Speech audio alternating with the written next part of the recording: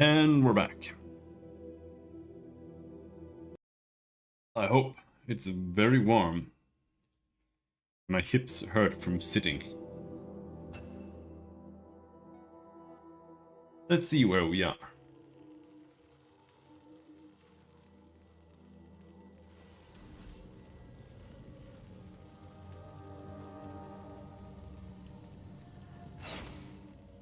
Right, we only have this left now. Going to the Ascension. So I guess we'll just go to the Ascension. I don't really want to fuck with Wish for Prey.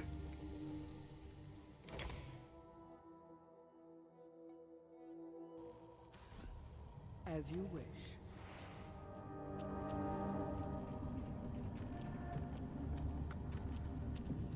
And the Ascension was through here.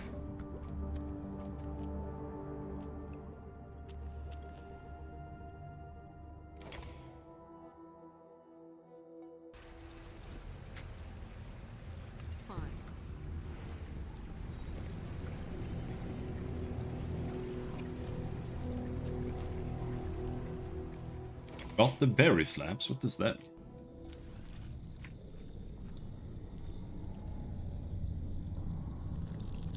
Yes, child.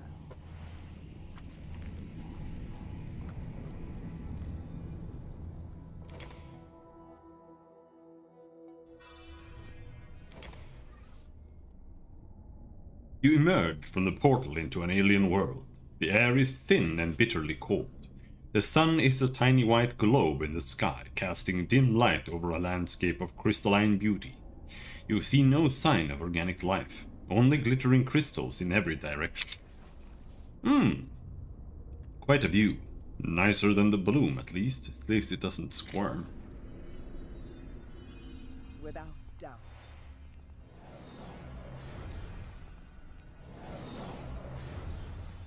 Let's go. All right. Yes. Naturally. Of course. Finally, a new face. Where did you come from, stranger?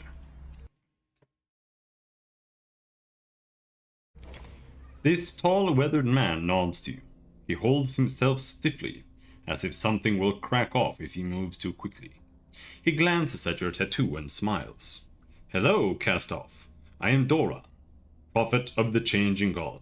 It's been a while since we've seen anyone come through here. What's your business in the Ascension?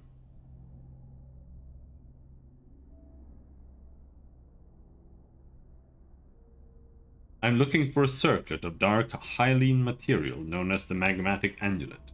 Have you seen anything like that? He raises his eyebrow. Now that is interesting business. Sadly, I cannot help you. We've seen nothing but pretty lights. To be honest, I think that's all there is to this place. What does it mean that you're a prophet of the changing god? A title only, he says, bowing his head in momentary respect. The cultists of the changing god believe I have a special connection because I found some well-hidden secrets of your fathers once. He shrugs. Between you and me, I just got lucky. What secrets of the changing god did you find? He waves it off modestly. Nothing that would interest you. An old workshop of his with some trinkets. I didn't understand any of it, but the cultists were ecstatic. They drafted me as a prophet and confiscated everything. Well, he winks. Everything I didn't sell first. Fair compensation for my efforts, you know.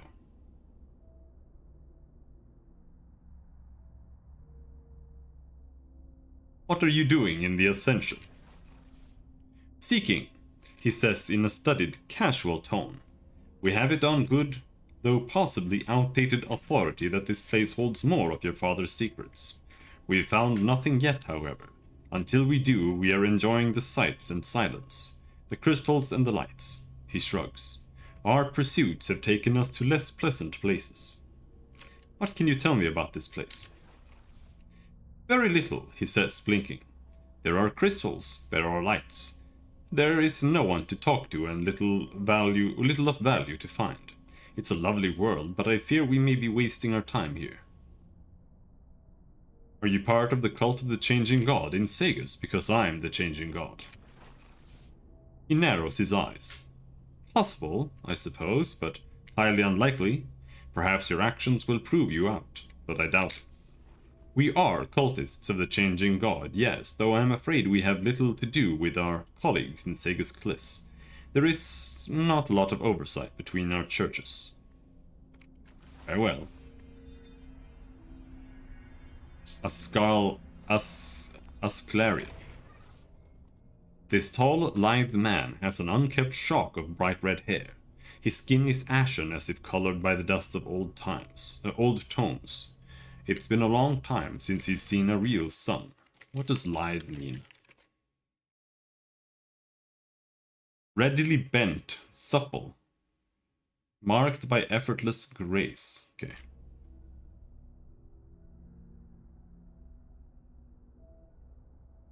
I'm gonna keep that open because the new tab is annoyingly purple. Another cast-off, he says with a sneer. Another echo. Who are you? Asclarian. He says the name proudly as if you should have heard of him. I act. He falls silent, his eyes glittering with contempt. What do you mean you act? The prophet Doran hears, he says, nodding at the man standing nearby. And depending on what he hears, I act. So you do what Doran says. No, he says sharply. I act on his words. Let it go. His eyes narrow at your silence. Then with a deep breath he is all smiling arrogance once more. I'm looking for a circlet of dark hyaline material. It's called the magmatic amulet. Have you seen it? He shakes his head slowly, his eyes never leaving yours. Why did you call me an echo? The strong are those who act, he says, closing his eyes as if quoting from memory. They change the world, break the sky with their thunder. His eyes open, dark and disdainful. And then there is the echo, a weak imitation of the source's fury, claiming to be more important than it is. Cast-offs are echoes of him and deserve none of his glory. I have heard of other cultists who worship the echoes. Fools, all of them. The source is what matters.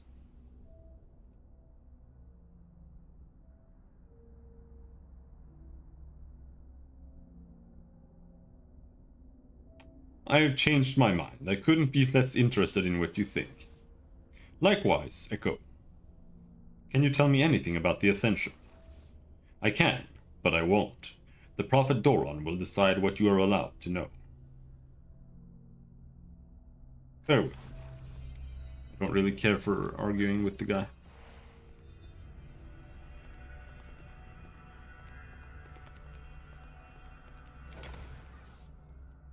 This massive crystalline structure looks like a shrine of some sorts. Colored lights float about inside, each one like a tiny galaxy trapped within the crystal.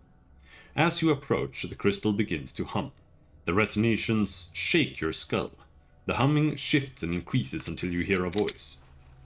Revel, the bright voice echoes directly in your mind. It stutters, uncertain, like someone trying to remember how to speak. Greetings, Patterned One. I am the speaker.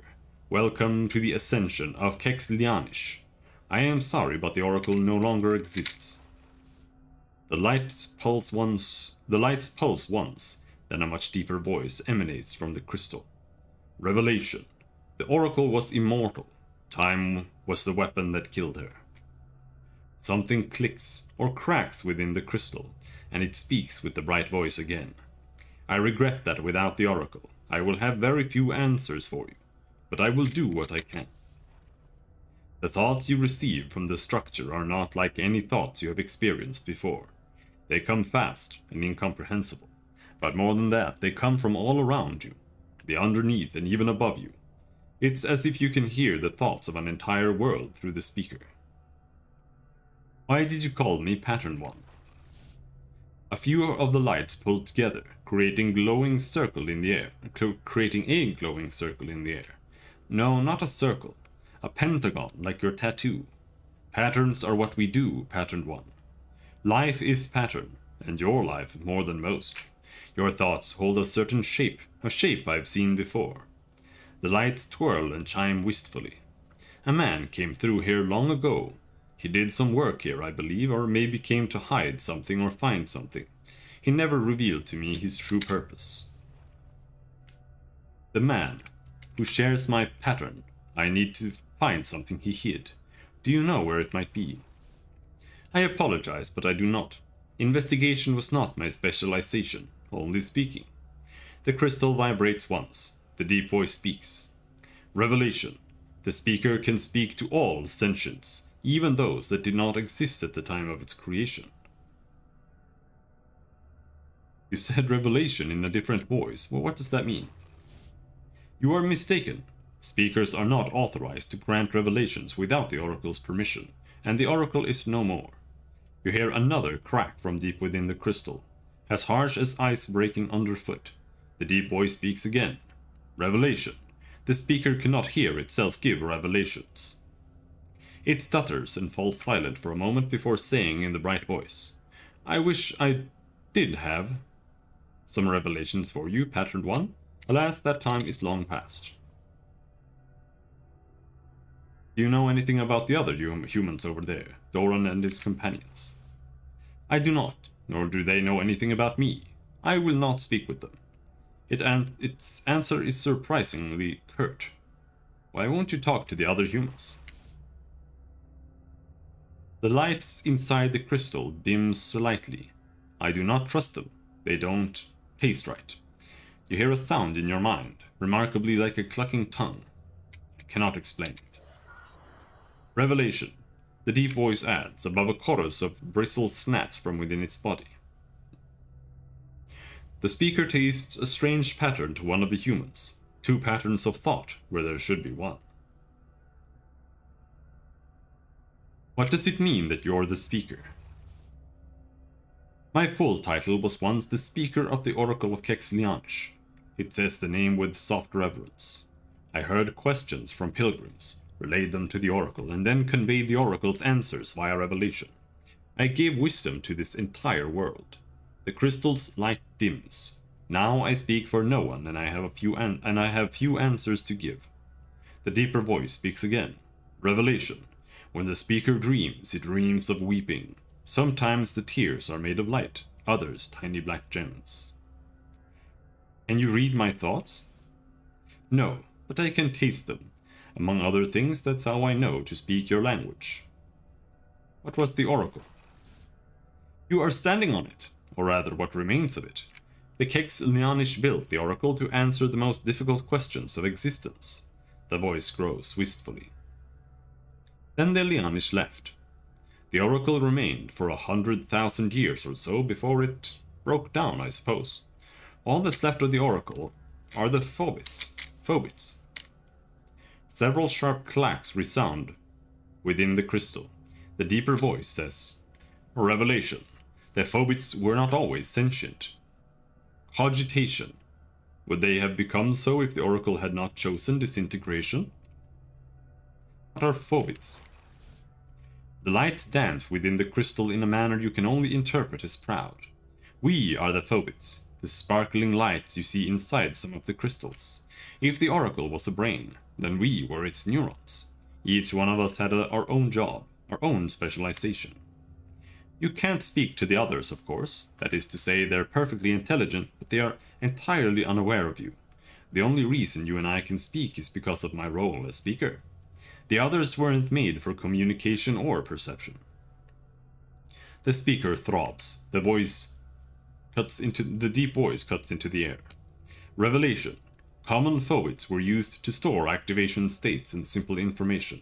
Some may still react to basic physical stimuli. If the other phobits are sentient, could you speak to them for me, or at least make them aware of my presence? Of course, but they know nothing. I don't see what interpreting would. The speaker trails off, pulsing thoughtfully. No, there is a way they can help. Several phobits in the area were in charge of transmission tracts, communication pathways connecting the oracle's smaller subsystems. When the Oracle passed, those pathways became obsolete and their phobits quiescent. But those tracts could serve as bridges to help you explore the area. The deep voice booms. Revelation. Like humans, the Lianish also required physical structures for traversal. Only a few phobits specialize in areas requiring this knowledge. The speaker is not among them. The speaker's bright voice returns. Try to interact with the phobits. When you do, I'll ask them to activate or deactivate. They may not all be as helpful as we'd like, but I think you'll figure some way to get around. What happened to the Lianish? I do not know. They left one day, abandoning the Ascension entirely. Perhaps they ascended to a higher form of life. In any case, they did not need the Oracle anymore. Farewell.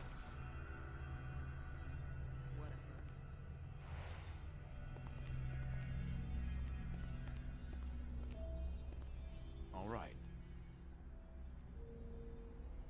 Warmth radiates from this device, providing relief from the frigid air. It could be the equivalent of a campfire, or it could be some other long-forgotten purpose. Or both. Yes. Now. Patience everlasting. Okay, it's a crystal. Yes.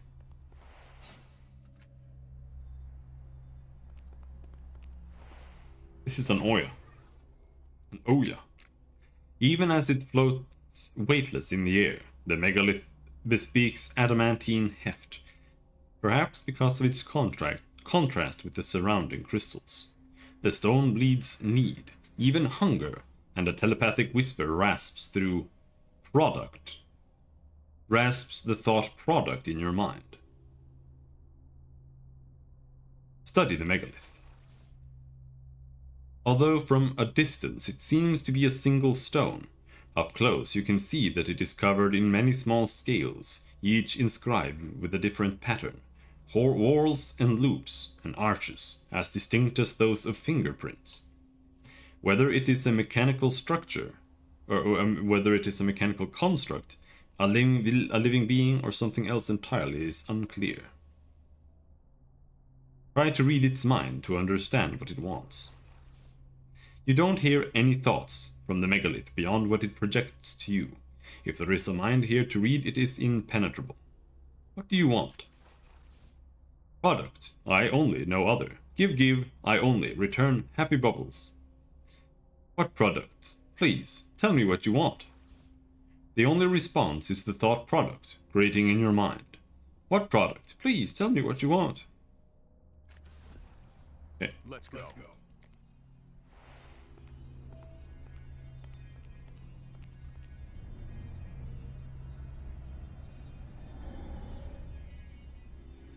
Very cool.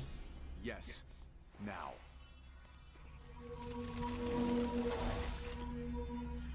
Without doubt.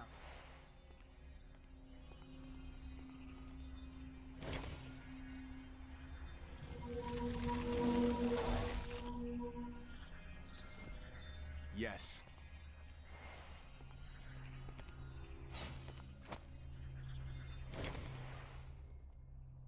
This crystalline structure is distinct from all the others. It looks older, more fundamental, but by no means basic. It's one of the more complex structures you've seen in this place. Large portions of its glow emitting a low rumbling hum that you can feel in your chest. Blurry lights flit across the surface of its largest gems. Can you speak? A wave of force pulses out from the crystal structure. Your body shudders with the impact, even though you hear nothing. Are you a phobit? The crystal releases another single pulse, jolting your body. You get the strong impression that the pulse means yes. This phobit is not like the other you've seen. It may not have the communicative qualities of the speaker, but it is trying to talk to you nonetheless. What is your function? The glow dims slightly and the blurry lights on the gem surface disappear. You realize they weren't lights at all, but images the phobit was trying to show you. When they reappear, they show a flat crystalline plane. Then, one by one, shards emerge. They bud and sprout in the shape of the other phobits. As you watch, they continue growing, creating ridges, walkways, stairs. In one corner, you see the speaker flower out of the crystal. In a matter of seconds, the entire region of the Ascension has taken shape in the image before you. This Phobit built it all. I am looking for a circlet of dark hyaline material, the magmatic amulet. Have you seen it?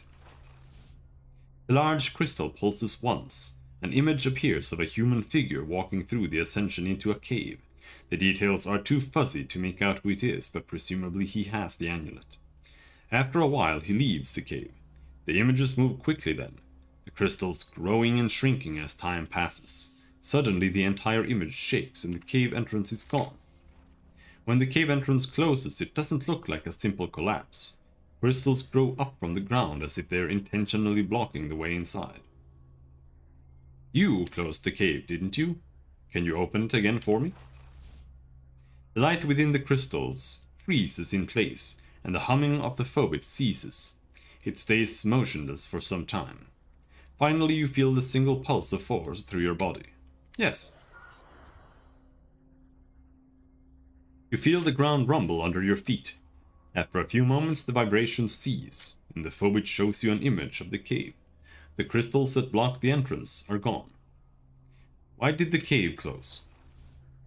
The violet lights dim for a moment, and an ominous pulse shudders through your body.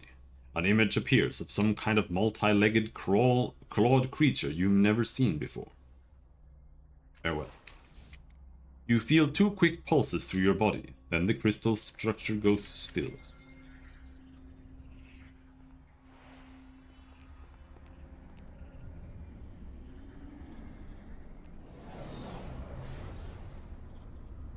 Lehecking clawed creatures.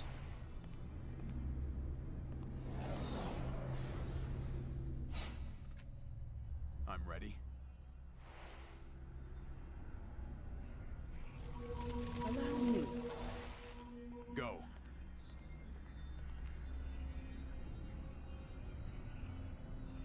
Pick it up. As you wish. Load it.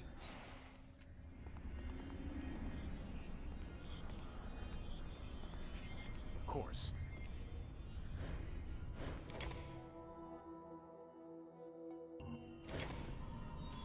Have you seen the striation in these crystals? How they've grown? I doubt this is natural. We shall see. I don't know much about striation, sorry.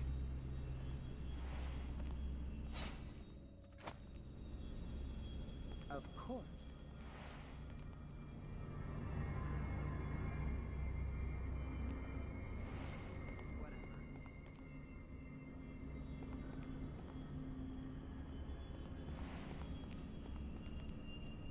Wait, hold on.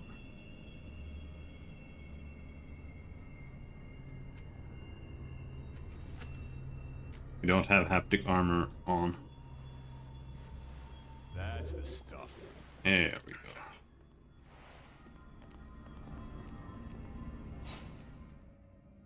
Thinker's Cap, +1 intellect edge. Okay.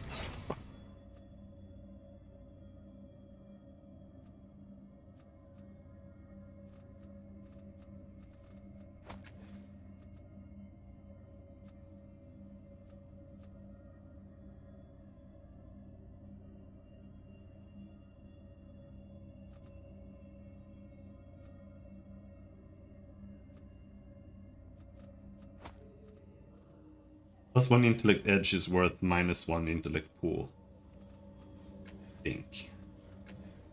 Man, her pool is super weak. The last cast off is so OP, dude.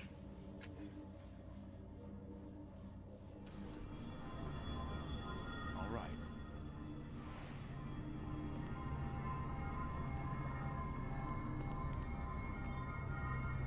With alacrity.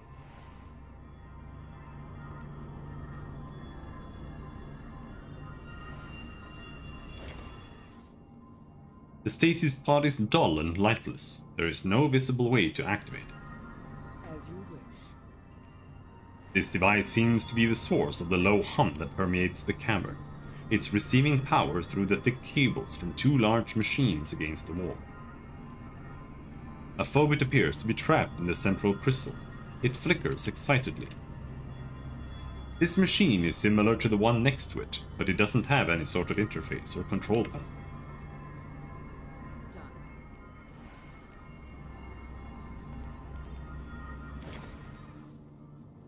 All of the cables in the room connect to this bulky machine and its twin. They generate a low rumble that you can feel in your feet. As you approach, a screen lights up. A strange, maze-like rune flashes angrily in the center of the screen. 3 other glyphs revolve slowly around it in an elliptical orbit. A bolt of lightning, a set of parallel lines, and a circle. Just smash it, dude.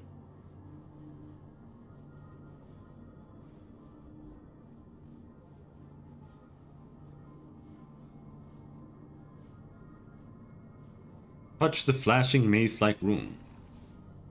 A picture appears. It looks like a technical schematic of the device behind you, at the center of the room, the source of the low hum. Vertical lines of runes appear next to the schematic, but you can't read them. Try to decipher the runes.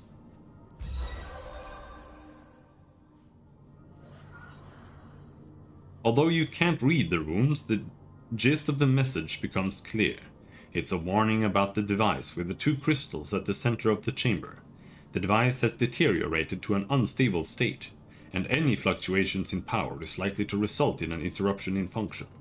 The runes do not say what will happen if the device ceases to function, or if they do, you cannot decipher it. Return the interface to the initial screen.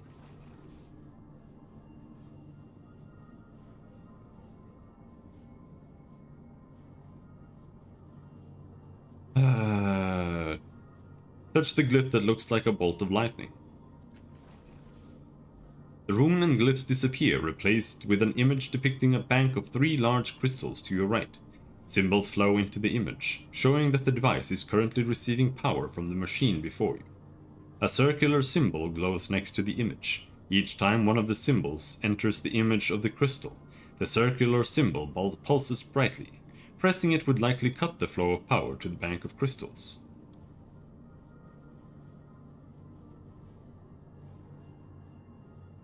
Return the interface to the initial screen.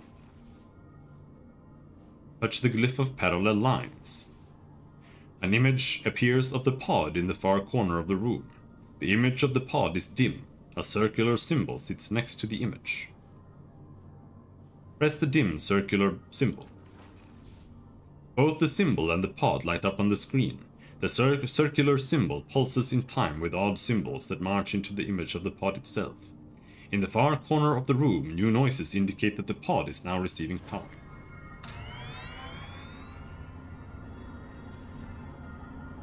Yes. Now.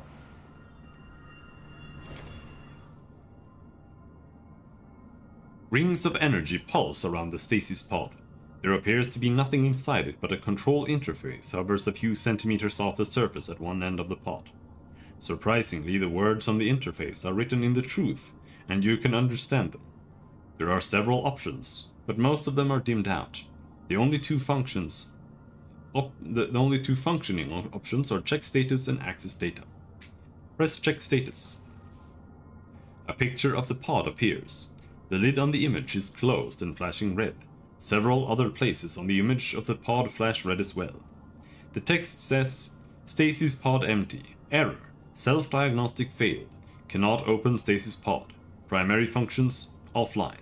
Data integrity 67%. Press access data. A list of records appear. Several of them are crossed out with the word corrupted next to the name. Most of the functioning records are mundane, like system integrity results or lists of lab equipment. But there are a number of functioning dated records labeled experiment notes.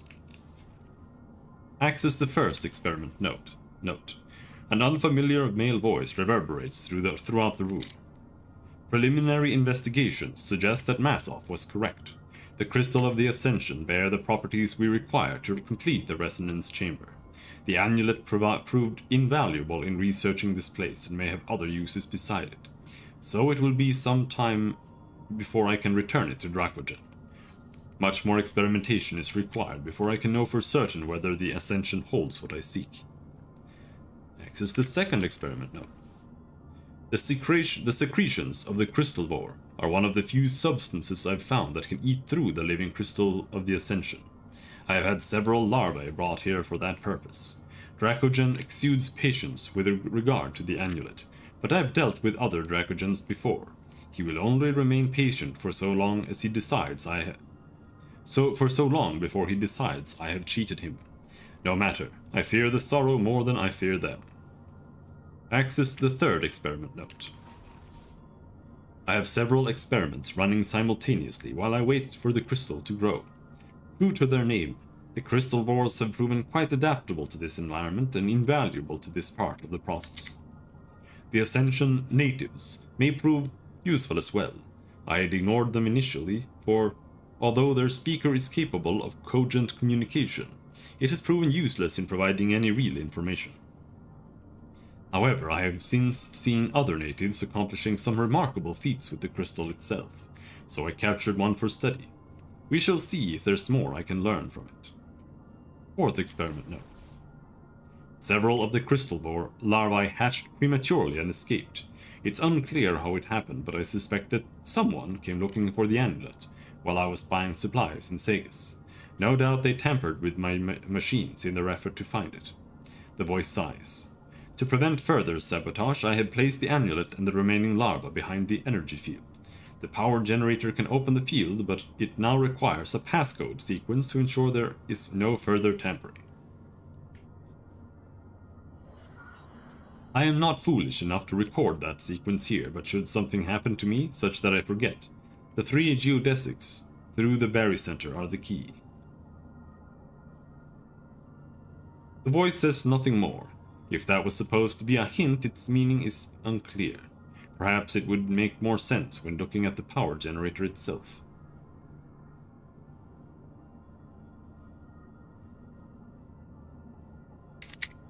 Access the fifth experiment note. The escaped crystal vores are growing and breeding. They now constitute a serious threat to my work. I have built a device to emit sound waves at a very specific frequency, lulling the creatures into dormancy. So far it appears to be an effective countermeasure, but I shall have to keep careful watch to be sure. I must also make sure that the power generator does not experience any interruptions lest they wake again. Sixth experiment note. The voice speaks between ragged breaths.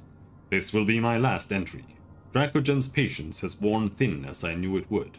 His agents are outside and will no doubt break through my defenses momentarily. If they do, I will have to abandon this body. I don't know when I'll be able to return, but I am... The voice cuts off. There is no more of this entry. Seventh note.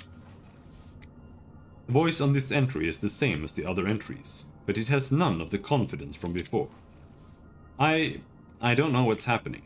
I walk in this cave surrounded by angry men demanding something called an amulet.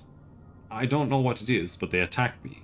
I didn't know what to do, so I fought back. I killed them. The blood, it's everywhere. Some of it's mine, but most of it... I found these notes afterwards when I was trying to figure out what was happening to me. I couldn't figure out how to retrieve the amulet, but those men were sent by someone called Dracogen. I don't know what any of this means. I am going to find out, but I'm leaving this message in case I don't make it back. I don't know who will listen, but, well, I figured I should leave something of me in here. Something in case I don't get very far. Close the list of records. Leave the pod alone. In an instant.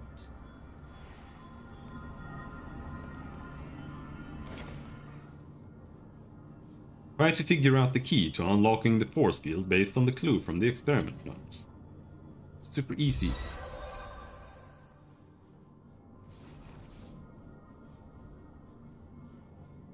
The 3 geodesics through the berry center are the key. Watching the glyphs revolve around the center rune, and the meaning suddenly becomes quite clear.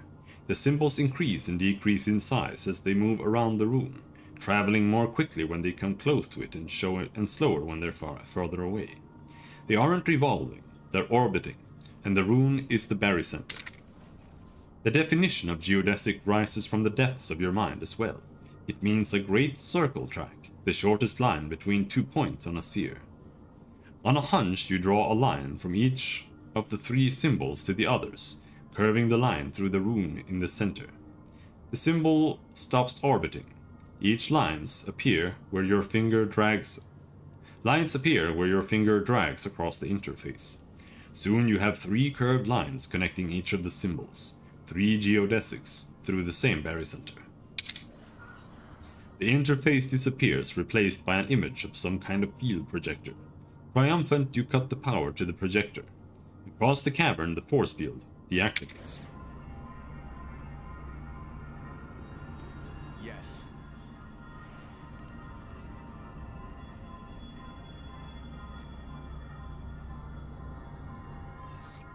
Noted, bitch.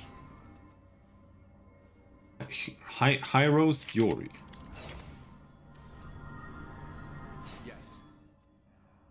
Deals 36 energy damage. I'm ready. More ciphers.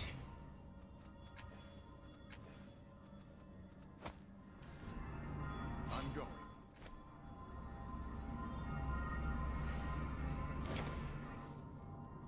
Nestled among the crystal formations is a steel pod. Cables pass in and out of the pod, glowing with energy.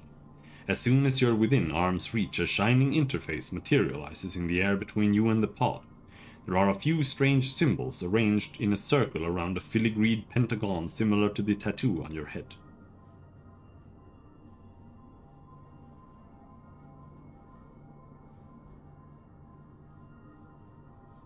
Touch your own tattoo to the center symbol. As you draw closer, the filigreed pentagon glows more brightly. Your head becomes warm, not uncomfortably so. When it touches the light, you feel a small amount of energy flow out from you. The cables on the pod pulse quickly and the top of the chamber opens with a hiss. The only item inside is a hyaline circlet, as black as the sky behind the stars. The magmatic amulet. You remove it from the pod and take it with you.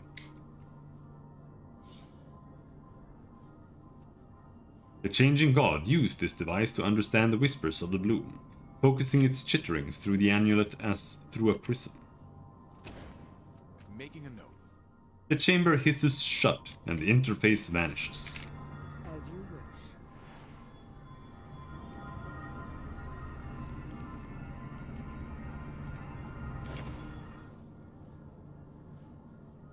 Touch the circular glyph. An image appears depicting the humming device in the center of the room, the one with 2 crystals. Symbols flow into the image, showing that the device is currently receiving power from the machine before you. A circular symbol pulses each time a symbol flows into the image. Pressing it would likely cut the flow of power to the crystals, causing the humming to cease. The circular symbol is outlined in red, suggesting that the function of this device is particularly important. Return to the interface of the initial screen.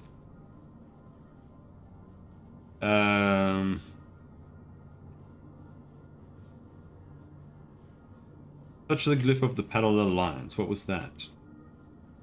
No, not the pod. Bolt of lightning.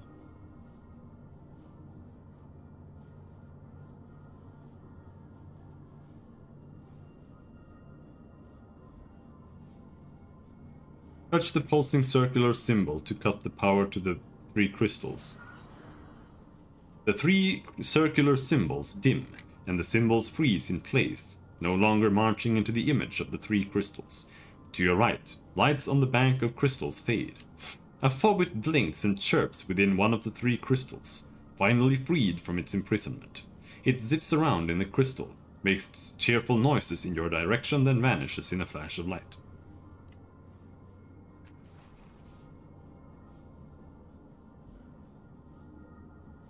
Touch the flashing maze-like rune.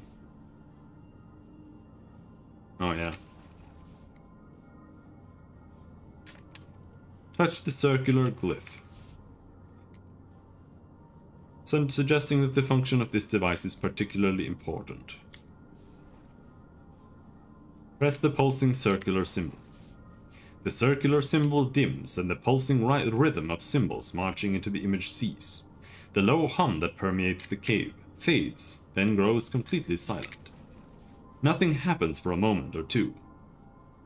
Suddenly a series of strange popping sounds emanate from the device in the center of the chamber. On the screen, the image of the device begins to flash, and red parallel lines cut through the part where power once flowed into. Arcs of energy jump over the surface of the device for a few moments, then cease. The cavern becomes eerily quiet.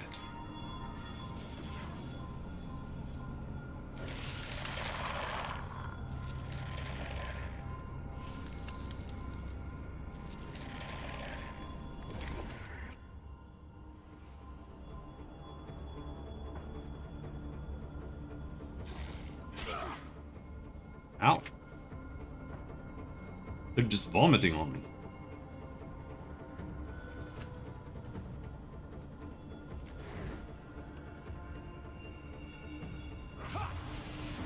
That's the stuff. Alright. So we don't want to huddle up too much.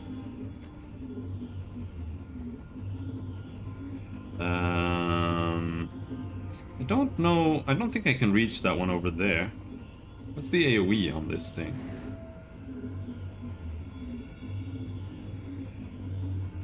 No, I very much doubt it, so... Let's just teleport, like, over here. Waveforms collapse into a single reality. Yeah, can't reach Jin. Well, how much damage do we do, first of all? They almost die instantly. So maybe it's not worth debuffing them.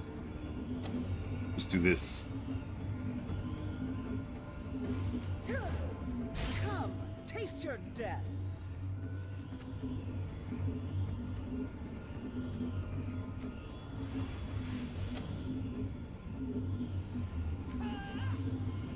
Fear me. You know you fear me.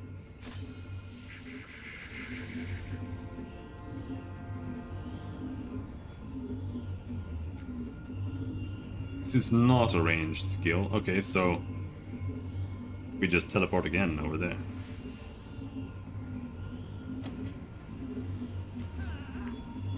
You will suffer.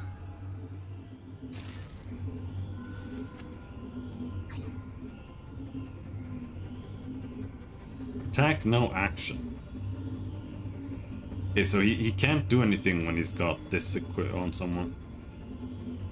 Yeah.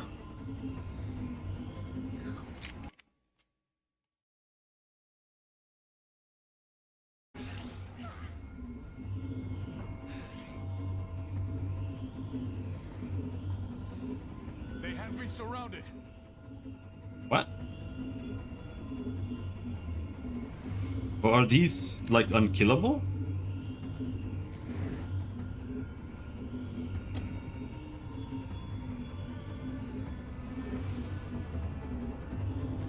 Are they just gonna respawn? Or no, they're gonna explode. That's what they're gonna do.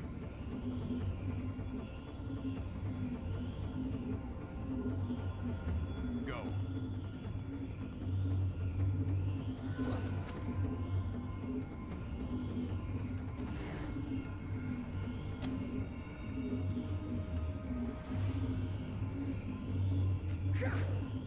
Watch and learn. On it. Not sure.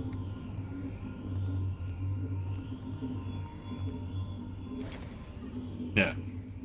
Even though this enormous machine is silent now, you see faint lights deep within, pulsing like slow heartbeats or distant stars. From a brief glance at the infrastructure inside the machine, you deduce that it was designed to keep the crystallivores docile. Dig through the machine's innards for useful parts.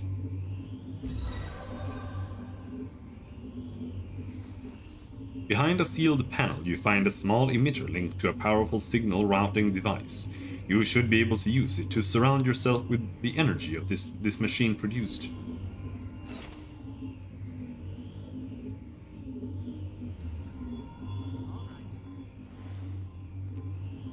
Why is it on Matkina?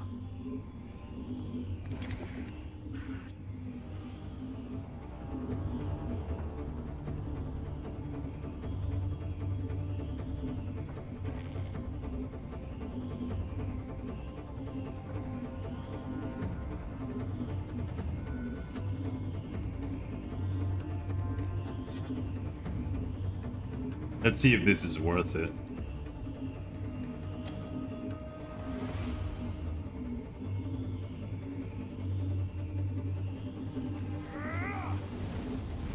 Stay down. Does seem to do a bunch of damage. Of course.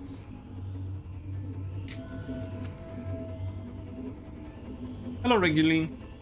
Well, this is my third time playing the game, but Probability shakes at my coming.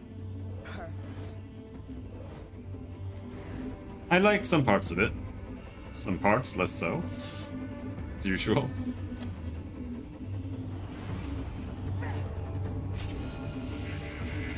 But I mean, that's how everybody is, so... There are some things that... I mean, some games I just like them because they're doing something new or different.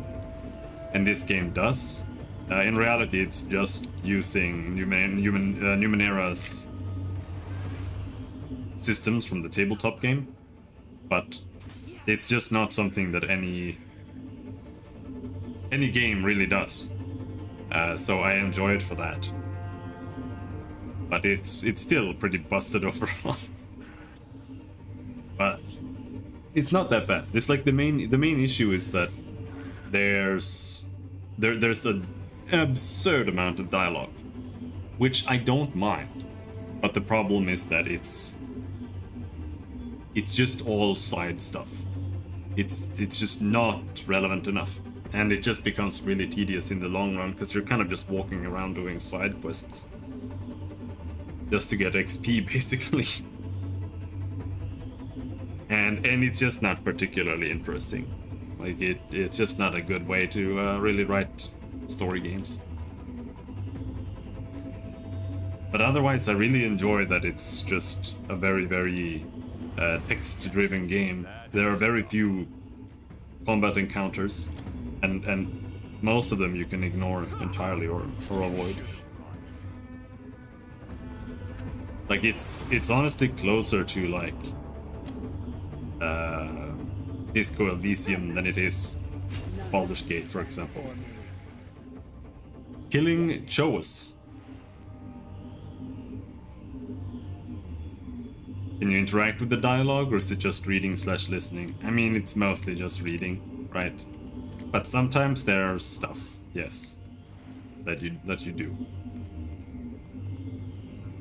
The unfortunate part about it is that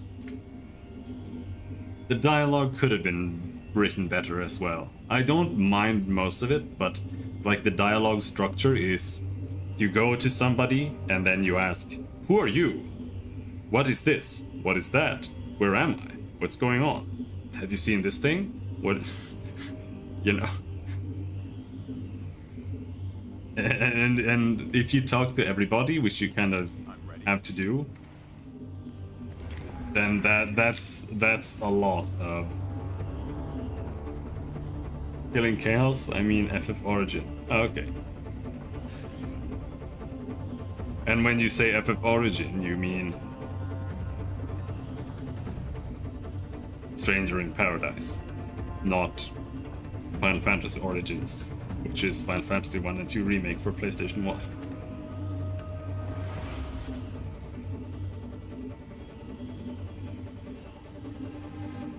Big AoE, can I... No line of sight. Oh, fuck you. Yes.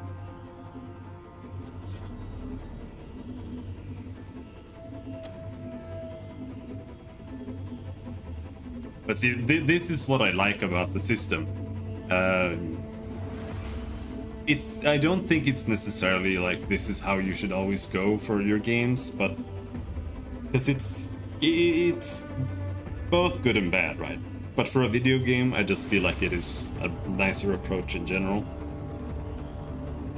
Like you have a strength pool, a speed pool, and an intellect pool, and then when you're doing certain actions that belong to that stat, you can spend the points to get a higher chance of success.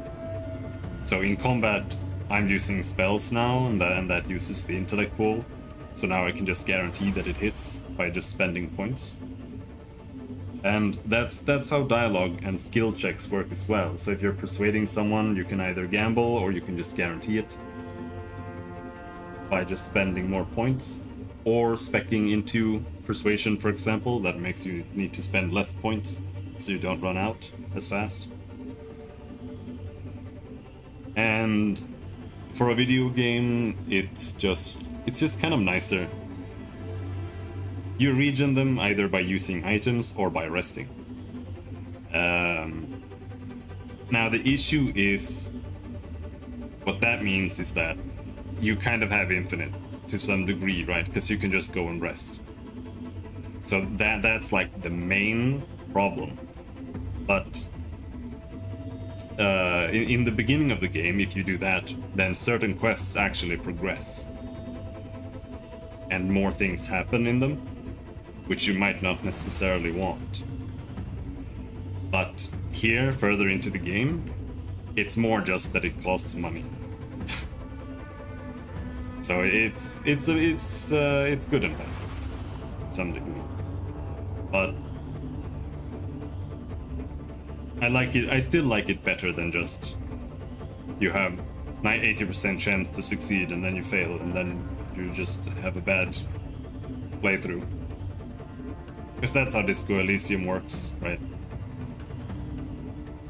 Like there are certain things that you have to roll when it happens, and you can never re-roll it.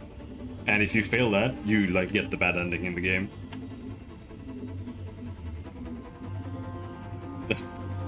then you have to quick load. So that's like a million times worse as well. I think you could get around this in other ways, but it's kind of difficult because it's so different from when you're playing one single check that does that, but that you can't redo. There are tons of those, but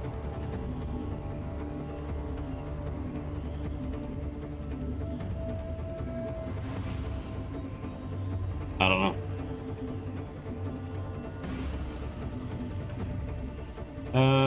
I know you can fail to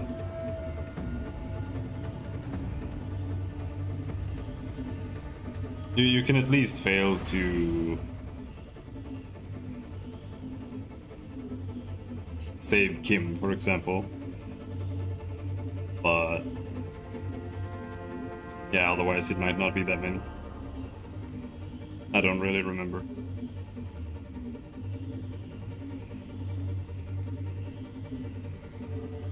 Yeah.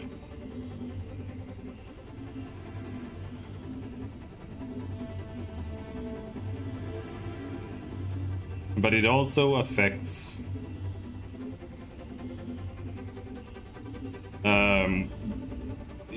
it's like that one cutscene has a lot when you're, because you can also get different endings to some degree there based on if you manage to shoot Forty in the face as well. So there's some. And when you're talking to Forty, I think there are a bunch of red ones too. So that can affect it in at least two different ways there.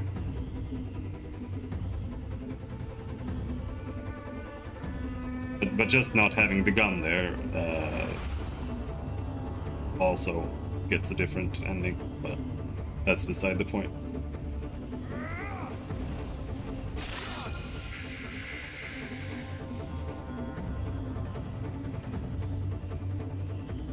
Oh, they died? Probability shakes at my coming. Perfect.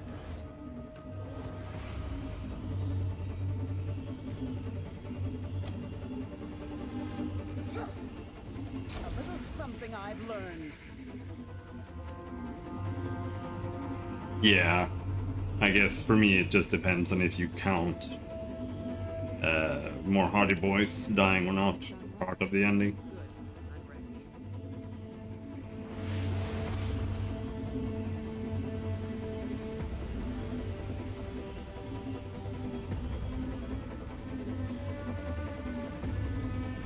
Well, can't do much there.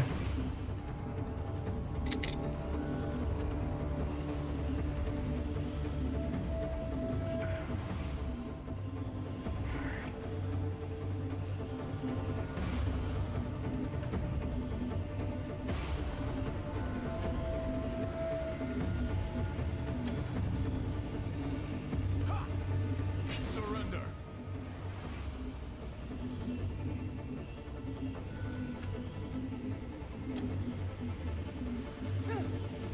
Dear my Alright. Move away from the bombs. Don't want to explode. All right. No, no. Now, do they awake all over the place out here too?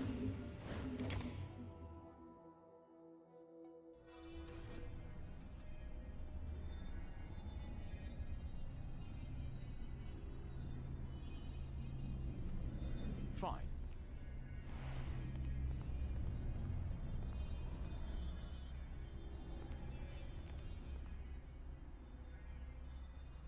Fine.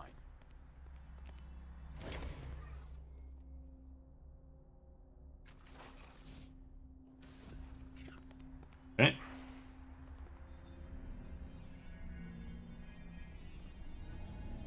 Fine. Can I help you guys?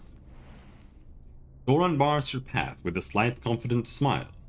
Greetings again, Cast-Off.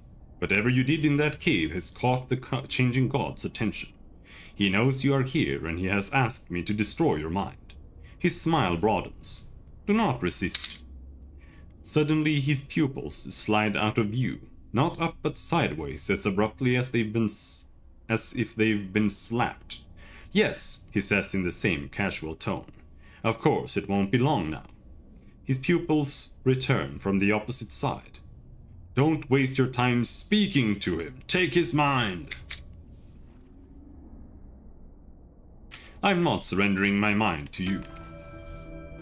But you will, he says patiently. Willingly or not, you will. I have been given directions and they will be carried out. Your father speaks to me, he says, pointing at a tiny device at the base of his skull.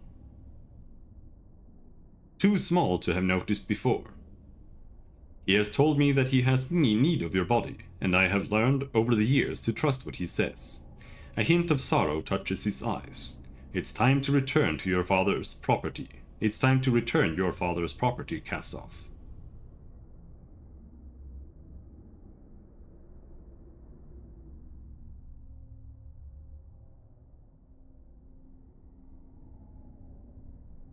I'll give you one chance to run, but just one. Be smart. 100% chance. Sweet. His complacency drains in the face of your threat. His eyes pop open wide.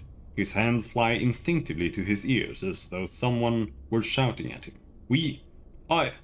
I'm sorry. This was a mistake. I'm not strong enough. I don't want to Fool! You're less than worthless. I will find another way to retrieve my body. There is a high-pitched keening. Doran clutches the device at the back of his skull as though it were hurting him. He groans, swaying. With a soggy crump, his head bursts. With a single horrified glance at their fallen prophet, his followers flee. Now, I don't necessarily think that this system where you can guarantee the options, I don't think it's that interesting though. And that's the issue with it. Because it's just like, okay, I'm just gonna win this encounter pretty much. Because I can just guarantee it by spending points. So I'm a little bit unsure how I would prefer a system like this working. Like if you're gonna have skills like persuasion, intimidation, you know, perception, whatever, in dialogues or just interacting with things. Because I'm just not a huge fan of interacting with something and then it just fails. So that that's literally just designed to be only content for one playthrough, pretty much. I'm not a huge fan of that. But that might just be personal, because I always end up playing like hacking plus lockpicking plus persuasion, whatever, just so you can see everything and just get through everything. Because otherwise it just feels like, I don't know, it just makes me annoyed, to be honest. So, I don't know.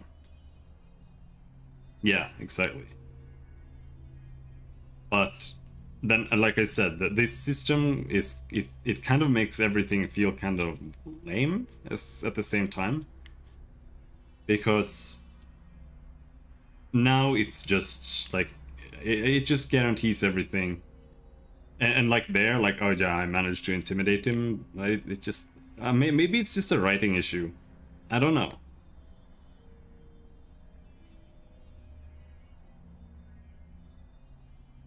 But I think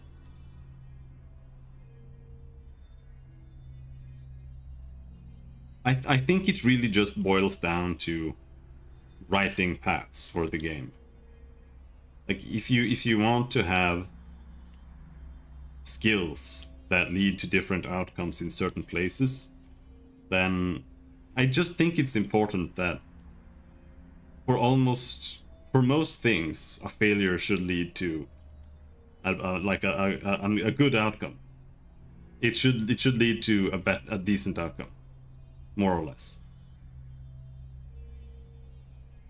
Just a different outcome, and not just a door that doesn't open, pretty much.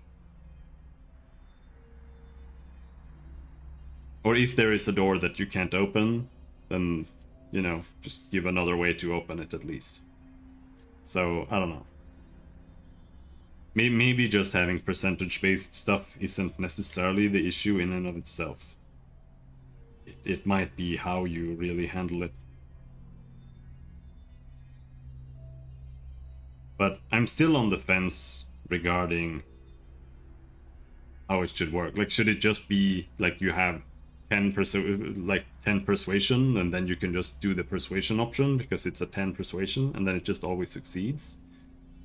Is that better than having 90% chance to succeed at persuasion? I kind of think so, personally. It's just RNG chances on things. It just means that you quick load. So you might as well just design that out. So I don't know. Ready.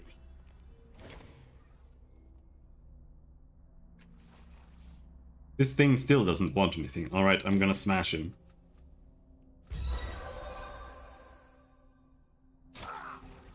Digging your fingers deep under the scale, you rip and tug with all your strength.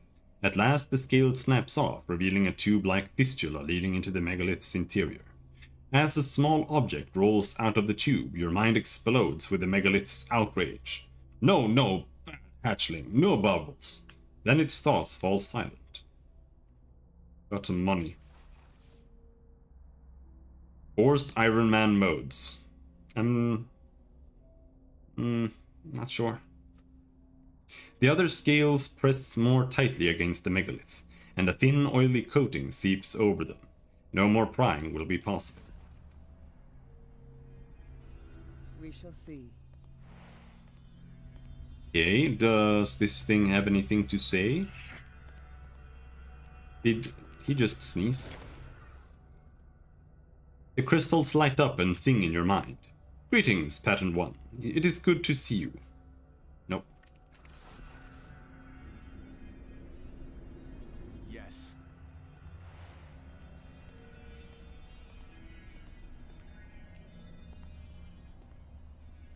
I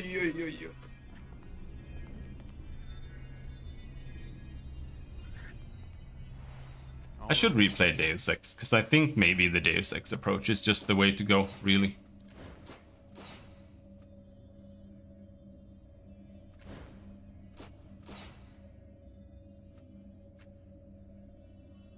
Or Maelstrom? Yeah, sure. Let's just take more skill there.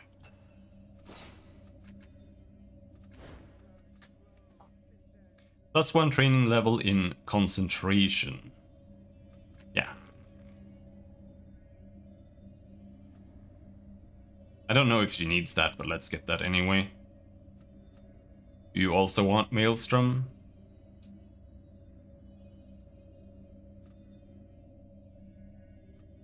Plague Spirits, Datasphere Link. Infuse critical hits with entropic forces, conferring disrupted on top of the normal effects of the ability. Entropic forces destabilize the target, causing negative effects to increase each round. I don't know what that means. Let's just go with that. And level up. You need edge, speed edge.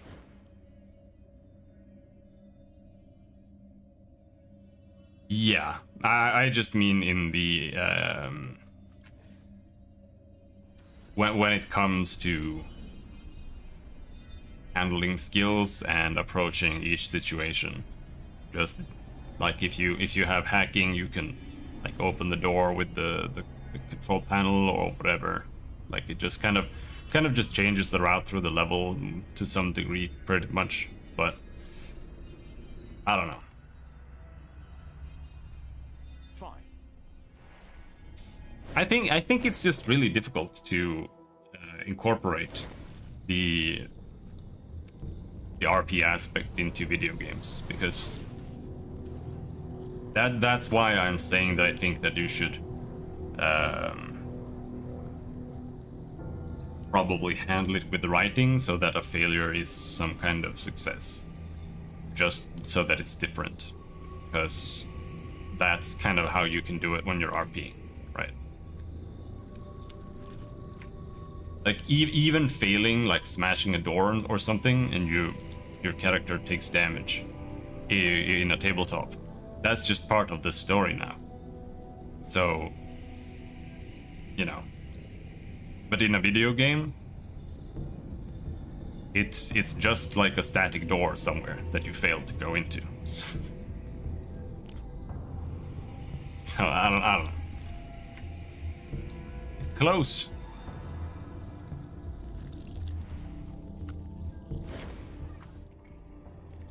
The only people anyone remembers is the freaking helicopter pilot lady. Yeah, I don't like what is it called? Mankind, Human Revolution. I really don't like that game. But I mean, some aspects of it is okay, I guess. But I played it not that long ago, and I just did not like it. I don't really remember why though. I think it's just the combat that gets annoying. Maybe. I don't really want to replay it to find out. The bloom tongues make wet, unpleasant sounds as they writhe and squirm against each other. As you approach, the voices of the bloom begin to click and buzz in your ears, making your fingers twitch and setting your teeth on edge. You catch yourself reaching instinctively for the magmatic amulet, as if it's something you've done many times. Touch the magmatic amulet. You grasp the crystalline artifact. At once the voices of the bloom grow louder, and louder still. They fill your consciousness, drowning out your thoughts, hissing and whispering and chittering and buzzing. They're coming from every direction, from above and below, from nearby and far away. Swaying on your feet, you nearly topple to the floor. But Kina grabs hold of your arm to prevent you from falling. What's wrong with you? Her eyes are wide and confused. You shake your head, unable to respond, caught up in the torrent of maddening sound. Slowly the bloom voices resolve themselves into their constituent parts, but now they carry sense impressions with them.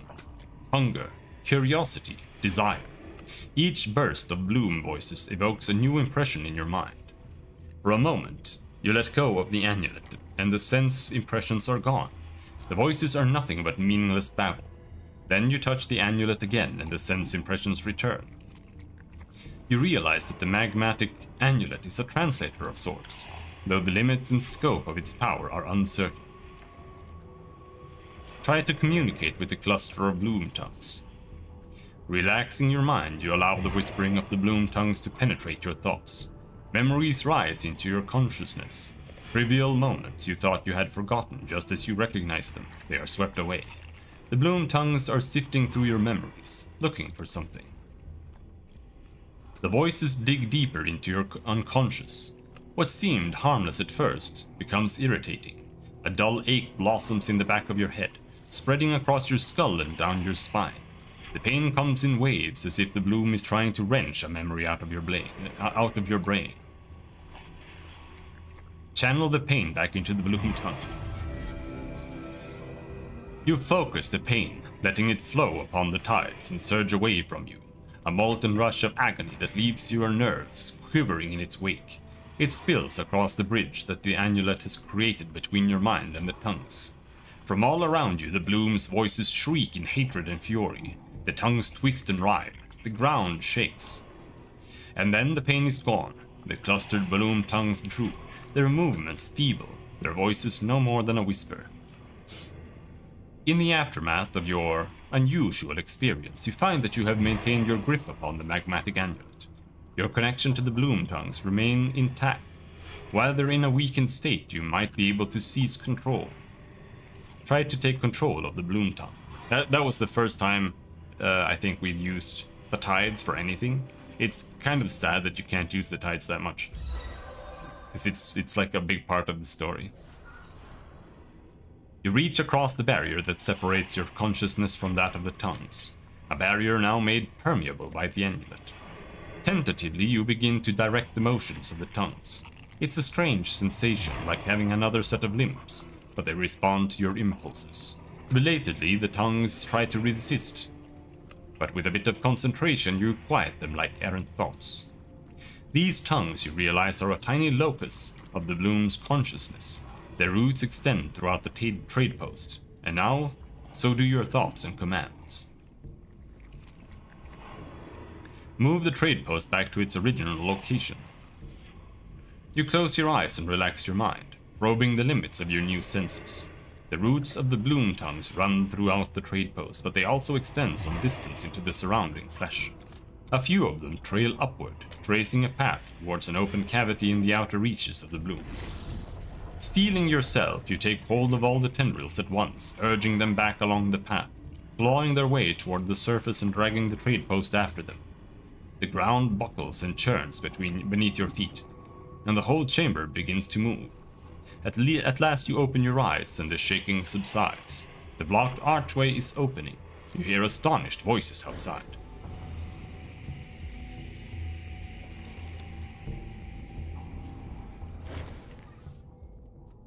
Their energies spent, the bloom tongues recede into the ground. Bye-bye. Like a whisper.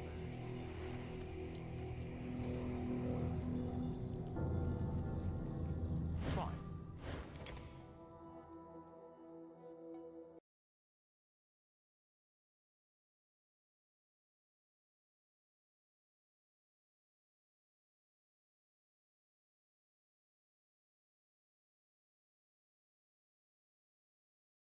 Hold on.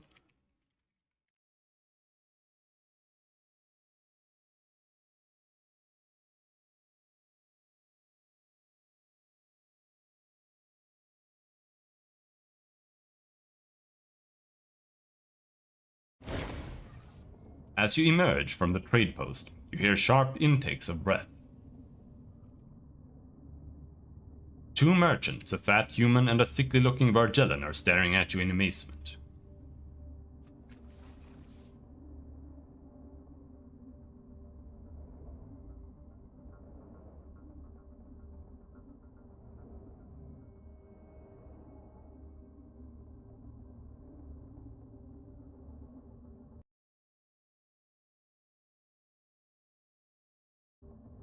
That great jaw and the teeth, they're gone.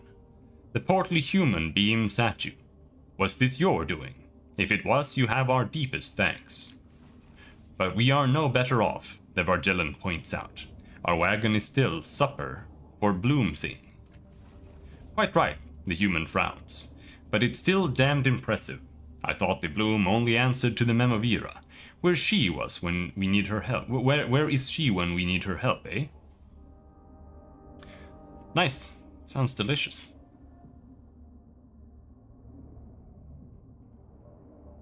So apparently, ages ago, Musk said that he was going to limit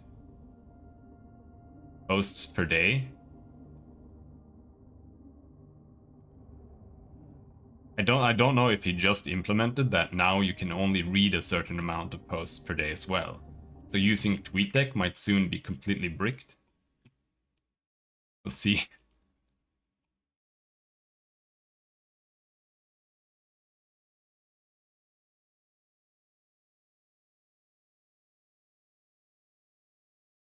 Well, Telos is linking a post where he says that regular users would be limited to reading 600 posts per day. Newly created accounts would be limited to reading 300 posts per day.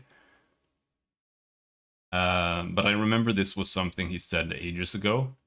So, and nothing came of it. So I don't know if that's what he's actually implemented as well.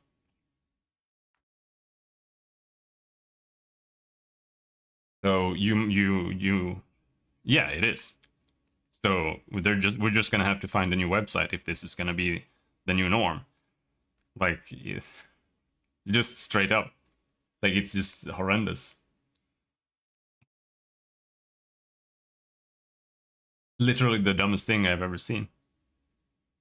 I mean, yeah, it is broken, but even if it isn't, it's still broken, in my opinion.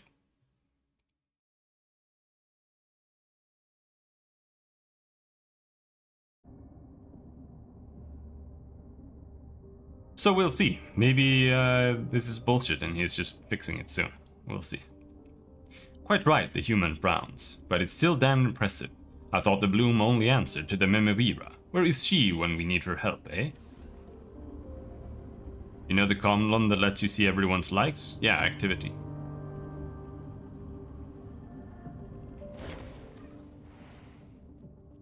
Grizzler squints, or I don't know if you're talking about TweetDeck.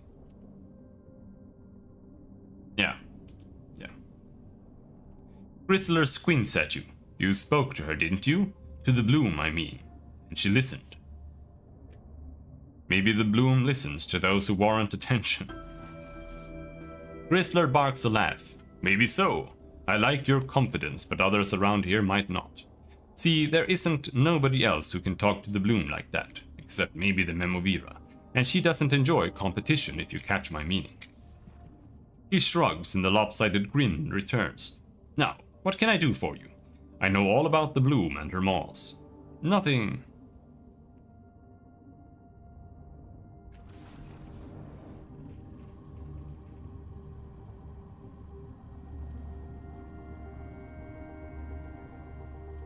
Ready.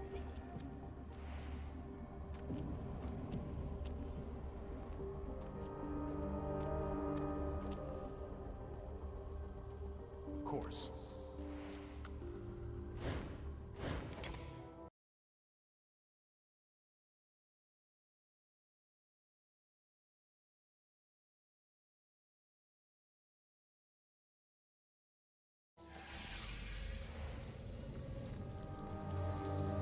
Dracogen. Yes, child. Let's take a nap before we talk to Dracogen.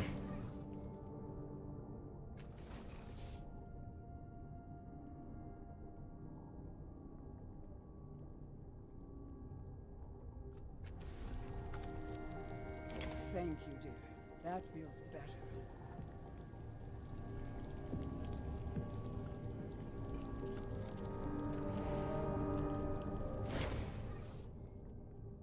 Are you still interested in exploring the bloom, my friend? Word has reached these humble ears of a new maw opening near the court of Garkoto in Little Nyliash. If it leads to the place I recall, which I thought long gone, it may contain devices of great value indeed. If I did not have pressing business here, I should explore it myself, but I forget myself. What can I help you with today? A while. Then he pauses and leans towards you, His nostrils flare slightly. The air around you is different, Cast-Off. You bear the amulet. Give it to me and we shall consider our agreement concluded. Give Dracogen the magmatic amulet. He holds it up to the light, turning and admiring the amulet's cunning design. A wide smile on his face, he says, "Can you feel the power of this thing? It twists and curls, and snares the secret places of the world. This will do nicely, oh yes." He places it into a flat pouch at his hip, and no shape distorts the pouch as if it were merely a gateway to some larger place. This concludes your part of the transaction. Let me honor mine. Come with me.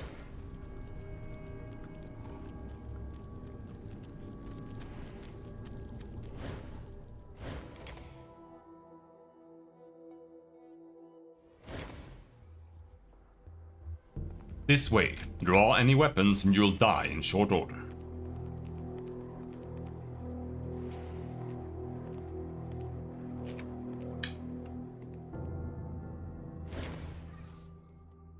The Memovira is a medium-sized woman, regal in bearing. She scrutinizes you with a look that manages to convey both admiration and disdain. Her eyes cut to Matkina. A slight tightening around her eyes suggests a wariness towards Matkina. So, he escaped Mila West. A shame he chose to come here. Though her words are cultured, her voice is rough, perhaps an artifact of low upbringing. Dracogen was effusive in his praise for your skills. I have been following your movements myself. You moved the trade post out of the depths. There are very few people who could manage such a feat. The way she looks at you and holds herself suggests that she might be wary or even slightly afraid of said accomplishment.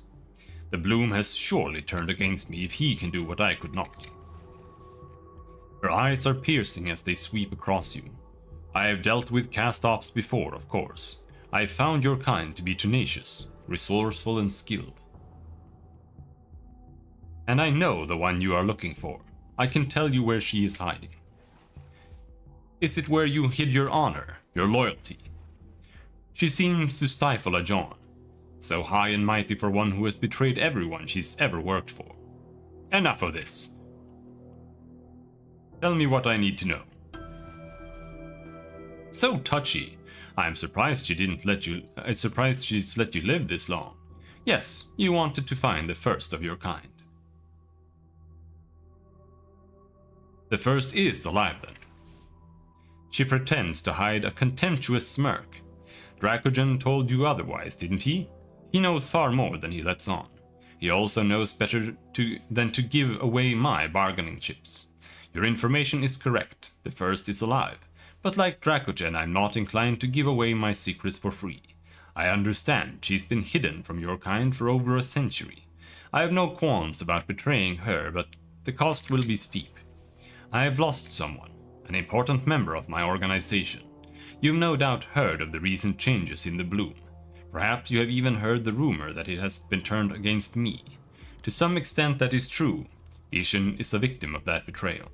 She looks at the floor, saddened. Ishin was my best scholar, a genius with the Numenera. Through my own means I've divined that he is still alive, but I cannot reach him. The Bloom has taken Ishin to its heart. I have lost more men than I care to think about while trying to recover him. As a cast-off, however, you have certain advantages my minions do not. Her tone becomes curt.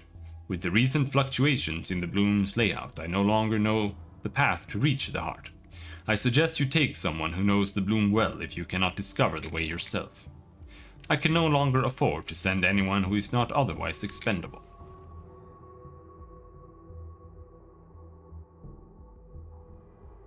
I had a few questions, actually. I do apologize if I give the impression that this was a discussion. Her voice hardens. I have made my offer. Rescue my friend from the Bloom's heart and you shall have the location of your precious first. Fail and you will not. Do I make myself clear? Her voice returns to its ordinary tones. Now if you'll excuse me, I have an organization to maintain. She addresses her guards. See that the cast-off doesn't get lost on his way out.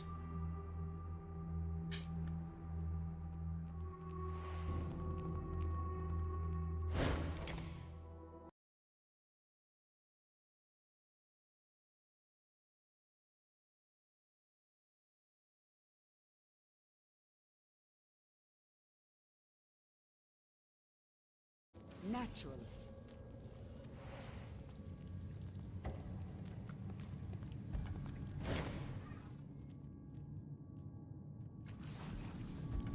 Yes. Extra effort. Increase edge, intellect. I don't know if you need more than 4 edge really, but let's just keep going. Edge. And no level there apparently. He can't. This guy is new. What the hell is this? I think.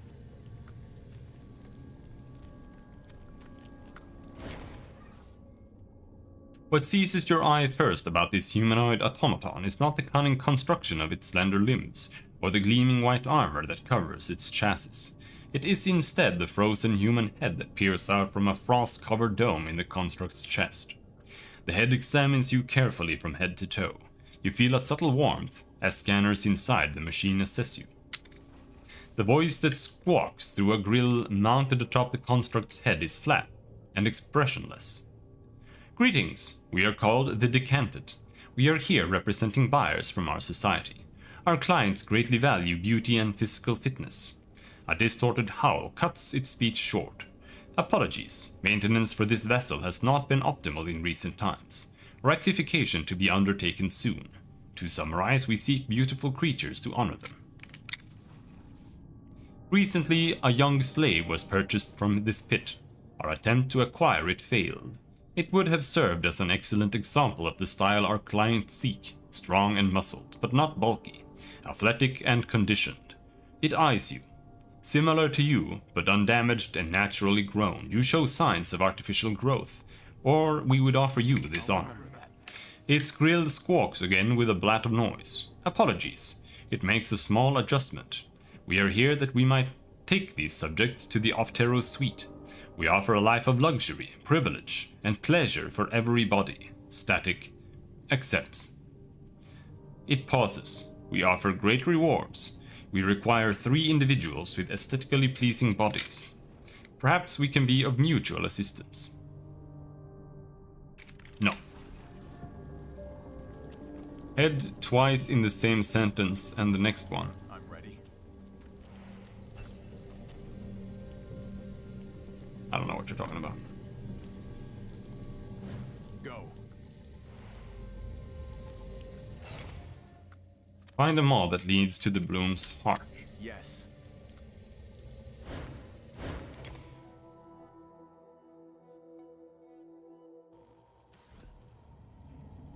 Of course.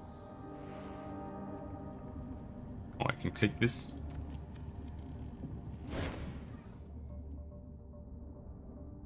Help the guard pull the wagon free. Okay, whatever, dude. Can do that? No, hold on. We have to do this. It's plus 30% to might.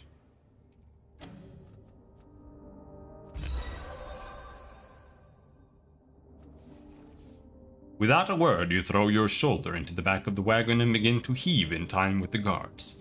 Surprised at your sudden generosity, they slacken for a moment, and then, as if trying to prove themselves, redouble their efforts. You can feel a great, almost ultrasonic rumble of displeasure as the bloom's flesh begins to tear. Fibers pop one at a time, and suddenly the wagon is free and you stagger after it. In the fissure that was devouring the wagon, you see an object. Some bit of Numenera, but the bloom flesh is already closing over it. Quick fingers. Martina. You drop quickly to your knees and plunge your arm into the rut. Your fingers close over the device and you pull it out of the wound before the bloom flesh knits itself back together. Permanently increases intellect by 1. And gain plus 2 training and perception. What the fuck?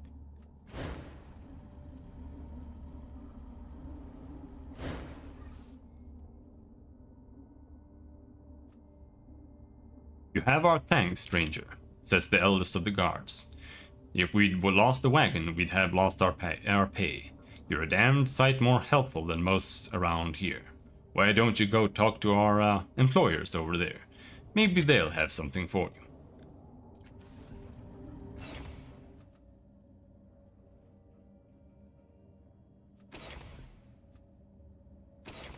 Alright, that's... okay. How long did... active until next sleep. Okay, so Orb of Perception, that's only until next sleep, but sure, let's use it. This has the sound effects of a mobile clicker game. Okay, dude.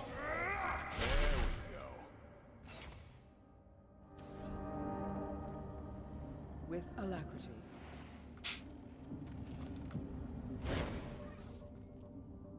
Ah! I never thought we'd free that wagon. The human merchant grins like a madman and does a little jig.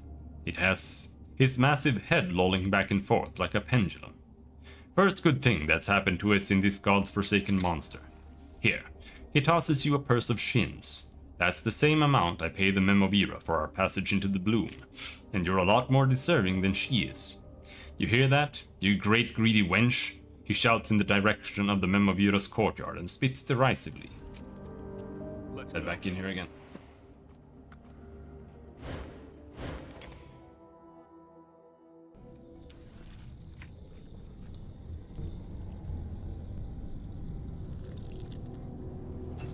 But this just leads to the ascension. Stone cluster is gone.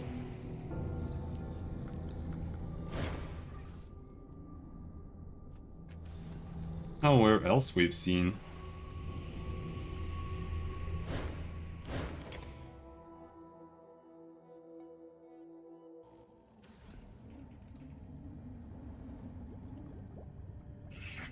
More.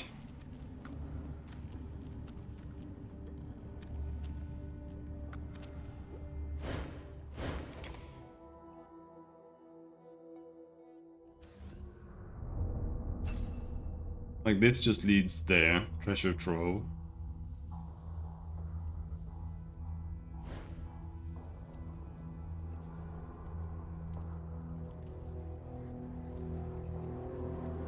Yes. And the other one just teleported you to the trading post, but that one closed. Maybe it's just this one again now.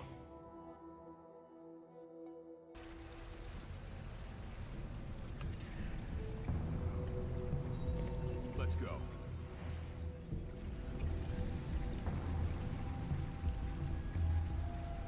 Done. No. Let's go.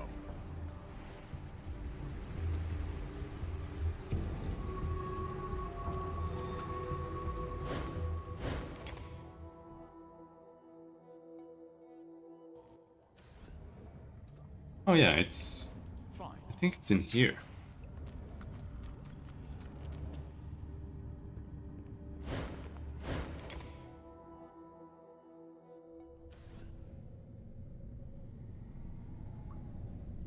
All right.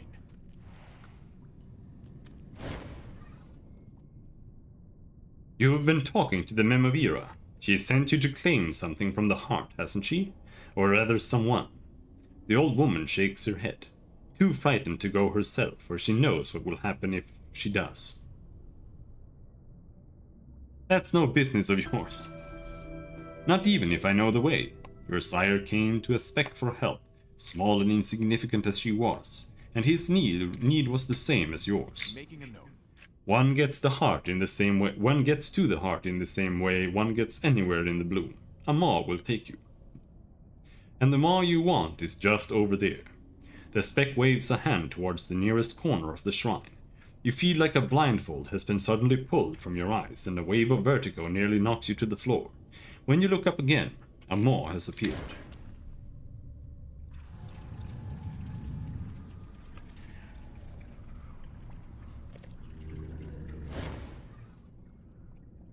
Eyes sparkling, the speck reaches out a hand to steady you. Sometimes the bloom hides things from us. Its whispers distract our attention. Our senses perceive what's there, but our minds don't. What does it eat? Making a note. Predators. But only those who are feared above all others. A person, a creature. The maw doesn't care. Getting them into the maw, that's the hard part. Okay, well that's should be simple then. A thick mass of flesh protrudes from the wall, surrounded by waving tendrils. It appears to be another maw, just as the spec told you. You notice that the whispers and chitters of the bloom are much clearer here, as if this maw is a channel that leads directly to their source. The jar of iron wind? No. Yes. Now. Numenera is setting, yeah. Torment is a trademark. Fine.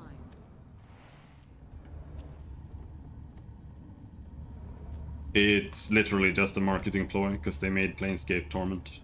I don't know why they named it Torment, but they named it Torment, and then they just went with that again.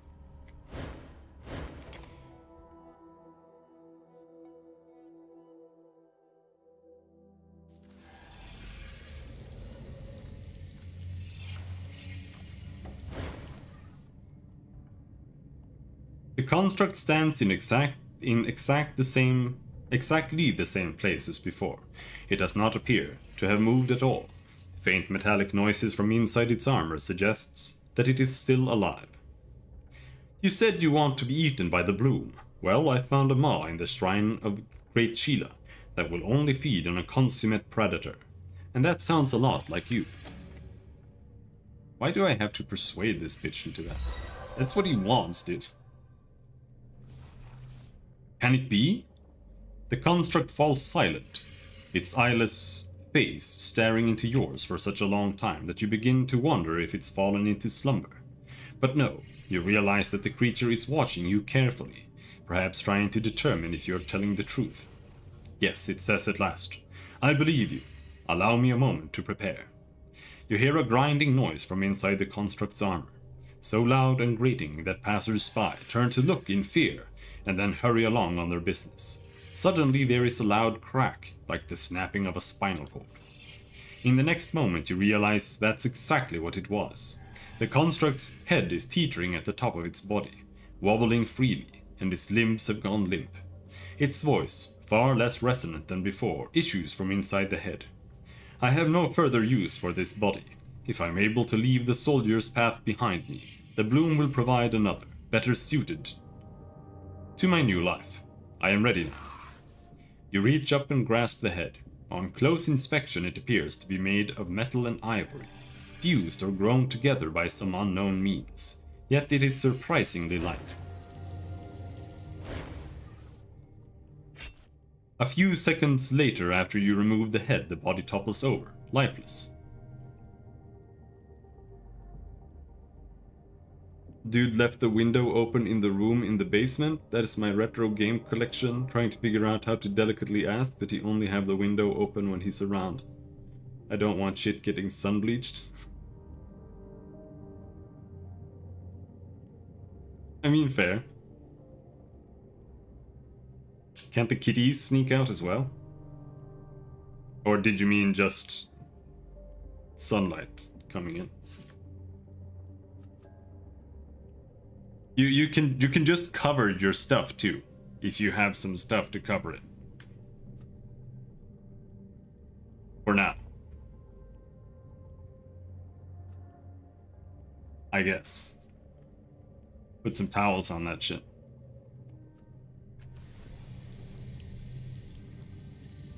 I can't cover that. Of course you can.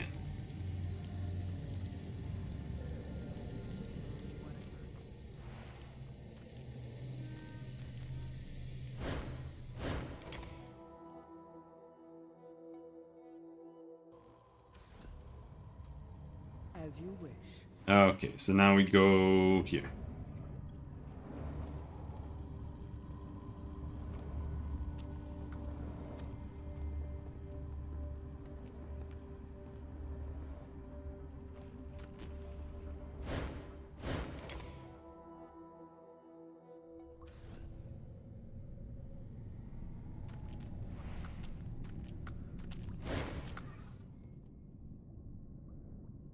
Offer the head of waits for prey to the maw.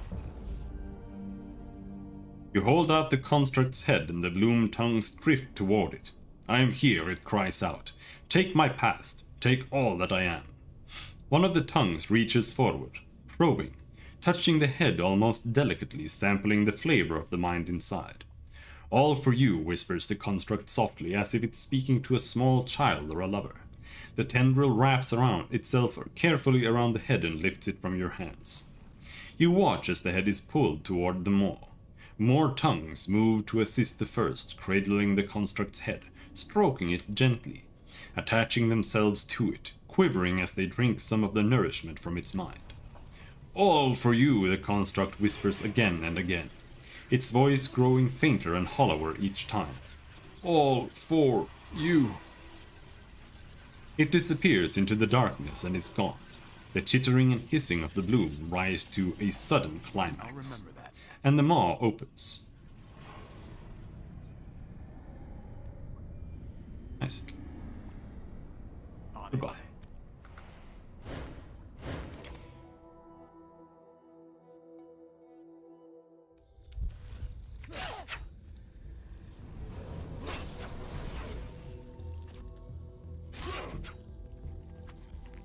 We have...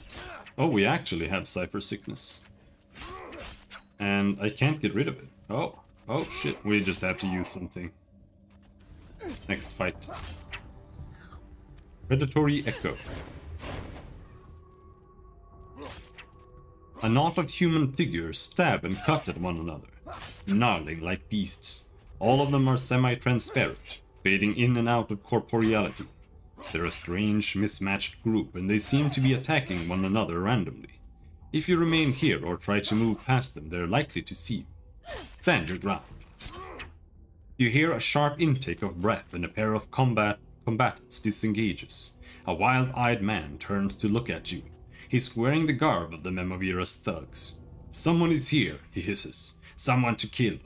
The others break away from each other and advance in your direction, faces twisted in mindless rage. Alright, let's use some shit.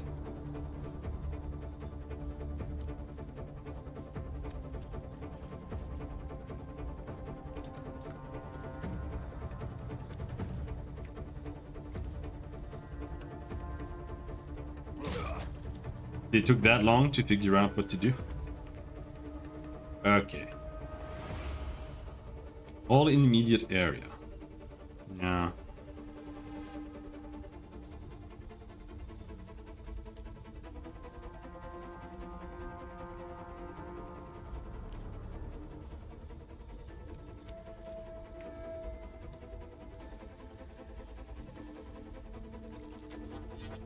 Just that I can just kill them, right? More or less. You should have run.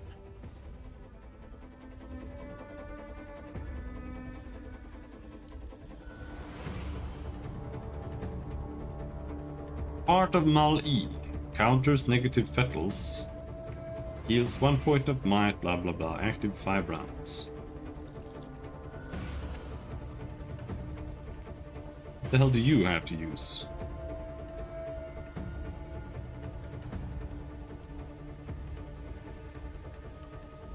One enemy.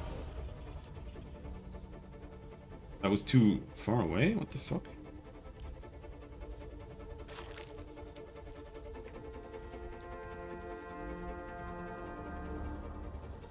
Point on ground.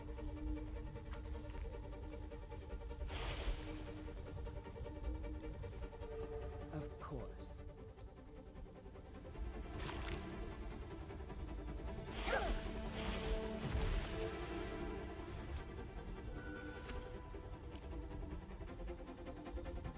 Why did it get created over there? That wasn't even close, dude.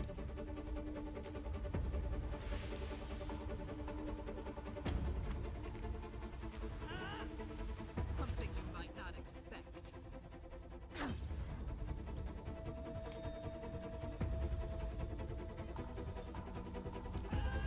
They call me the White Death for a reason. Please don't kill them. Kill me! What?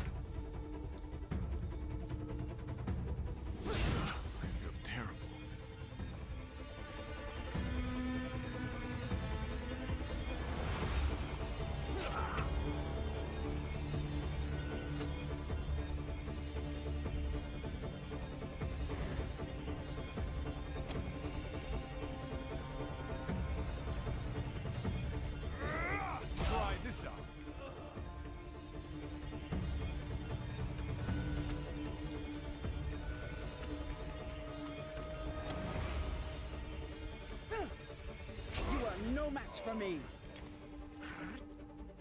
Ready. How would I kill them? Yes. Ow.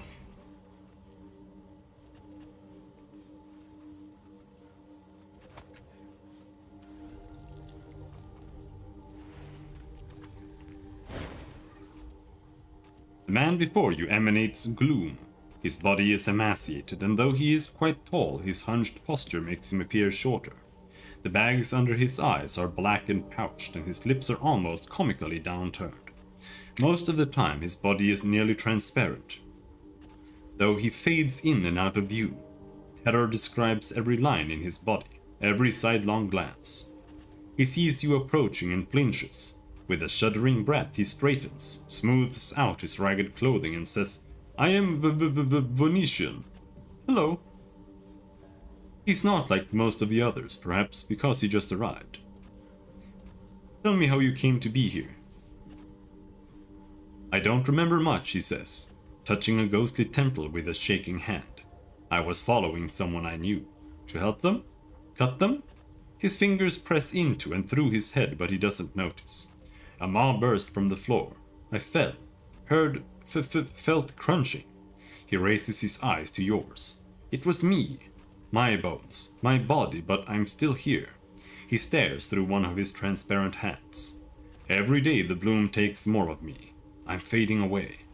There is no way out. I've been here long enough to know that." "What can you tell me about this place?"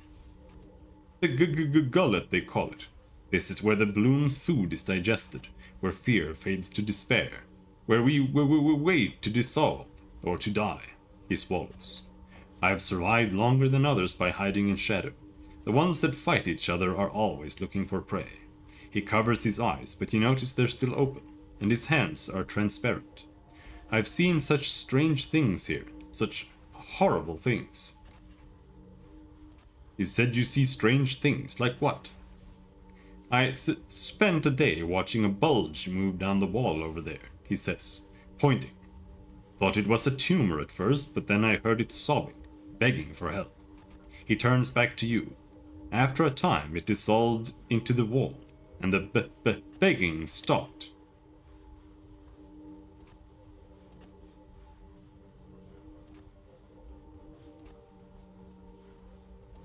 "What other strange things have you seen?"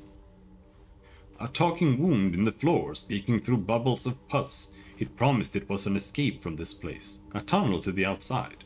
Only one of us was desperate enough to believe it." He hesitates, shaking. "Rubin crawled in. She said she could see daylight. Then the wound chuckled, and we heard bubbling like a pot on the boil." He closes his eyes tight. "She screamed for hours and hours and hours." Okay, dude. Fine.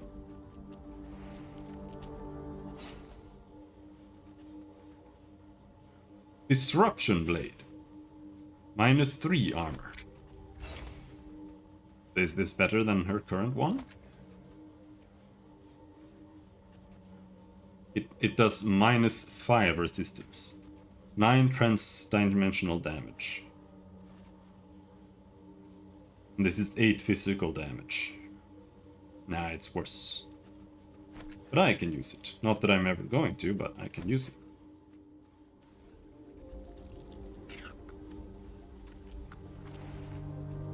The mouths on this pillar are softly breathing in and out. Long streams of yellow drool flow into the depression below.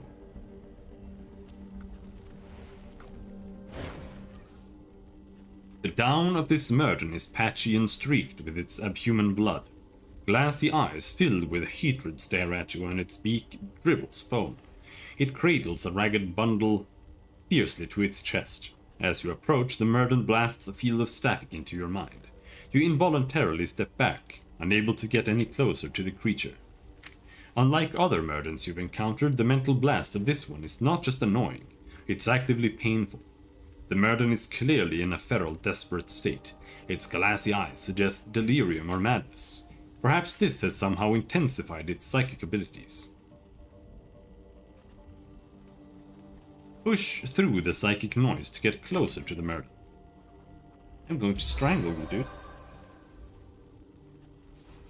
The Murden's mental shrieking batters your mind, but somehow you're able to overcome the pain to step closer to the Murden. You can reach out and touch it from here. The Murden's beak opens and closes, snapping at you in a desperate amount to hold you off. With one hand, it tries to conceal its cloth bundle behind its back. Okay, I'll just knock him unconscious, whatever. You hold the creature by the greasy down of its neck and deliver a quick punch to the base of its skull.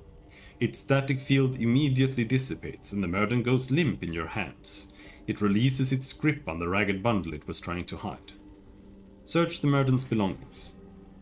You unwrap the ragged cloth bundle that the Murden was trying to hide from you. Inside you find an egg-shaped object of pearly white synth. When your hand brushes against it, you hear cheerful music. You also find something that looks like an adorable fuzzy head mounted atop a metal cylinder. The head is alive and appears to be dozing. You take both items. Candy dispenser? Oh. Search the Murden again. No.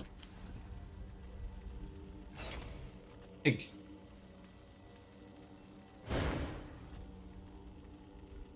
This egg-shaped object is made of pearly white synth. The moment you touch it, a lively tune begins to play. It's a bright and cheerful sound, a melody that a child might enjoy, and one that's likely to get stuck in your head. You notice that the egg has adhered to your hands. Does anybody else hear that music? No, Matkina raises an eyebrow. Hearing imaginary music isn't a good sign, even for a cast-off. Maybe you should put away that egg. I don't trust anything that's so clean. Examine the egg more closely. You peer more closely at the smooth white surface of the egg. At once an image takes shape, as if the egg itself is a view screen. It's a bird's eye view of you. In the image you're holding the egg, gazing into it. All around you little creatures dance and caper. They're the size and shape of toddlers, covered in pastel fur of mauve, orange or baby blue, with huge lustrous eyes and wide furry ears. They begin to sing along with the music. You don't understand the words, but their voices are high-pitched and full of excitement. Keep watching the scene on the egg. The little creatures sing louder, grabbing hold of each other and twirling themselves around, cooing and giggling. Then one of them seems to notice you. It playfully pokes at your leg, and you can feel it. A second creature wraps your other leg in a big bear hug, and you can feel that too. They squeal with delight. A third creature with bright orange fur jumps up and down in front of you, holding out its little hands, like a child who wants to be picked up.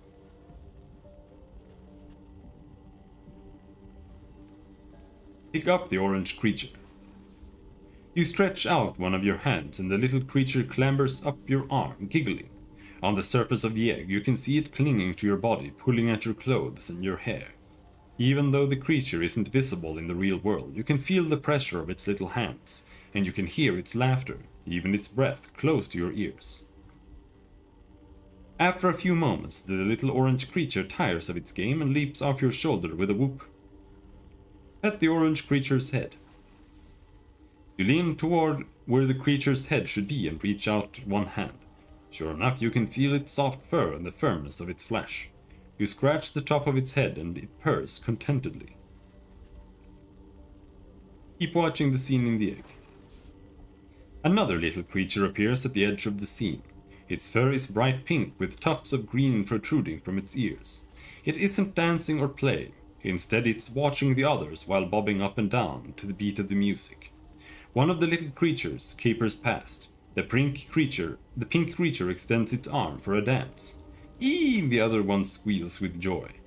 The pink creature takes hold of its arm and tears it from its socket. Suddenly, the little victim is shrieking in pain as the pink creature tears it to pieces, shoving limbs and steaming entrails into its mouth. The victim's head survives longer than it should, and it's still screaming when the pink creature yanks out its eyes, pops them into its mouth and smashes the head to pulp. When it has finished, the pink creature looks directly at you. Not the version of you in the image, but the real you, watching from the view screen on the egg. It smiles. Keep watching. None of the other creatures seem to have noticed what happened to their playmate.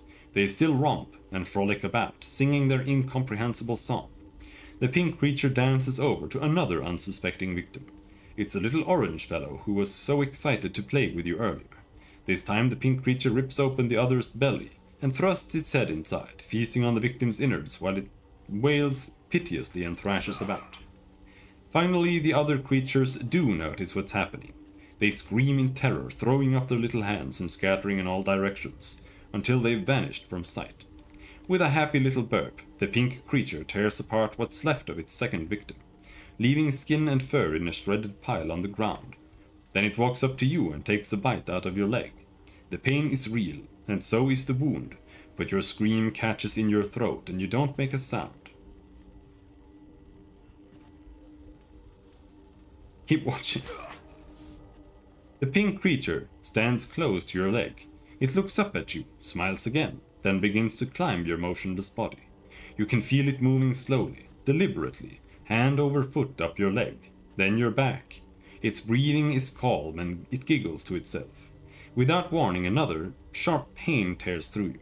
The creature sinks its teeth into the flesh of your back, ripping out a hunk of flesh, chewing contentedly and swallowing before resuming its leisurely climb. Let's use the heal. I can breathe again.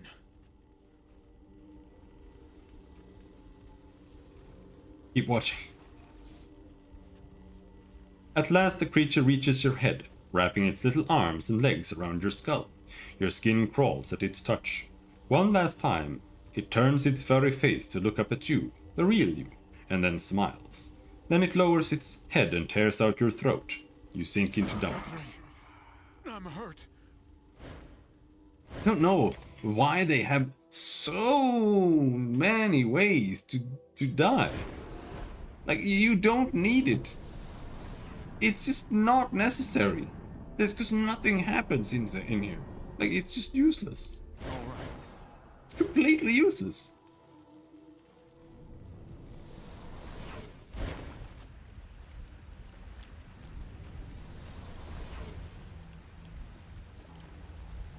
I dare say.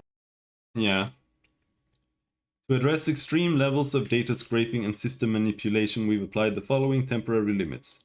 Verified accounts are limited to reading 6,000 posts per day, unverified accounts to 600 posts per day, new unverified accounts to 300 per day.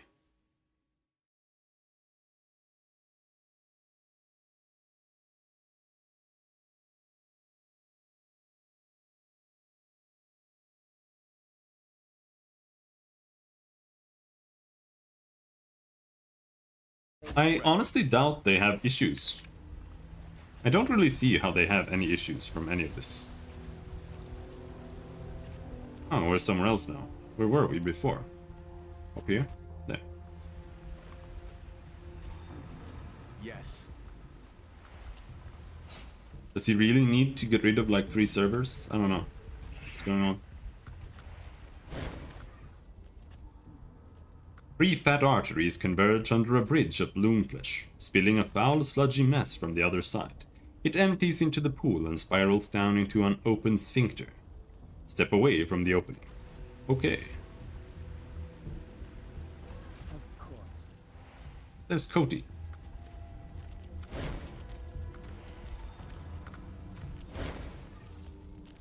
A washed-out, somewhat insubstantial Artaglio bowls toward you. The boozy cheer has vanished from his red and blotchy face. Now he's a study in fury.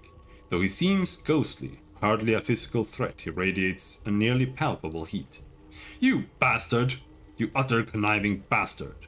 You tricked me into letting the bloom devour me, and now I get to watch it siphon away the parts of me that were best. I should have known better than to trust a cast-off. Make this right. Go on, do it now. Take his pain on yourself? Force spills through you as you pull Artaglio's pain and anguish from him, gathering them into yourself.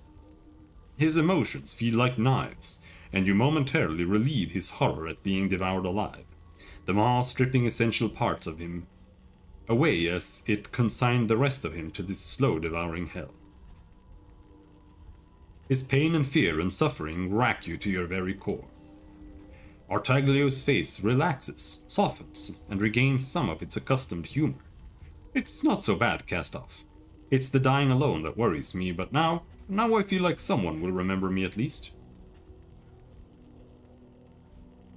I can offer you more, Artaglio. I can absorb you into my mind if you'll let me. Better than all this. He considers your offer. Got any rum in there? He smirks. I'm sure it's better than dying here. Do what you need to do. Try to draw Artaglio into the labyrinth. I don't think I've done this one before.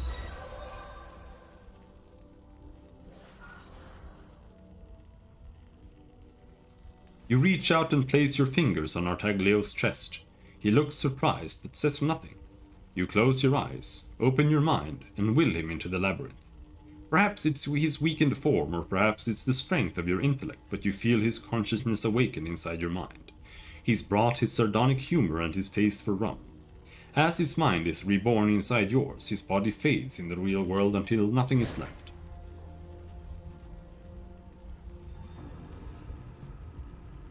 Fine.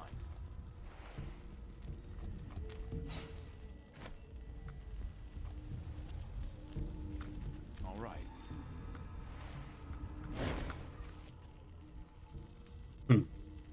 At first, you're not sure what you're looking at. It seems to be an enormous suit of metal armor, or perhaps some sort of exploration suit. It's large, at least twice the size of an ordinary human, and its limbs and joints are completely foreign to you. Even if you could somehow find a way inside, you'd have to contort yourself in ways the human body was never meant to bend. It has a visor or faceplate at its top. Her echoes look back and forth at one another, and Calistige smiles. It's a vivaric armature. Pets, isn't it?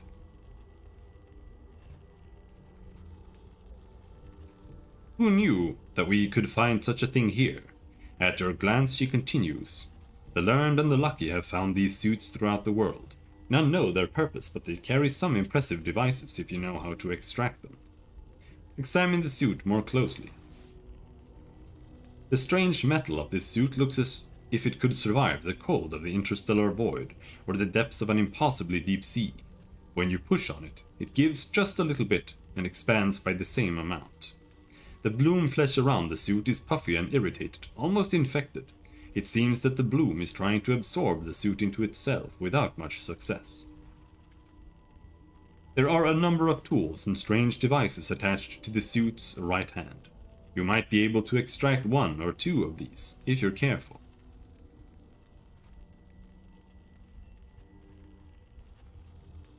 Look inside the faceplate. Some visitant lived inside this suit, a creature with multiple eyes scattered across its face based on the skeletal remains you can see inside. At least you assume they're eye sockets. They might have been some other alien orifice. Oddly, the creature had no visible mouth or jaw. Attempt to salvage the devices from the right hand. Most of the attachments are broken or corroded, but through some careful maneuvering you're able to detach something that looks like a spray canister. A test squirt produces a glob of quick-drying liquid synth, a highly effective sealant. Once you detach the device, you notice that there's more machinery deeper inside the suit's arm. Examine the arm for more components.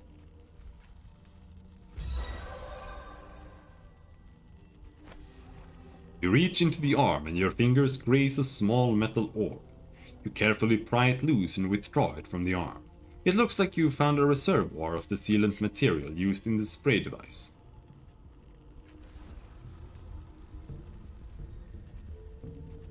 I'm ready.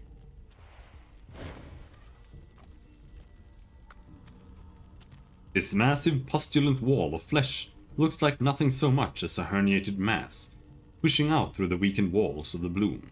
You can't identify the function of the organ that has pushed through the skin here, but you do see a small crevice inside. Closer examination reveals the space inside, a hidden space large enough for you to rest without being bothered.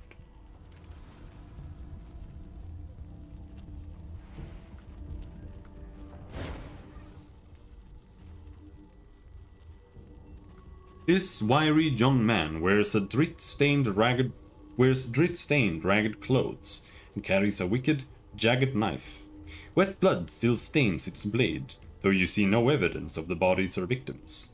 He sees you and his mouth works in an instinctive but passionless snarl. As his gaze shifts away, he sighs deeply. His voice is flat, affectless. I am the life-taker, Dakor. You're in my territory. That's how it used to go, right? Get the words right, maybe the rest will come. Do you mean to threaten me?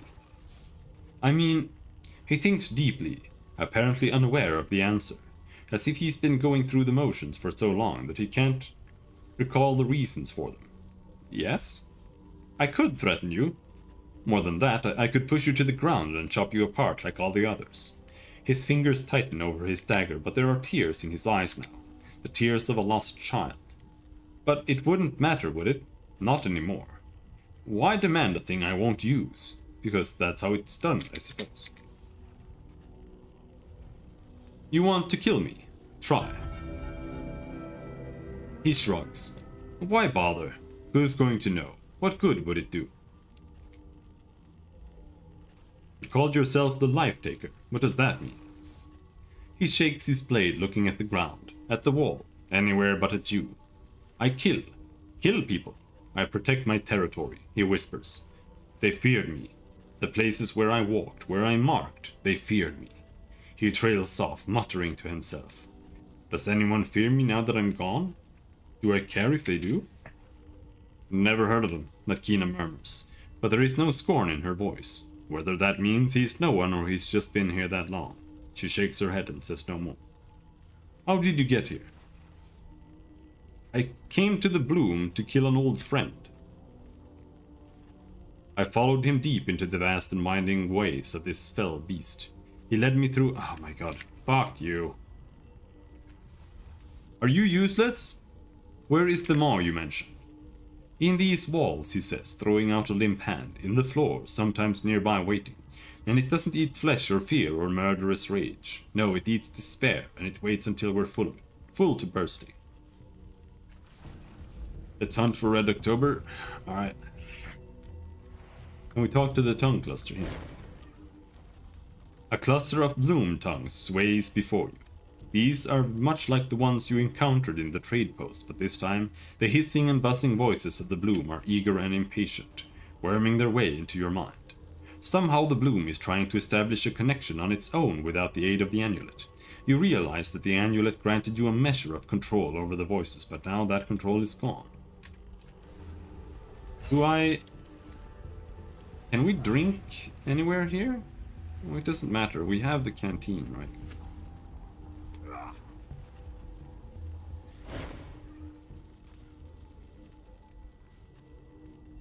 Allow the bloom's voices to enter your mind.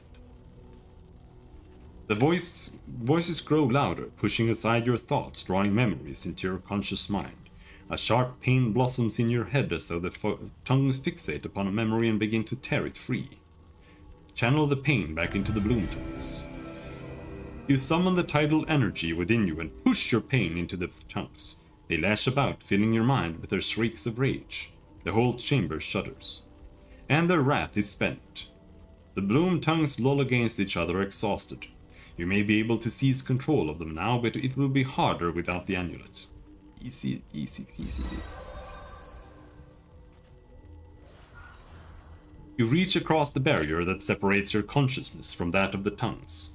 They resist you at first, but your will is stronger than theirs, and their agitated voices subside. You find that you can control their movements, as if they were a part of you. The roots of this tongue cluster grow thick beneath the floor of the chamber. Unlike the tongues you have encountered before, they seem to be cut off from the rest of the bloom. Now that you are connected to the tongues, you hear whispers coming from somewhere nearby.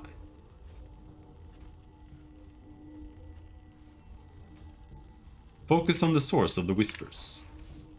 The whispers arise from a corner of the room, and you realize that the roots of this cluster all grow toward that point. It is a maw, you realize. Another maw that has hidden itself from mortal sight. Indeed, by cutting off this chamber from the rest of the bloom, it has even managed to hide itself from other maws and tongues. This chamber is a blind spot, a locus of independent consciousness. It is, in a sense, a separate being, a child of the bloom. Try to sense what else is happening in the room. The tongue's roots form a tight web throughout the chamber, and their senses within its boundaries are unusually sharp. You can feel raw, burning pain where bloom flesh chafes against an ancient metal suit. Something about the material irritates the flesh. In time it might be encysted, but until then the tongue will endure the pain. Force the maw to reveal itself. You whisper to the maw and your voice travels through the tongues and along their roots, joining the whispers of the maw, bending it to your will. After a few moments the maw responds, shimmering into being in a corner of the room. Commune with the maw. You can sense the mind of the maw, old and patient and strong. Lines of psychic energy emanate from its touch, from it to touch every corner of the room. Its whispers have a cruel and dismal edge. You sense long millennia in the dark, feeding upon the half-digested leavings of other maws. I'll handle it.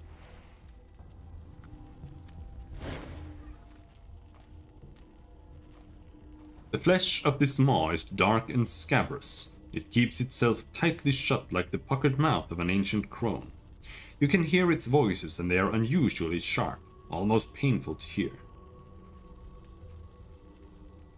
Listen carefully to the voices of the maw. The water of the bloom has made your thoughts blurry, yet its hissing seems almost like a language to you, their meaning half forgotten, just out of reach. The whispers are full of despair, born of centuries or perhaps millennia in the fetid bowels of the bloom. This must be the emotion that sustains this maw. Perhaps it is the only emotion it truly understands. I do have the scalpel, but I don't want to use it unless I have to. Ugh.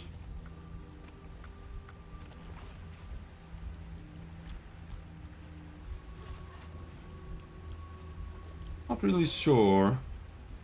I'm ready.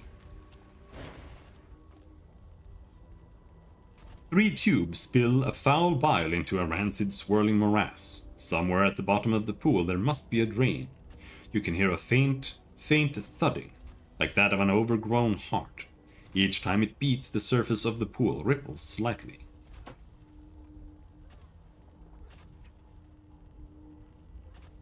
Smell the fluid. You lean in close to sniff the fluid and quickly pull your head back before you vomit. Though perhaps a touch of vomit would improve the stench. The fluid reminds you of rotten flesh, bile, half-digested meat, and a mixture of rusting metal and lightning. Touch the fluid. You tentatively dip a finger into the foul stew. The fluid is both gritty and slimy, and it burns when it touches the bare flesh. You quickly snatch your finger away and wipe it on your clothes. All right. Take that thing. A cluster of bloom tubes sprout from the floor. One of them, thinner than the rest, has developed a leak and its vile juices flow energetically into the pool. Tie the tube into a knot. Okay.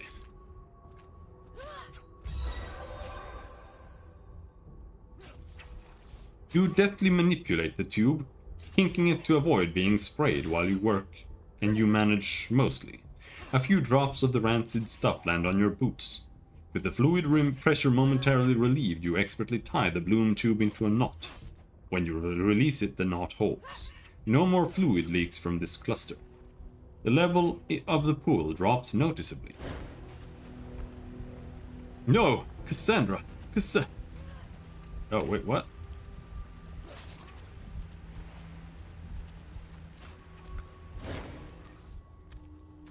Despair lines the face of this ghostly figure. His aquiline figures are clean and strong, his head shaven. His eyes, empty sockets, are bleeding, but they turn to you. Hello, he says. His voice is deep and sepulchral.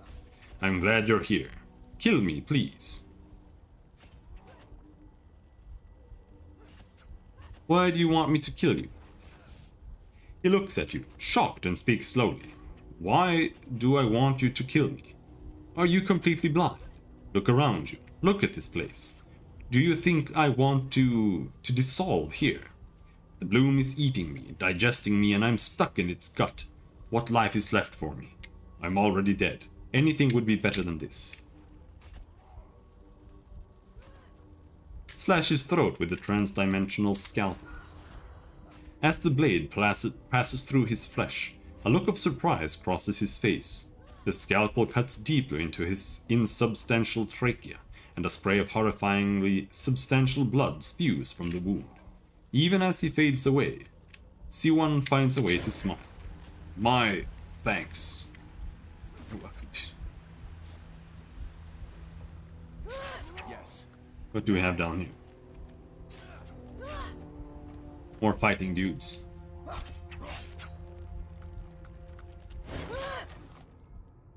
You come upon a familiar scene. More semi-transparent figures are locked in combat with one another. Faces twisted in mindless rage. They seem to sense your presence and turn to regard you. This one is not like us, whispers a Bloom cultist. He was not eaten by the great devourer. No, agrees a woman who is dressed in the rags of a slave.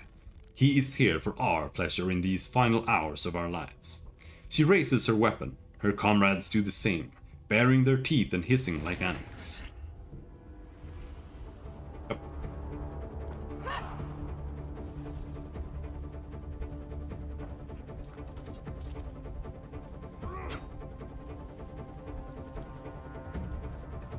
Good, that's good. Gather up, gather up.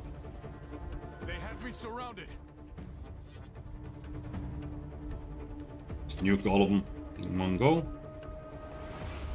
Try this out. Yes. Elistige also has Maelstrom, and yeah, let's just use that.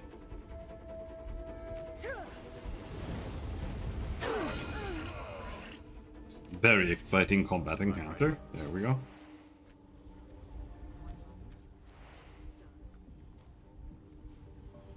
Don't think we even need these things. Anything ever. Okay, let's nab it.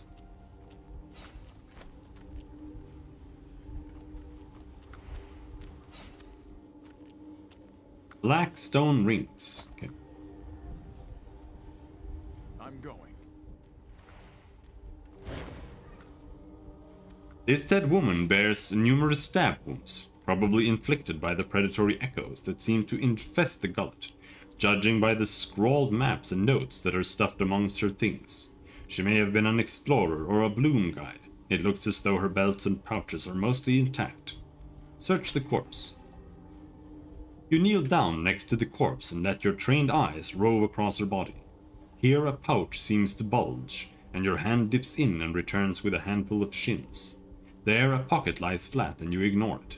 You realize that the guide's belt is no such thing. It's a length of synth rope about 15 meters long, and as you touch it, it uncoils from her waist, almost as if it were responding to your needs.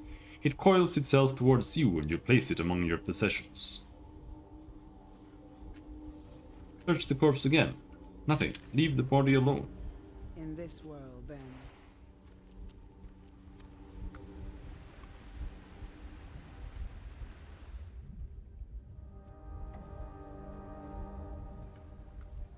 Did these guys respawn?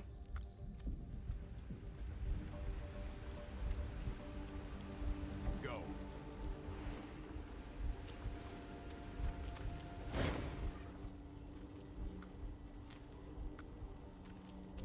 Rancid bile flows from the opening into the pool. It spirals down into the chamber below. Use the sealant bomb to block the opening. You drop the metal orb into the opening and it explodes, stopping the flow of bile with a blob of instantly hardened synth. The blocked arteries swell and bulge, but they show no immediate sign of rupture. The liquid in the pool is noticeably lower now. I'm ready.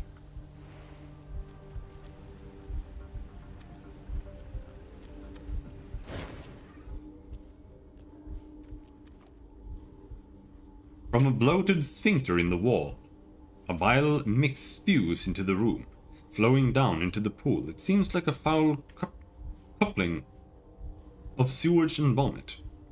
Plug the sphincter with a white synth egg. I was not expecting that, I'll be honest. The egg is almost exactly the right size to shove into the orifice. You force it into the opening, spraying bloom juice in all directions. It hisses and burns when it hits your bare skin, but you ignore the pain, shoving the egg deeper into the flow of liquid, flowing deeper until the flow of liquid has stopped. The sphincter convulses once or twice, but your makeshift seal holds firm. The last bit of liquid in the pool drains out. There's a hole at the bottom, an entry into a lower chamber. Now you just need to find a way down. Fine. Well, I kind of want to go over here.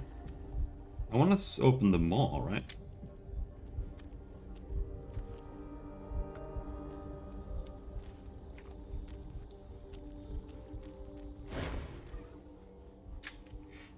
Venetian turns, wringing his transparent hands, a half-hearted smile on his transparent face. I found a maw that eats despair. It might end your suffering. Is that what it would do? He says, and his voice is sharper than you've heard it before. I'm not so sure. I don't think you are either. He shakes his head. I will remain here. The things can always be worse. Fuck you, dude.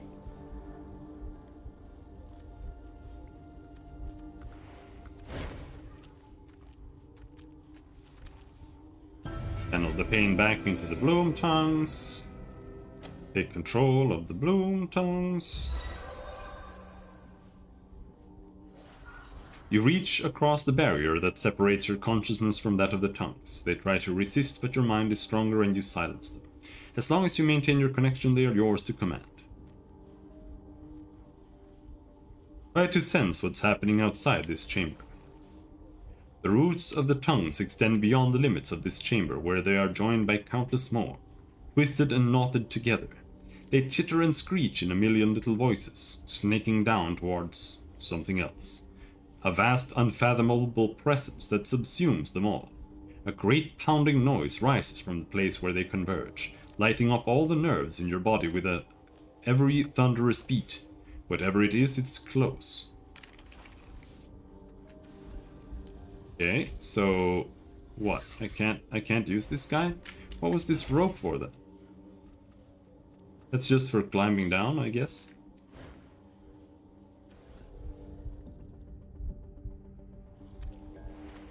What about this guy? Is this guy in despair?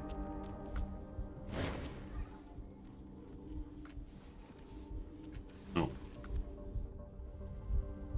With alacrity. Alright. But I'm not sure if that just... Maybe he wants to eat the core? You brought the maw back, he says, but there is no heat in his voice. He blinks once as though he's been struck, and his gaze hardens. I am the life-taker Dakor. You're in my territory. Offer yourself to the maw, or it's your only escape. He idly passes his knife between his fading hands, and resolutely ignores your face. His lip is trembling. No, he says at last. I won't give in. Neither will any of the others, I promise you. God damn it.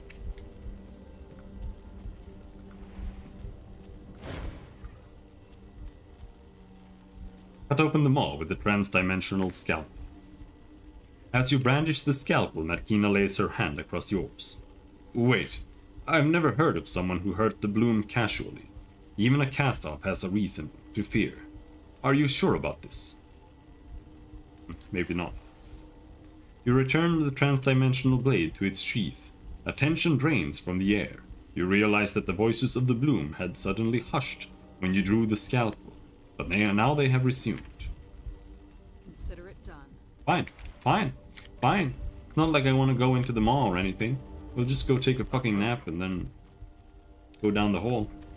Fuck them all.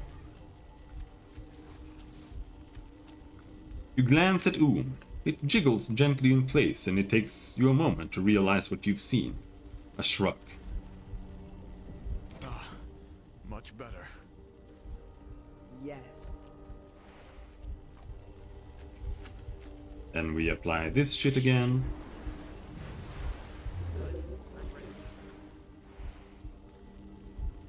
Climb down. Tie the obedient rope to a bloom tube and use it to descend. You command the rope to fasten itself to one of the hanging bloom tubes at the edge of the empty pool.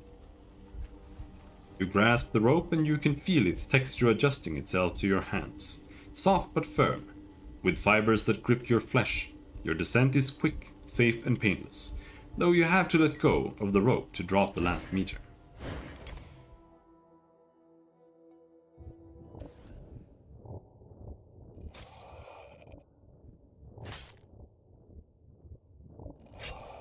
I'll handle it.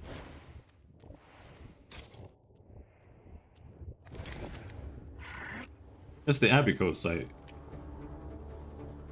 make each old PC game run its best. Isn't there a site like that?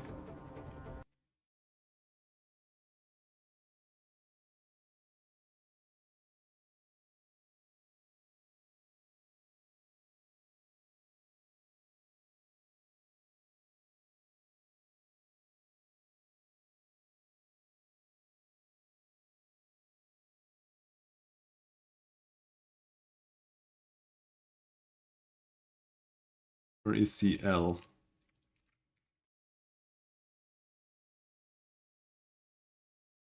Let's go.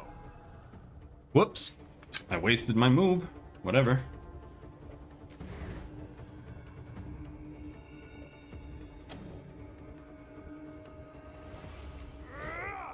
I don't know if that site has what you need, but...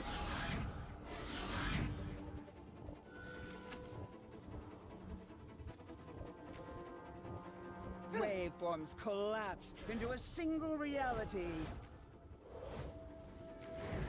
I do way too much damage, I'll be honest. I remember having a lot more trouble.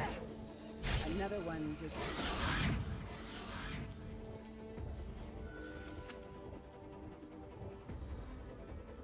Abacos says what?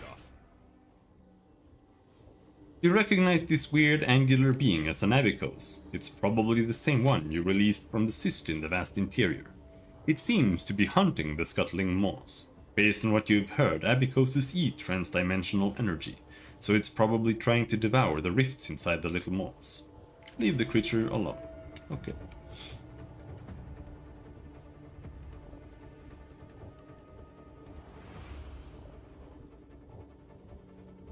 You want it done right. improbable. Of course. Sadly, effective.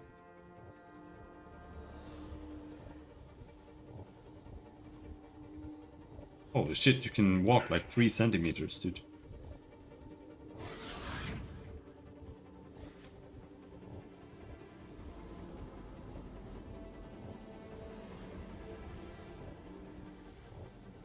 Full face. Yes.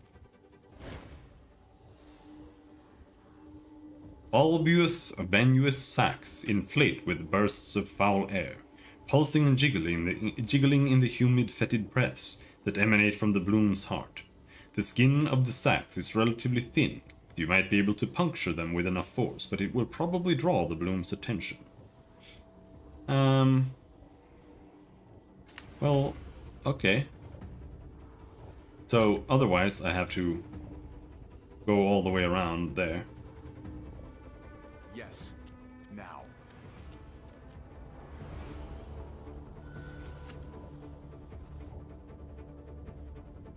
The question is if Calistige can actually use this shit. Or if it's just the last cast off. Yes.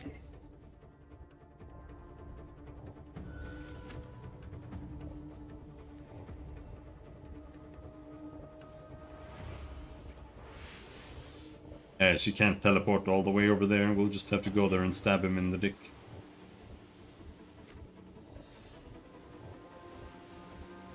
There you go.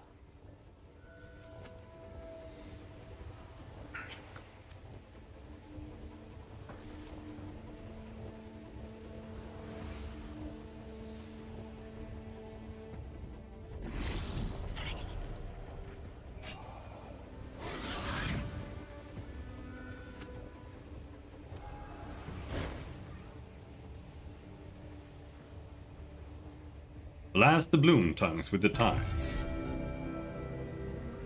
Take control of the tongues and force them to open the nearest doorway. I'm like buck breaking the bloom.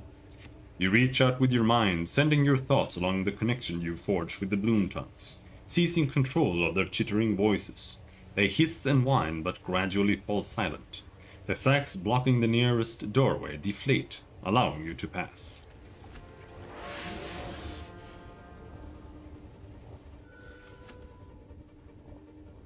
Yeah, so here...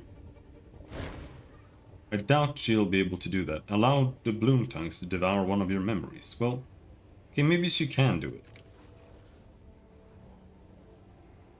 She just doesn't have an action. She took damage anyway. Go and stab that thing to death.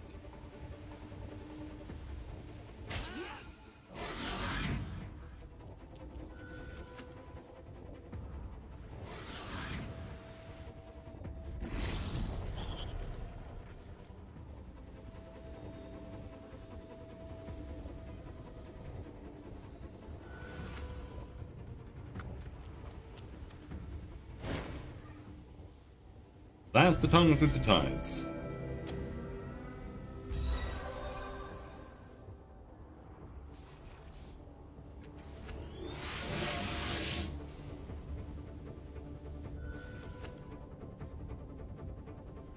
Yeah, so she doesn't need to do this at all.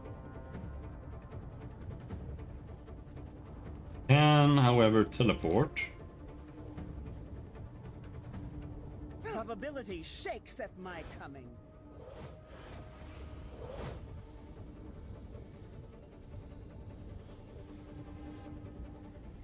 Yes, child.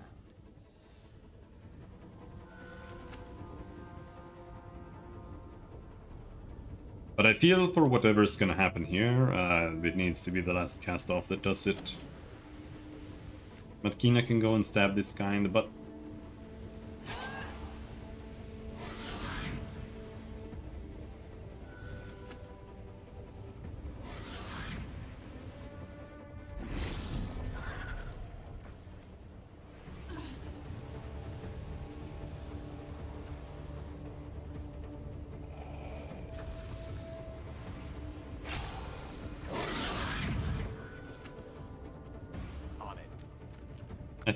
I think that used up my action, but I'm not sure.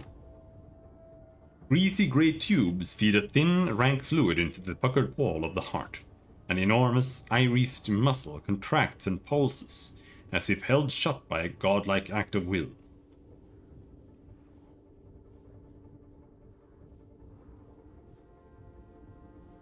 Try to relax the muscles that hold the sphincter closed.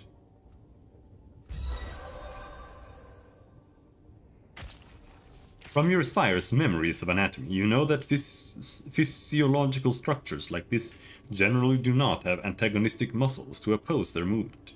Thus it will remain in a state of tonic contraction until you find a way to relax its hold. You get to work massaging the muscles, and you see that some of the tension ease from them. The contraction slackens. Unfortunately, it's not enough. You'll have to further weaken the sphincter before it will open.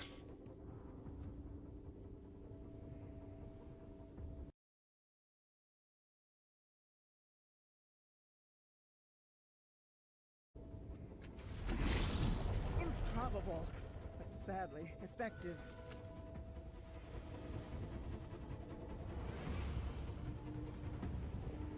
Of course.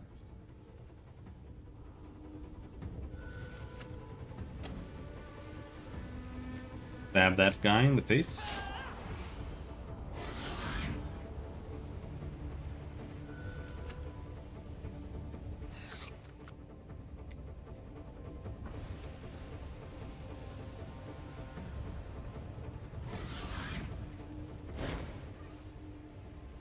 A trans-dimensional rift tears open and several humans tumble out.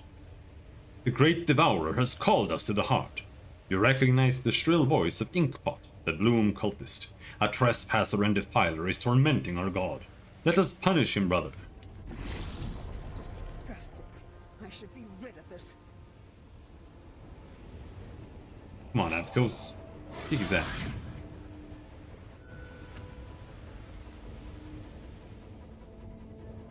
Let's tickle the sphincter a bit. Try to prise the muscles apart.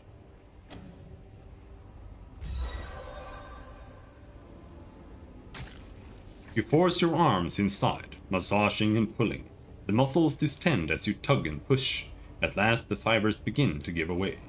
Unfortunately, it's not enough. I must find a way to shake this off.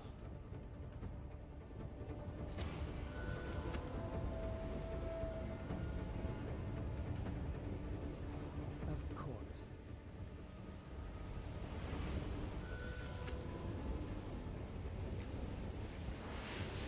Now we'll do the teleport. A little surprise. Hope one of them dies. As if there were Oh, I got teleported. Well, we can just teleport again. For damage. you fear me. You know you fear me. There. Both dead. Ouch!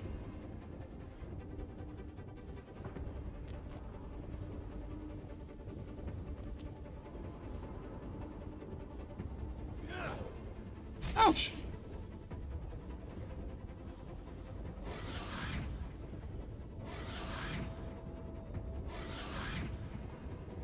Now we finish tickling its butthole open.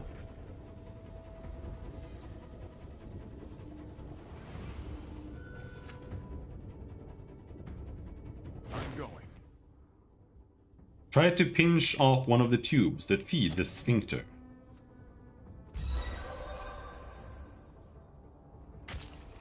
You stand atop one of the veins, pinching it tight. The walls of the tube flex and strain, and you press down harder just as another surge forces more bloom juice through it. The elastic skin of the tube tears, and yellowish fluid sprays out. You feel the sphincter's muscles sundering, and you have enough time to step aside. With a spray of lymph and other, less savory fluids, they give away. Bloom voices hiss and chitter in rage. The path to the Bloom's heart lies open. I must find a way to shake this off. You think I actually need to kill these guys? Use the 2 remaining tongue clusters to exert control. Oh, okay. Hello, Hugo. How's it going? Now.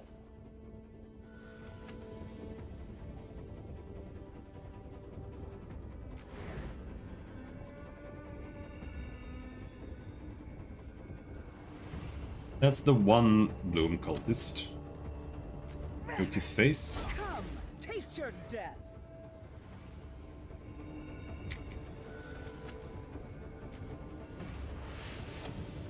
At least he won't teleport me. That was but a taste. Yes!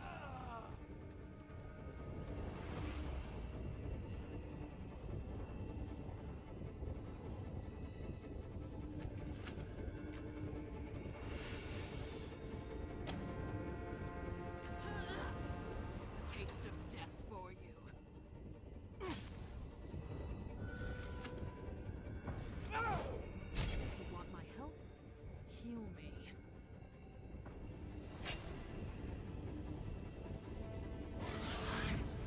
Don't kill my Abiko's friend. Oh, he's summoning even more dudes every turn. I guess we just have to retreat now.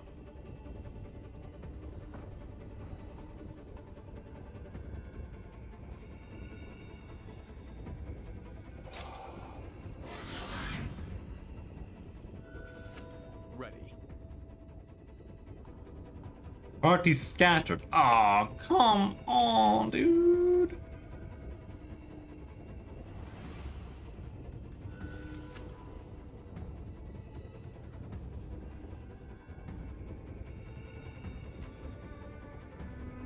My sisters lend their strength.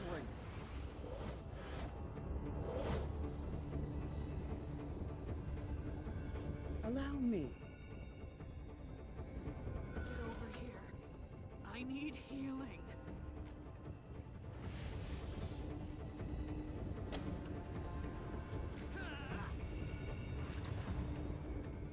At least Matkina should be able to teleport like the entire way almost. Yeah.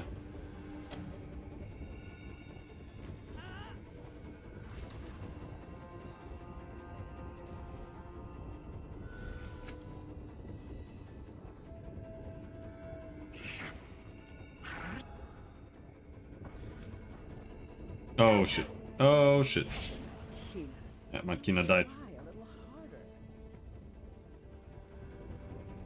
That'll just make it easier to escape.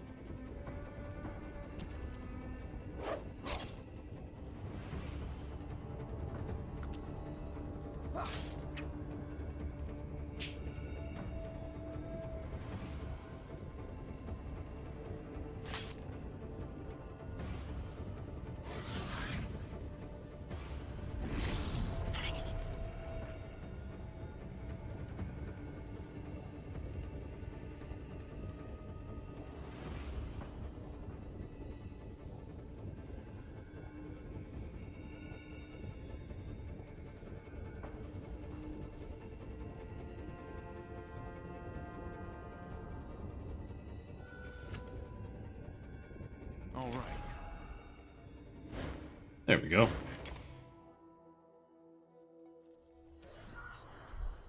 What now? All right. How many big heals do I have? 10. Let's heal Matkina. Good. Good enough. Ahead you see a mass of bloom tongues, bigger than any you have encountered thus far. They wave gently as if beckoning you forward. Your companions hesitate, looking at you.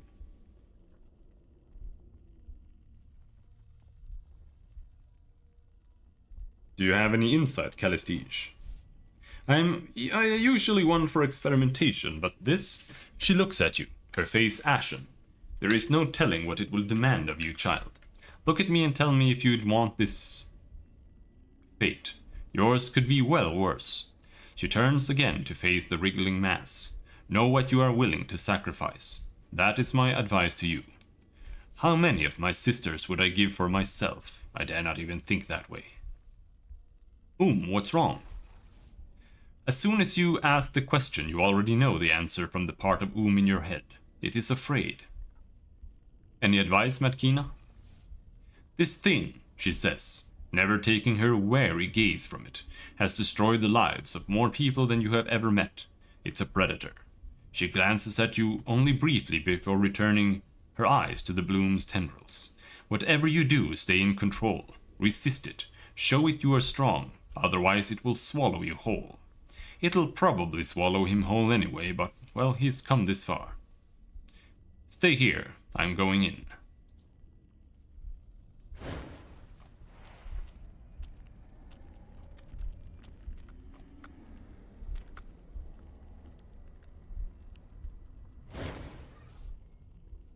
Before you looms a twisted mass of tubes, arteries, roots, and tongues.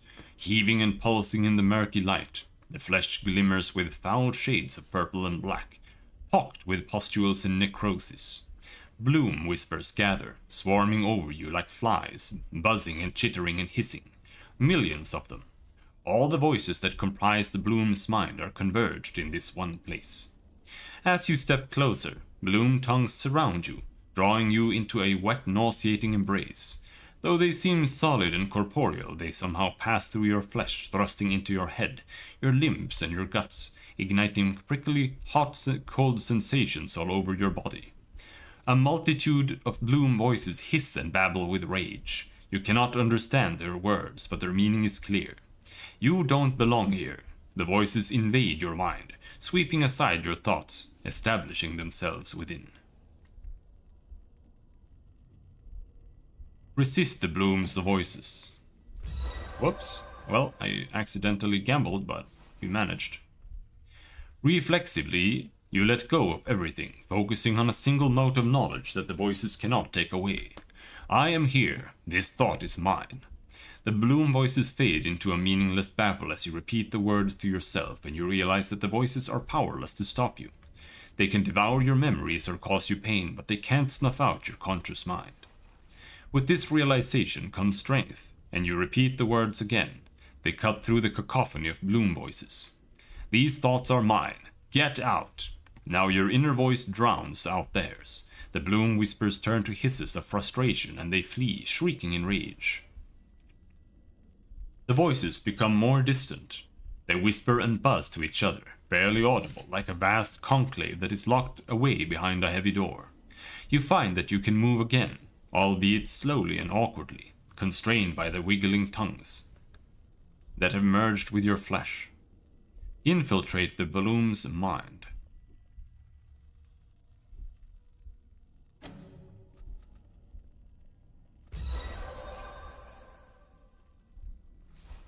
Slowly, carefully, you extend your thoughts into the tubes and conduits of the heart, gently testing your ability to contract a muscle here or widen an artery there.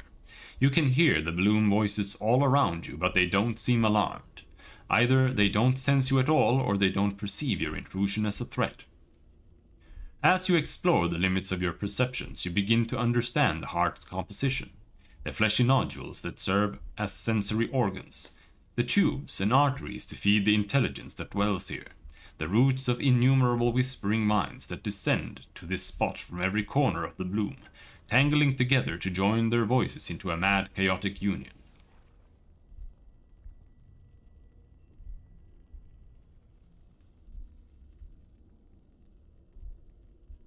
Examine the Bloom's memories.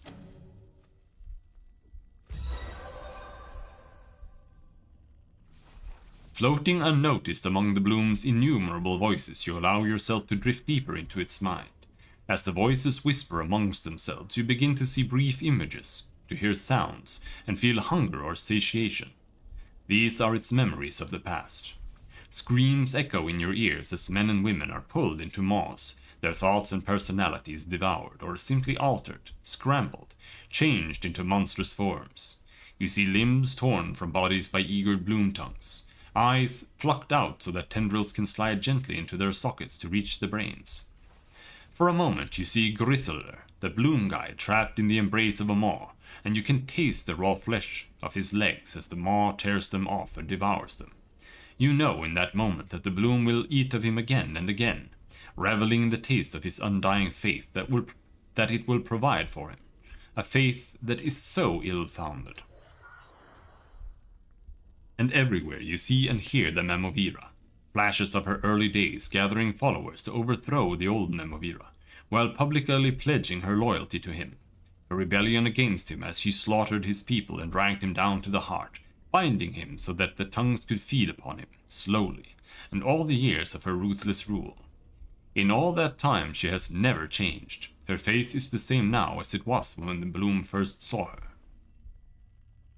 Drift even deeper into the Bloom's memories.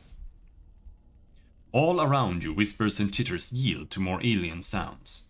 Clicks and gurgles and dissonant tones, the memories change with them. Monsters stalk the corridors of the Bloom, gelatinous hulks with flickering letters and numbers, writhing beneath their skin, multi-limbed machines with legs that skitter through 100 dimensions at once, godlings formed from city-killing detonations, with voices of fire and smoke and screams. Flashing before your eyes are all the worlds the Bloom has seen, in their hundreds of thousands. You can sense the city creature crawling across time and dimension since the universe was young, perhaps longer.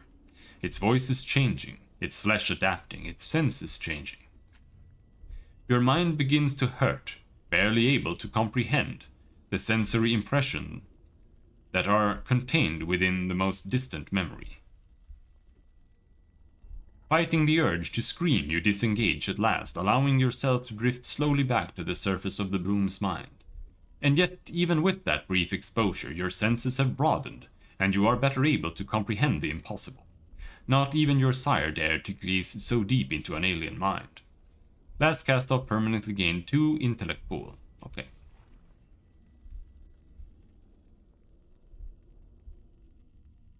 Observe the Bloom voices and try to understand what they are. You attend closely to the innumerable voices chittering and whispering in the darkness.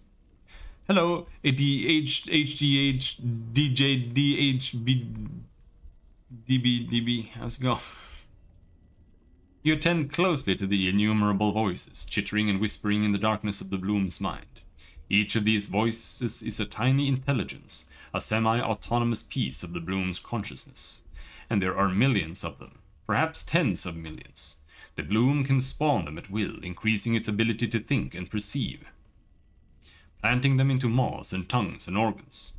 It can also devour them, cannibalizing its own screaming minds. Yeah, that's true. Contemplating the Bloom's intelligence as a whole, you have an impression of a mind that is always shifting, never constant, giving birth to countless fragments of itself even as it devours others.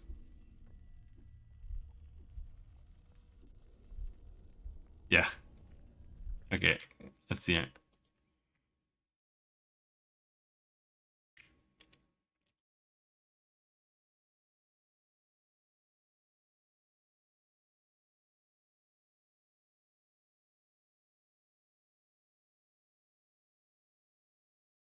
Poetry Tetter.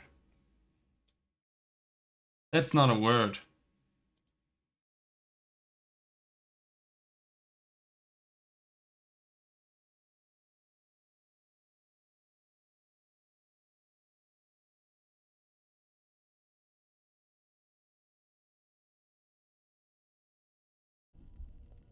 I'm Fanny. Hello, Fanny. How's it going? Search the Bloom's thoughts for the observe the heart as a biological system and watch for patterns. I'm women. All right, I'm man. For a time, you listen carefully to the booming pulse of the heart and observe both its physical movements and its internal sensory experiences. Your knowledge of natural science provides a useful framework, though the Bloom is unlike any creature that you or your sire have ever examined. Unlike the heart of a normal creature, which pumps blood through the body, the Bloom's heart draws fluid to itself. These fluids are thoughts and memories, no doubt stolen from victims of the Bloom, rendered into physical form. They feed the innumerable intelligences that coalesce here, knitting them closer together, strengthening the greater intellect of the Bloom. Deprived of these fluids, you suspect that the heart would be weakened considerably. Search the Bloom's thoughts for the abducted scholar Ishan.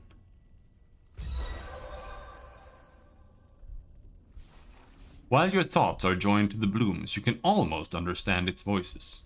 A whisper will spark a fleeting image in your mind's eye. A hiss will elicit a flash of anger or desire, or some alien emotion that you can't even comprehend. As you listen and watch, you see occasional images of a vague human figure. When you focus on them, try to hold them still, you see an isolated pocket of flesh, a cyst filled with thick black juices in which the man floats, curled up like a fetus.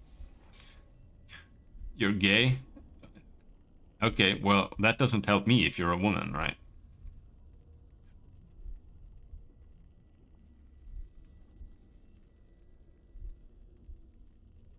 Try to gain control over the fibers and muscles that guard Ishan.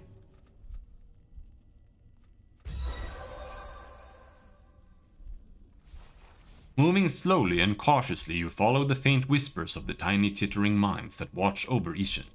They're not far from the heart, centered around a foul little cyst, just as you suspected. When they sense your approach, they squeal in alarm, but you overwhelm and silence them. You sense the remains of a transdimensional rift in the cyst, probably the same rift that the Bloom used to capture Ishan in the first place. It should be possible to reopen the rift and set him free, but the Bloom will know when you do.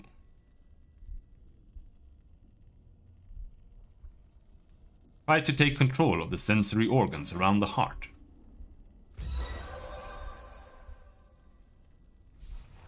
Quietly, cautiously, you extend your consciousness into the bloated little sacs that quiver on the surface of the heart, and within its many conduits. If you wished, you could put them into a sort of slumber that would make it harder for the Bloom to sense your presence.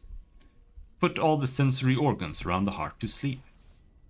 All over the heart, the blubbery nodules slowly deflate, sinking into torpor. To your relief, the Bloom makes no sound of alarm. Try to take control of the arteries that lead into the heart. You love me? Oh, okay.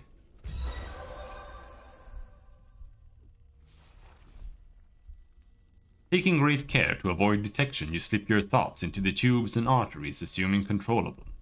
You already know that these fluids feed the intelligences that coalesce here, and if you choose to contract all the arteries at once, you would deprive the whole heart of energy.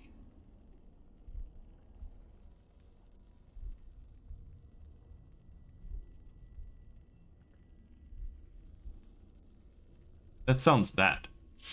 Close off the tubes and arteries that feed the heart. Isn't that gonna kill it? You gradually constrict the arteries, halting the flow of fluid to the heart. Something burbles irritably within the heart, like indigestion on a grand scale. Bloom voices chitter listlessly, but they don't seem to notice what has happened.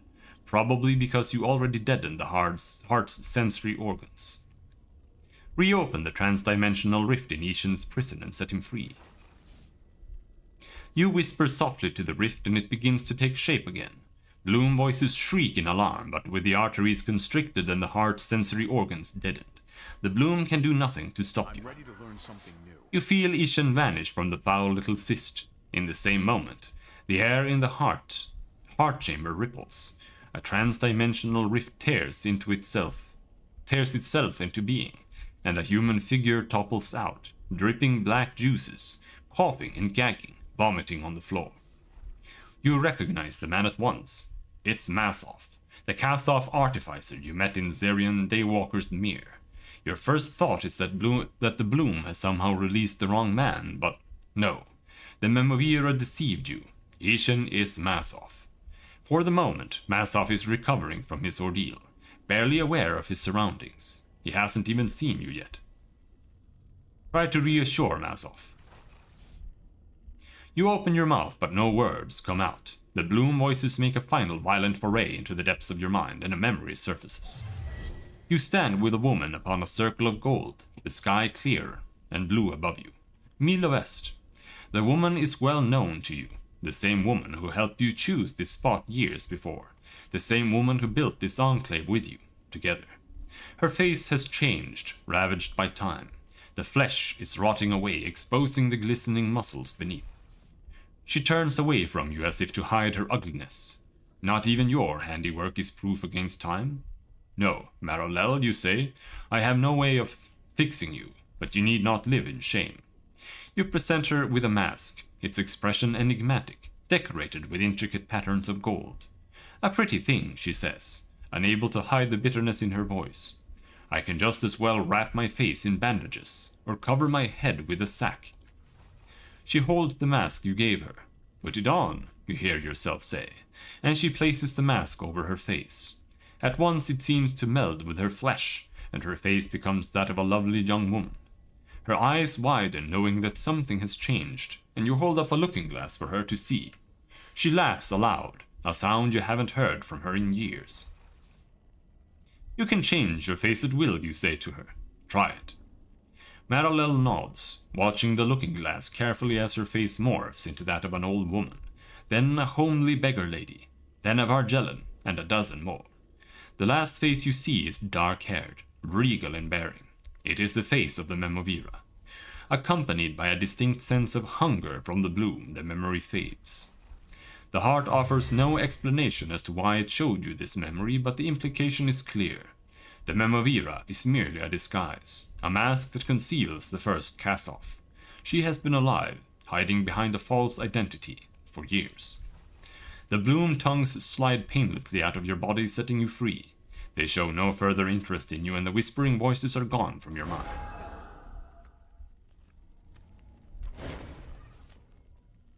Masov rises, clutching himself, and he abruptly vomits a clot of black fluid onto the glistening flesh beneath his feet.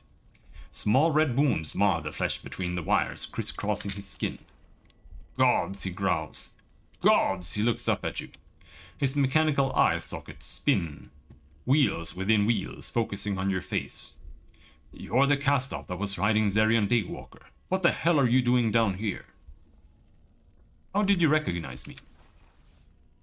Muscle movements, he says, grimacing. Small variations on expression. as good as his signature for those who know what to look for. He coughs more of the black fluid against the back of his wrist. You didn't answer me. What are you doing down here? I thought I was rescuing someone named Ishan, but here you are instead. Yeah, that's me, he says. It's a nickname, short for Ishanizar, because I look like one. Whatever it is, but no one calls me that except... He pauses, smirks. The first sent you, didn't she? Not surprised. She won't be getting the resonance chamber working on her own. It's all too easy to destroy the damn thing if you don't know what you're doing. Something about the words said in his voice stirs a memory in you. Resonance chamber. Resonance chamber. The sensation builds. He winces, teeth clenched. Gods, the bloom is a terrible host. Stuck its damn tongues into my guts to force feed me. Filled my lungs with bile. Not sure what you did to get me out, but thank you. He spits a black-tinged wad of phlegm over his shoulder. Well, how do we get out of here? She's waiting, and you know how she is.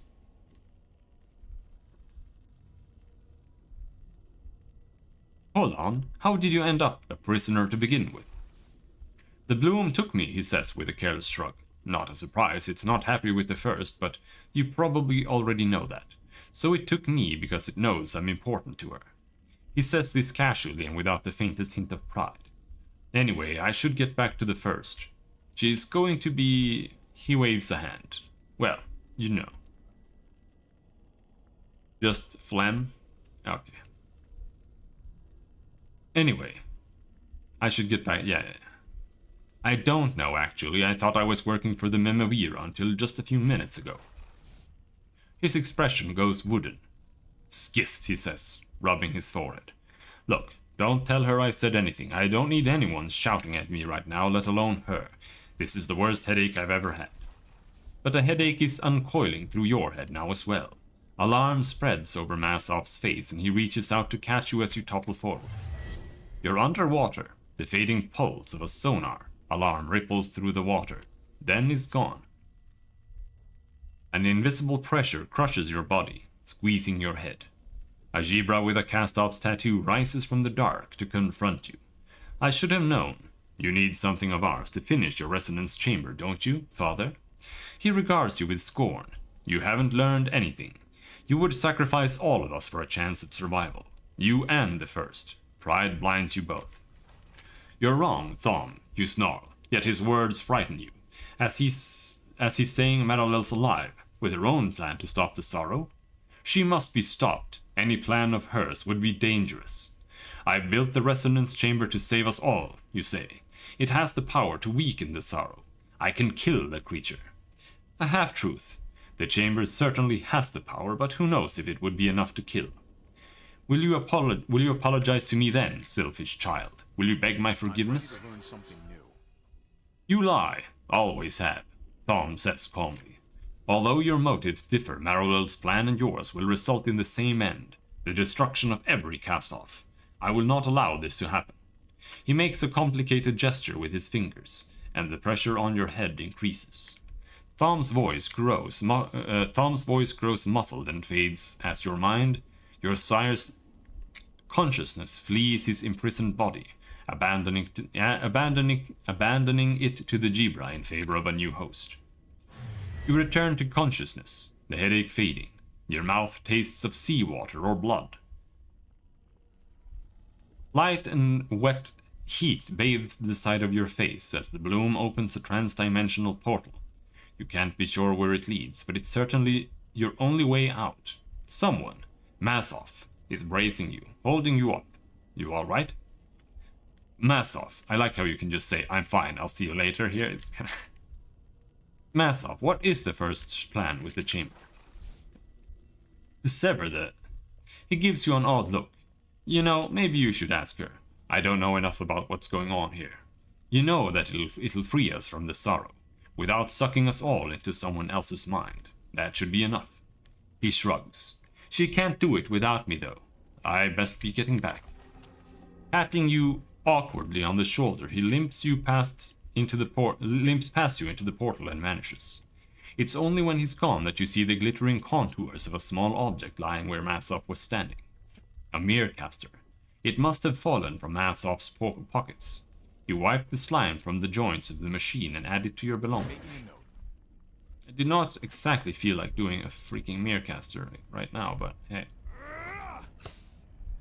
Let's go.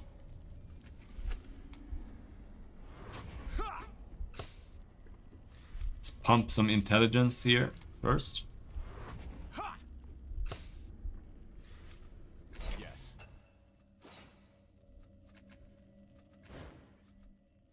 Edge magic. Automatically succeed on the next quick fingers or smashing task. Why do I get like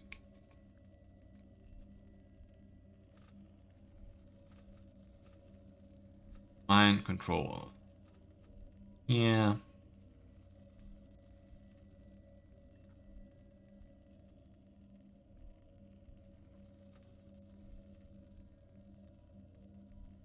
Active until next sleep. So you can basically just enable this and you just have it every single day.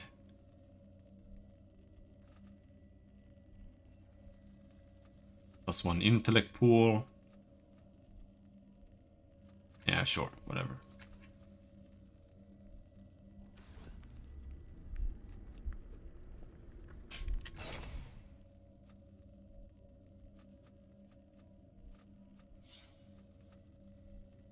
This spherical object is made of an unfamiliar gold-greenish metal. The object seems to be constantly moving, rotating in different directions, but when you hold it, you cannot feel the slightest hint of friction. You feel the click and whirl of countless mechanisms moving within the device, generating an almost intolerable heat. Inspect the Merecaster. The clicking of the mechanisms with the device is a rhythmic thing, like a drumbeat, like soldiers marching in perfect, helpless unison. Enter the mirror. Oh, there's too much reading. There's too much. Oh.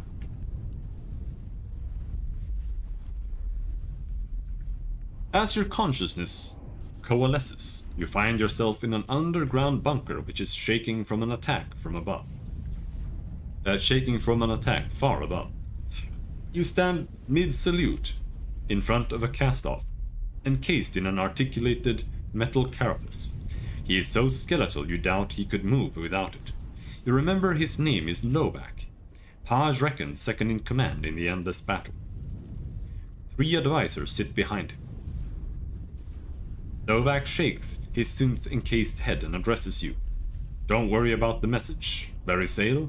It's been rendered moot. We're just lucky Commander Reckon made it out of Mila West alive. She missed the destruction of the sanctuary by moments. A thunderous explosion rocks the bunker, sending everyone staggering. If you don't read, I don't have anything to listen. That's true. But, yeah. There's just too much side stuff. It just gets annoying to read, because it doesn't feel like you're rewarded for reading it. Because it's just... But this is at least relevant. As you can see, we have troubles of our own, Lovak says, getting back to his feet. The Changing God's latest ploy has paralyzed the Reconciler of Truth. Of course, Heaven's Rejoinder remains functioning, which means we cannot reverse their successes while they can reverse ours. He leads you to a strategy table showing a 3-dimensional projection of a battlefield across parallel realities. He swipes through several images. All of them show your army at the verge of defeat. He shakes his head. We are in far more danger now of losing this war since the first died. I'm afraid I must send you out again, Verisale. We must save the Reconciler.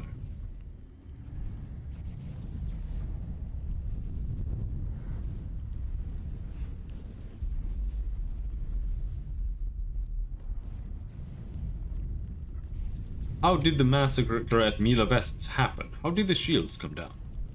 I don't know. Maybe the sorrow finally grew strong enough to smash through. Maybe there was a traitor. I have heard nothing.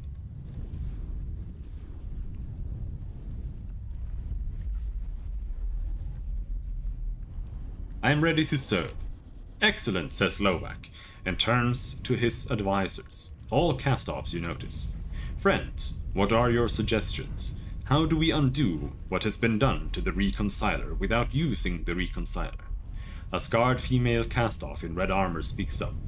I recommend an all-out assault on the position of Heaven's Rejoinder. This will, of course, fail, but it will give cover for Barisale to slip through the paths of the white nests and reach the Rejoinder from behind. There, she can reset it, then destroy it. She pounds the table. Then we will be the only side who can change history. A male mutant, exquisitely beautiful except for the second mouth in his throat, speaks in melodious harmony.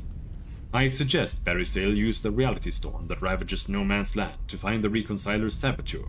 If she can navigate the shifting shards, she can stop the saboteur before he reaches it. He shrugs. This will only return us to the status quo, of course, but it will be easier for Barisale to deal with one than the deadly white nests. Any other suggestions? Asks Slovak. When there is no answer, he turns to you. I approve of either path, as it is you who will face these challenges. I leave it to you which way you will choose. What do you say? Tell me more about these white nests.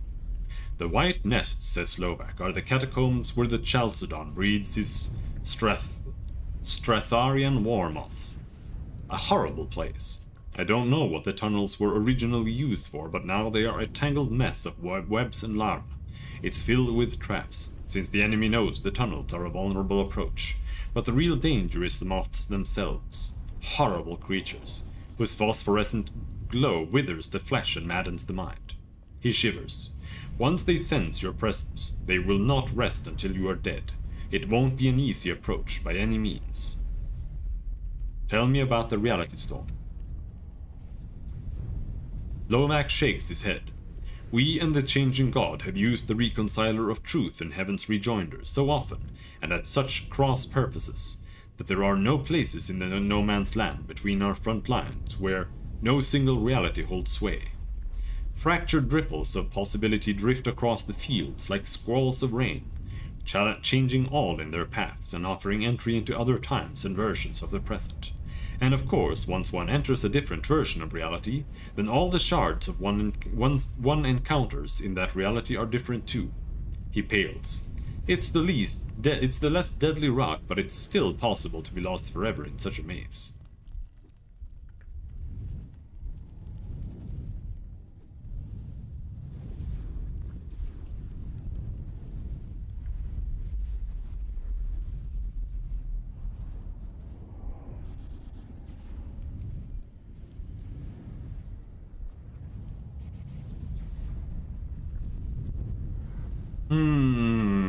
So the choice here really is, do I want to actually help the Changing God, or do I want to help the second, or do I want to, or help the first, or do I want to maintain status quo? I think I want to maintain status quo. I will find the saboteur before he breaks the Reconciler, no matter what time or reality he does it in. Lovak nods, then looks at the others. Any objections to Barisale's choice? I approve, says the cast-off with two mouths. It can be done quickly and the risk is low. And if Barisale is lost, says the cast-off in red armor, we can try the assault I suggested with someone else running through the white nests. Very well, says Lovak, standing. Barisale, these are the gloves of the saboteur.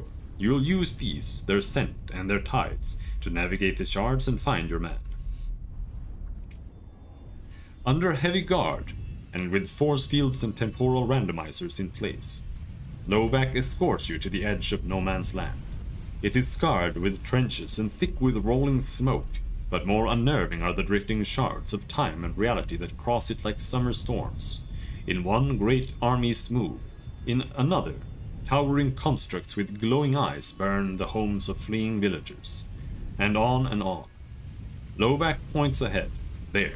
Somewhere is your path. Use your instincts to hunt this villain down. But take care. Too many jumps and you will enter realities where the storm is fading, the shards closing. You could be trapped in a distant reality with no way back.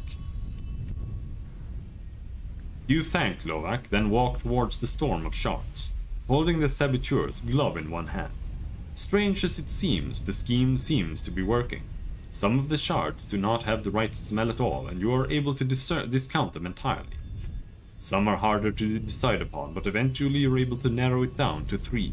A moonlit lake, a canyon full of glancing sun, and flitting shapes, and a storm of swirling chaos.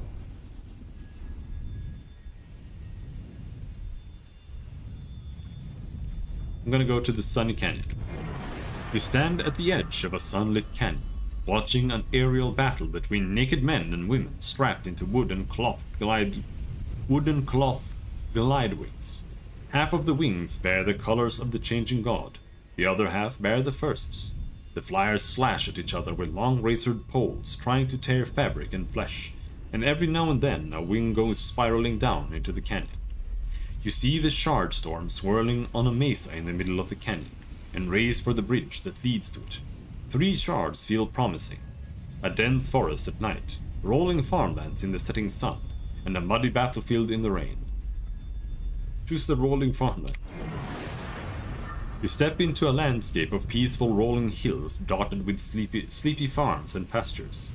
Farmers till the soil around the looming red outcropping, that you first take to be boulders, but then see are rusting remains of towering constructs, now overgrown with saplings, shrubs and flowers. Children play on them, fighting with sticks and calling each other Chalcedon and Reckon. On a hillside, walled off and untilled, the shards of the reality storm still twist and mingle. You make your way to them by hedge road lanes, but only one matches the scent of the gloves, the one you just came from. You step back onto the lip of the sunlit canyon and face your choices again. Choose the muddy battlefield. On a muddy battlefield, battered with rain and littered with bodies and broken mantis war constructs, the Chalcedon stands with the rest of his command as Paj Reckon and her generals kneel before him and she offers him her sword. All around this scene, the Chalcedon soldiers are leading away Paj's surviving troops, both cast off and human. There aren't many left. Most are dead on the field and have been picked over by Murden corpse thieves. Beyond them you can see the reality storm's shifting ripples. You hurry through the rain towards them, and as you get close, 3 of them seem better than the others. A glimmering swamp, a plain of giant bonfires, and a frantic battle. Choose the frantic battle. A chaotic battle churns around you. Soldiers in the colors of the changing god fight soldiers in the colors of the fight with sword. Sonic lance and slug spitter. A lancer falls dead before you, shot through the heart, and you stare as you see that she has your face. You look up to see who killed her and discover that her murderer also has your face, and she isn't the only one. Every single soldier on both sides of the battle look exactly like you. You race towards the reality storm, fighting Barricels from both sides as they try to kill you. Finally you reach it, but only the shard you left matches the scent of the gloves. But only the shard you left matches the scent of the gloves.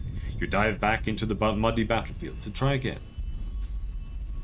Choose the glimmering swamp. It is night. You are hip deep in a stinking swamp, watching hideously mutated primitives flee through the maze of reeds and drooping trees as soldiers in the colors of the first stalk them, firing beam weapons. You back into the shadows as 2 of the soldiers pass your position, and you see that they are not human.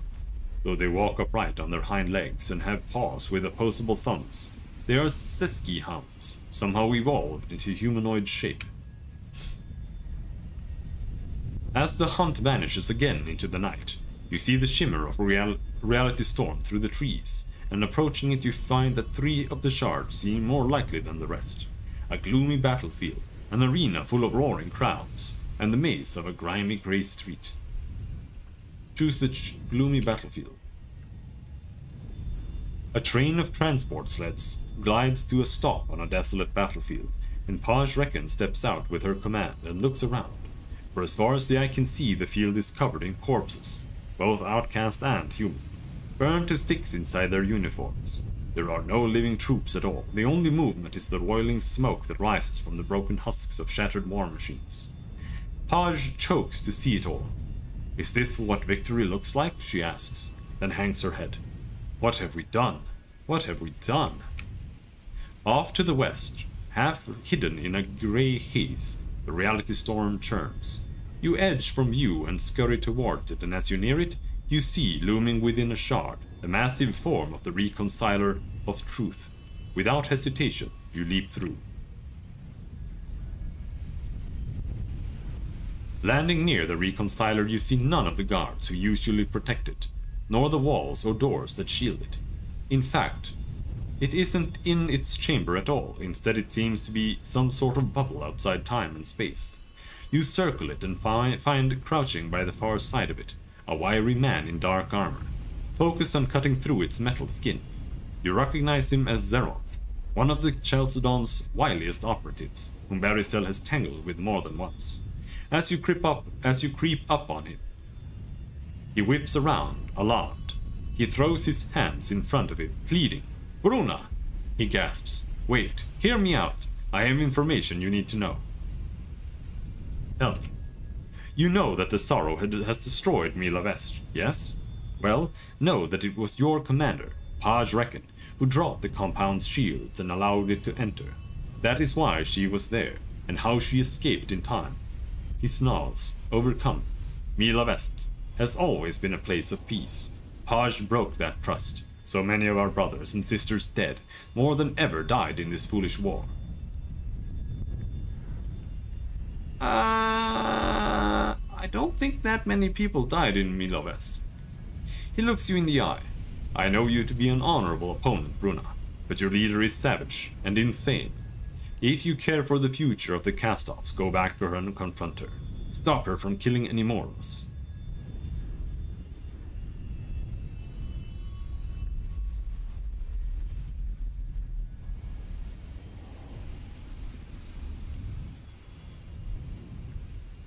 Go, and I will consider it, otherwise. You think I'm going to fight Barisel, the living blade? I am no fool. He bows and steps away from the Reconciler, then turns and dives through a reality shard and is gone. As he leaves, the bubble around the machine fades, and it returns to its proper place in time. You turn to the shards to do the same. You retrace your steps through the reality storm, and return to Lovak's bunker. He greets you with open arms and a smile. Success, my friend. Whatever you did, the Reconciler is operational once again, and we have recovered our recent losses. I have told Paj Reckon of your heroism, and she wants to thank you personally. Go to her now. She's in the Bloom, meeting with the Memovira. I believe she has more work for you there.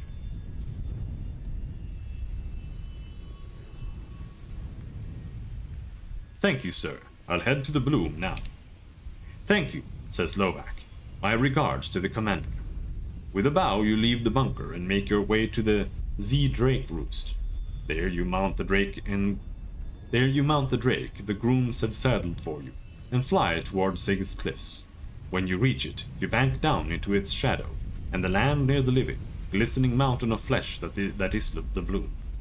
The guards at the nearest orifice tells you the way to the Memovira's fortress, and after entering and traveling through the Bloom's viscera and ventricles, you reach her gates.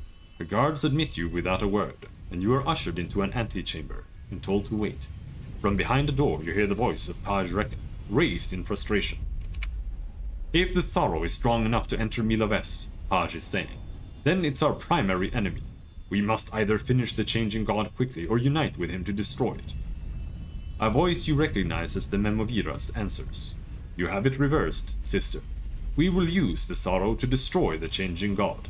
All we must do is turn it his way. Paj groans, and I am to take this message to the survivors. That they should let the monster which killed us walk free, hoping it might strike our enemy first. Why don't you tell them, sister? Why not reveal yourself at last? The door slides open and the Memovira enters. It isn't time, She cuts off and she sees you. Who is this? Paj enters the room behind her, then nods. Ah, Barisel, the loyal blade you asked me to send for, and it seems she has already learned your secret. The Memovira gives you a hard look. Then she had better be loyal indeed. Introduce us. Barisel, says Paj, may I present the first, our brave leader. So brave she's hidden behind my skirt for over 100 years. Enough, Paj, snaps the first, then looks you over. I asked Commander Reckon to bring me her best, for in the coming days I will have need of an agent who will act without flinching, no matter what the order is. Is that you, Barasail Bruna? Are you ready to do anything to stop the changing god?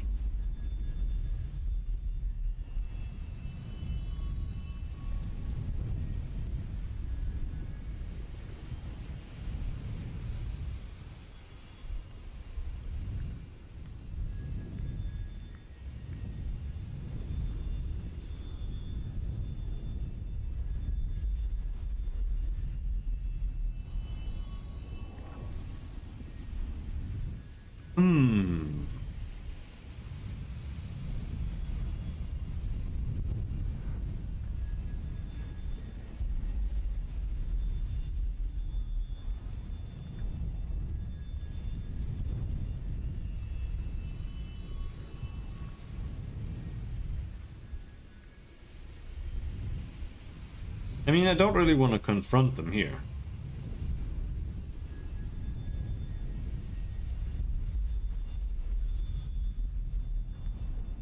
I am honored to be chosen, but my loyalty is to the commander I have known all these years. I will do as Paj orders.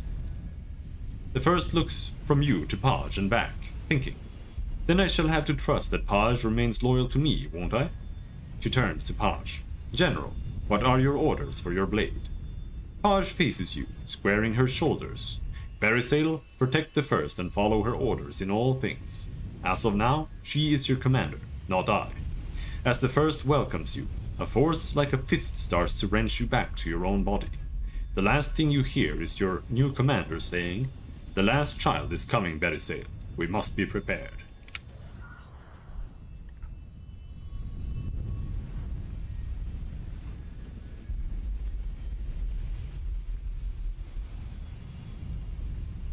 Okay, did I just make the encounter harder or what? All right.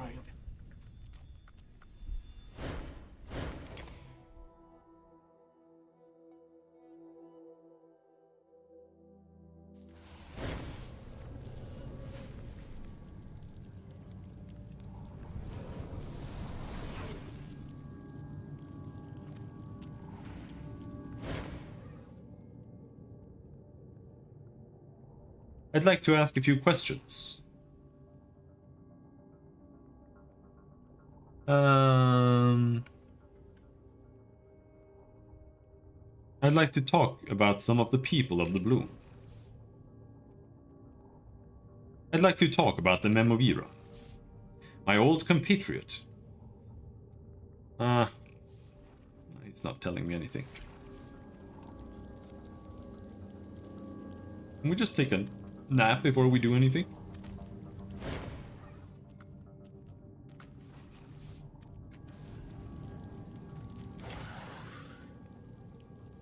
Good. I'm ready.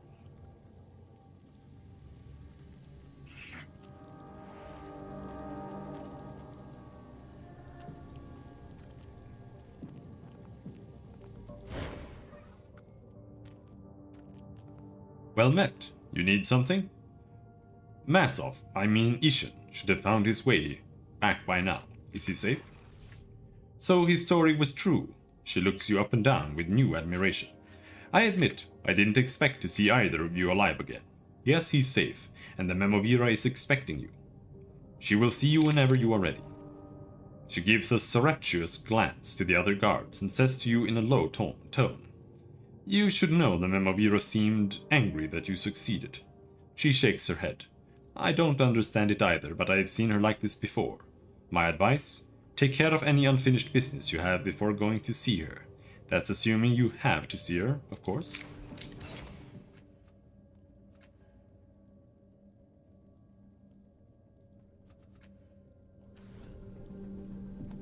I have unfinished business, and that is going to the bathroom. I'll be right back.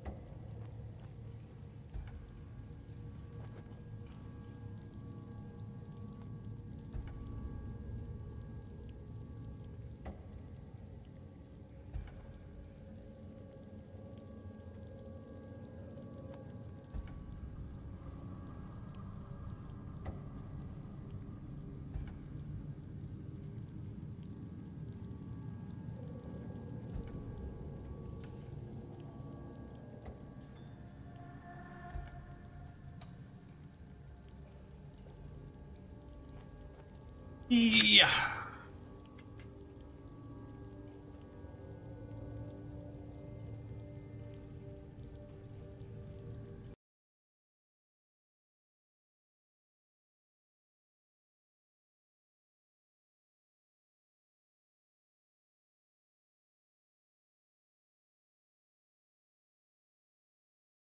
Ba ba ba ba ba.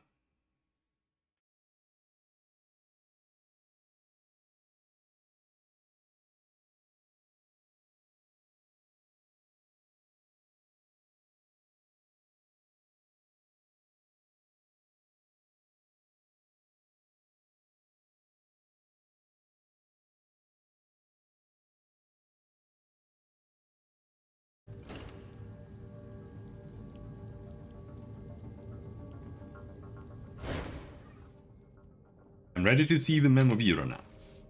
She nods. Follow me.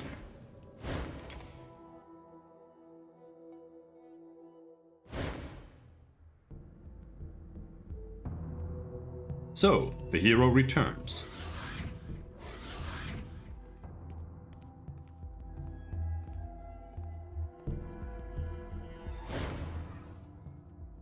The Memovira's gaze is strong and unflinching, though her face is lined and stress marks her mouth. Impressive, she says, though her words are clipped. Even with everything I had heard you done, I did not actually think you would succeed.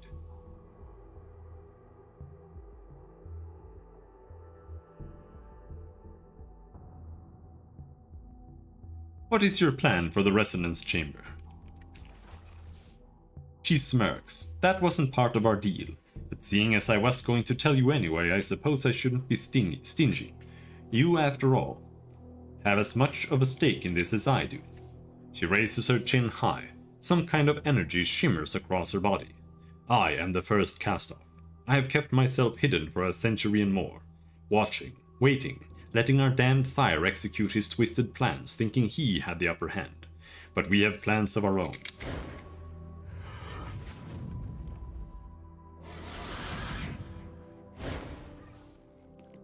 Suddenly, several familiar cast-offs materialize out of nowhere.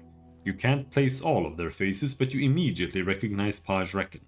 The trim figure of Barisel is also among them. Our sire thought to use the resonance chamber to subsume us, but I have learned it can stop the sorrow in another way.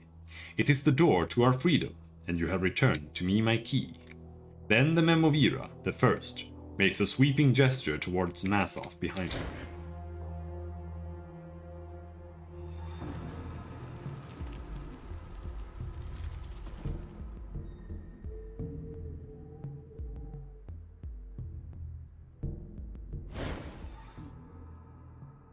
As you can see, my agents have retrieved the resonance chamber from the reef. With Massoff returned, we can use the chamber to sever the tidal connection that draws the sorrow to us like a warmoth. Then we will be free forever. From the sorrow, from having to hide in Mila West or this wretched bloom. From all of our sire's stratagems, we will finally be ourselves. You didn't notice while the first was speaking, but Markina's eyes are staring at one of the first's companions. She actually looks frightened. If it's at all possible, she looks paler than normal. Gosh! Impossible. Has my mind failed me again? Now that she says his name, it's obvious. This is the man whose body you inhabited in Matkina's mirror caster so long ago. His only reply is a leering grin. You're dead. I killed you. Her brow furrows. Didn't I? That's certainly what you remember. His unpleasant grin widens. Our freedom is finally at hand, thanks to you.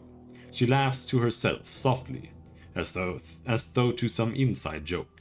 I have no doubt you have questions. From what I hear, you always have questions. You may ask them while Massoff finishes his work. Ironic that the one he meant to snuff us out is now our savior. Maybe I won't have to kill him.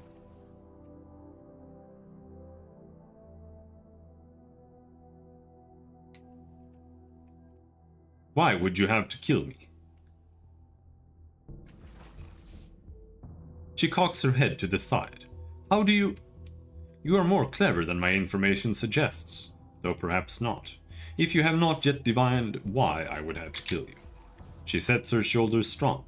You are his key, the catalyst he created to activate the chamber. He would use it to subsume all of us into himself, to kill us, do you understand? I have been trying to stop that from happening ever since I learned what our sire's true plans were. Then, when you spoke to Masoff in Ossifagan, using poor Zarian's body, I knew he was close. I knew where you would appear, but not when. I have been watching Mila West ever since, waiting for you. What, were you the Chimera, or what? She crosses her arms. When you escaped the sanctuary, I panicked. Years of planning undone. But then you came here, to me. The trip to the heart was a fool's errand, you know. Whether you succeeded or not, I would have what I need. Either you'd be dead and our sire's plans with you, or else I'd have Masoff back to enact my own plans, and our sire's plans would no longer matter. Your plan will kill the cast-offs. I won't let that happen. She shrugs. Try and stop me. I was always going to have to kill you anyway. Go ahead and try. I'm ready to learn something new. Keep him away from the chamber. Paint the walls with his blood.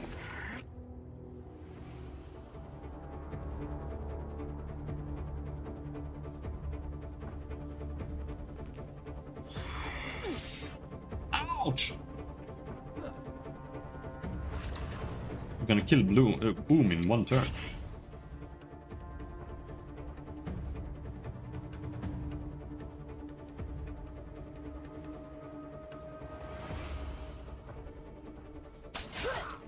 Man, why did he become invisible? He was the only one I was going to be able to talk to here. I definitely won't be able to talk to Tosh. Taj, not really. Zarian, though.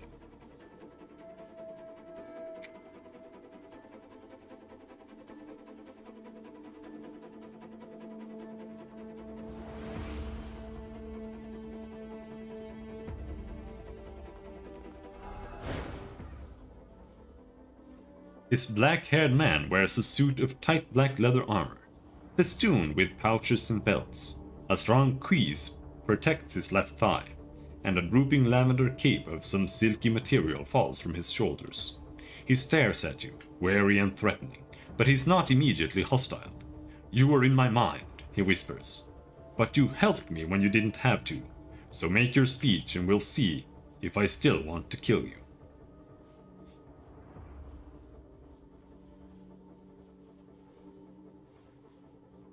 Convince him to come to your side by telling him the truth of the First's plan. God damn, dude.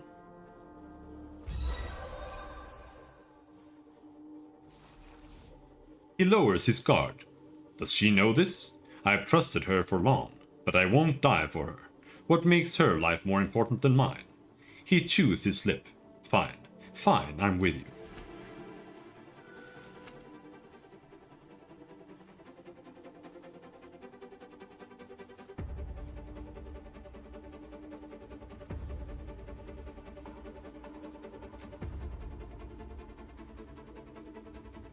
My sisters lend their strength.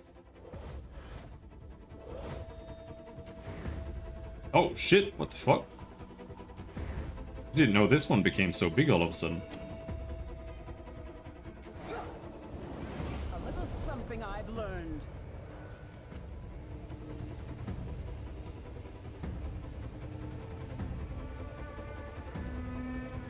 Let's do the hide combo. Hide. Warp dash. I think we'll have to kill Taj for sure. I will gut you.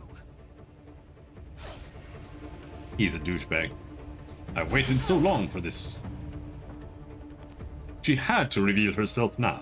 Couldn't wait until I'd finished the work. Oh, I like seeing you bleed. Out of the question. I do not end like this. Now, we have first cast off, Tosh, Alistige. Well, where is the last one? Stop just standing over there. Paj, though. Don't we can convince Paj of anything.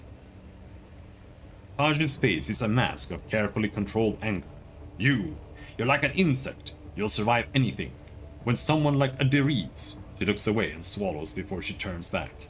Her eyes harden. But we've got you where we want you. Now we'll stop the coward's plan for good. You know I wasn't responsible for Aderiz's death. Do you really want to be on the side that was responsible?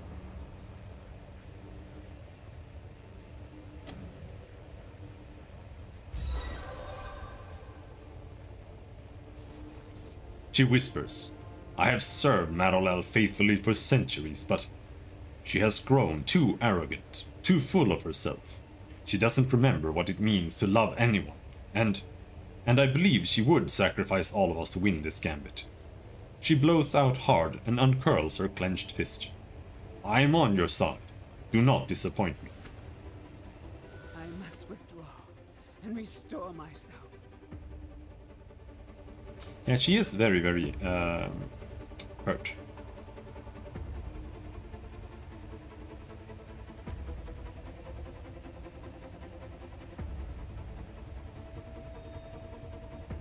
So what if we teleport, like, over there somewhere? Forms collapse into a single reality.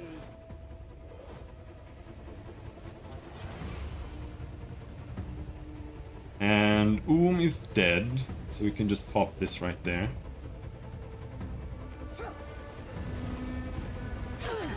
Taste your death.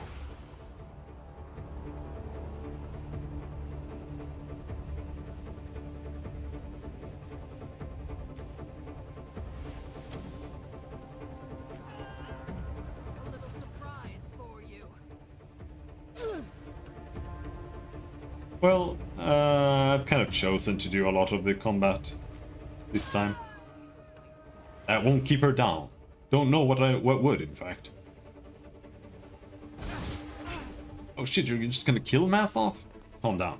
Aha! That explains where the singing noise is. Something, something. Okay, hello. I feel terrible.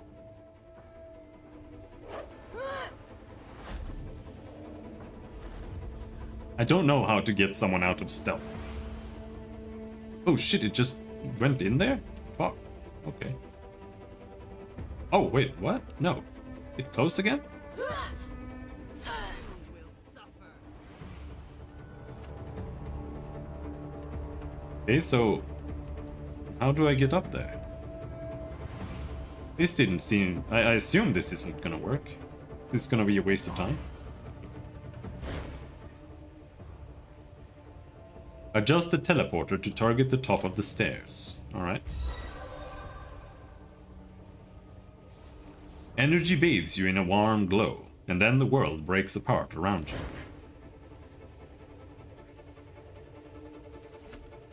I must withdraw and restore myself.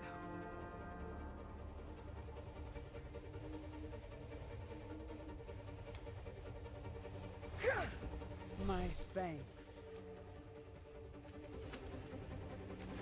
Where's this last one?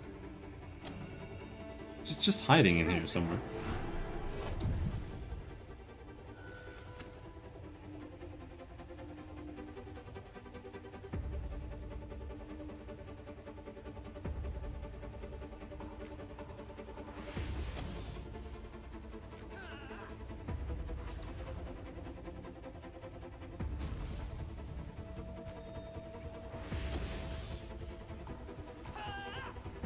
This should be spectacular.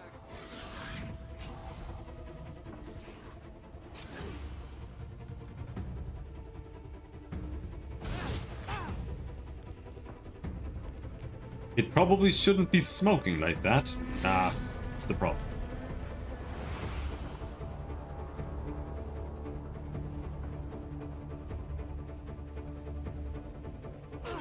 Don't kill Massov. I don't want Massov killed, but I mean... Yeah, she's dead.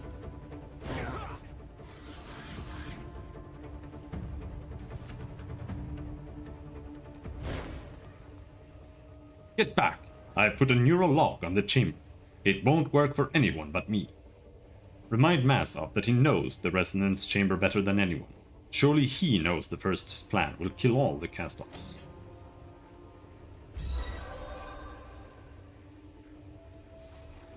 He scoffs. That's ridiculous. We're just severing the tidal connections, the thing that draws the sorrow to us in the first place. How could that possibly? He trails off, gazing into space. His lips continue to move as he does calculations in his head. He blurts out, "Skist. Skist, you might be right. Even if you're not, that's a heavy chance to take. I'll remove the neural lock. You should be able to activate the chamber yourself." He wipes a hand over his face. "This thing's been nothing but trouble since our sire started it. I wish it had never been built."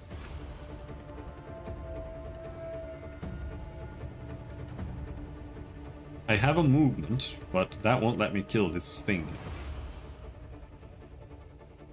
I wonder if I can heal him. I can't.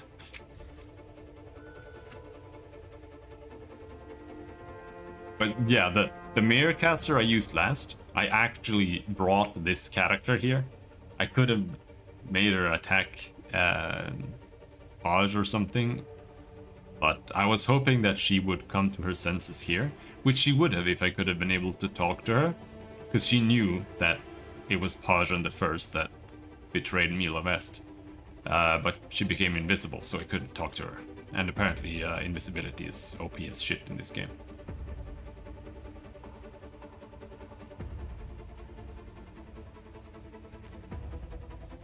My sisters lend their strength.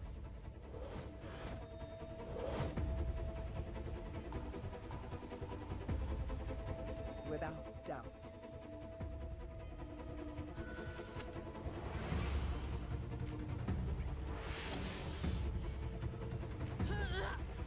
I will gut you. As if there were any doubt of my skill.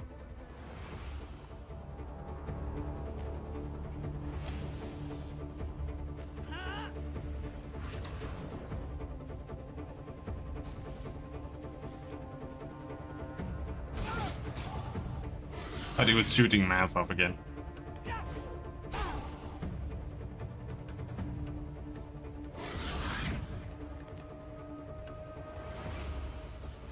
I need to shake this.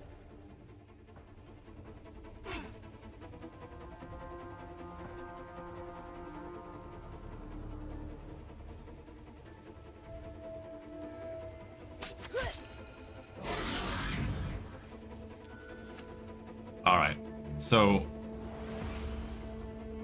now we can use this thing. On it.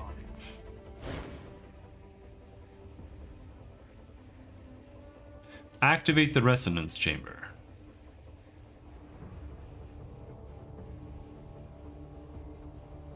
Faster still as you reach out to touch it. Why would I activate the resonance chamber? That's not what I want to do. Disable the shield walls blocking the stairs. You close your hands over the 16-sided shape representing the status of the shield walls, and they shrink and disappear. The power running along the stairs stutters and fades. Okay, so I need to do that. It's just gonna do something special. Okay. I don't really remember. You are no match for It's me. hard.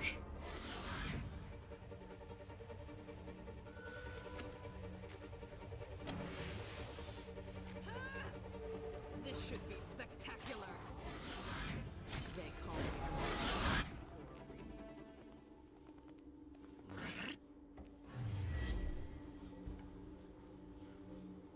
That's the stuff. Thank you. Huh? Let's go. Survive the Sorrow's attack long enough for the resonance chamber to charge. Tremendous power courses through your body, building in wave upon wave. The resonance chamber has not even fully activated, yet you feel as though you could take on the Sorrow by yourself. None too soon either. As reality comes back into focus, you sense something has changed. The Sorrow is breaking into the fortress. The power of the chamber might protect you, but not the others. You'll have to help them survive until the chamber can fully charge.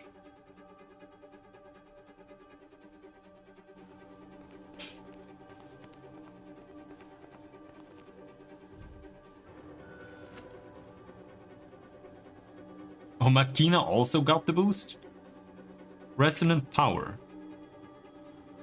Active entire crises. Absorb all damage dealt by the Sorrow or Sorrow Fragment and weapon damage. +5 when attacking the Sorrow or Sorrow Fragments.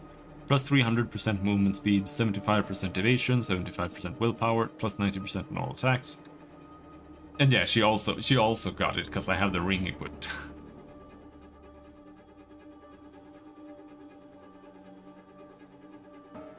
Alright, so let's just run over here. Just what I needed. And Ego Blast them. Didn't do that much damage.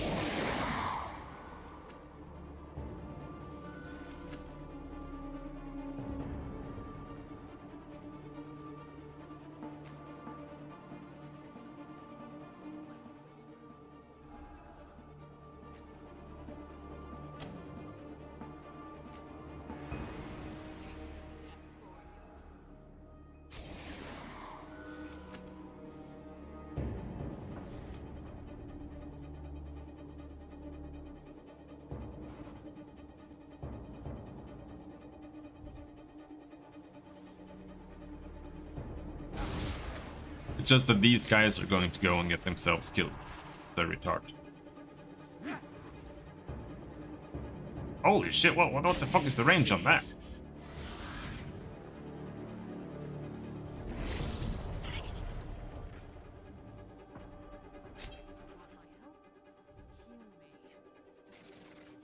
Holy shit! Why did she take like giga damage? Or was she that damaged the whole time?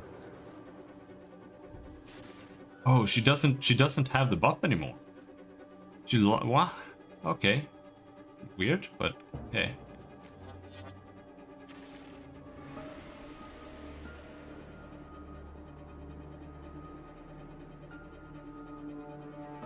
There's one Sorrow Fragment, there's one. So we can really only kill the one here. Didn't see that coming.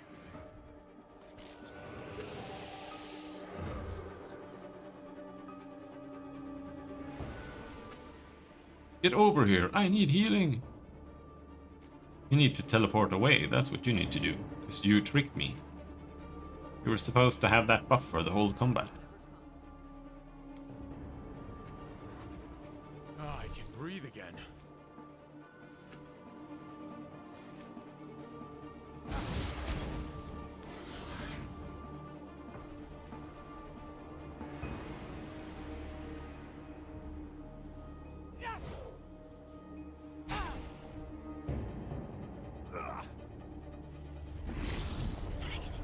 They keep AoEing each other.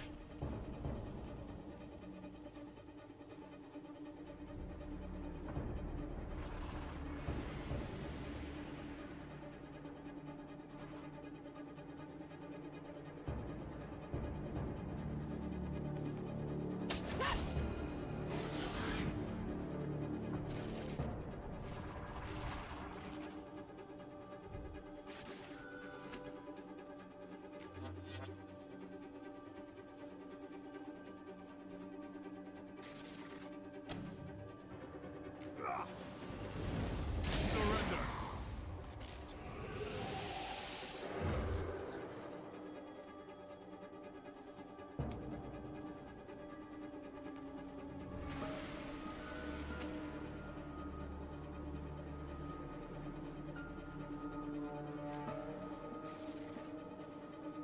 My sisters lend their strength.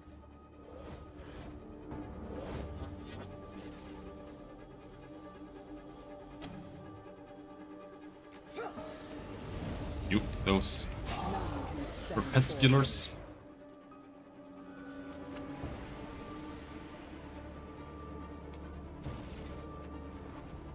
Thank you.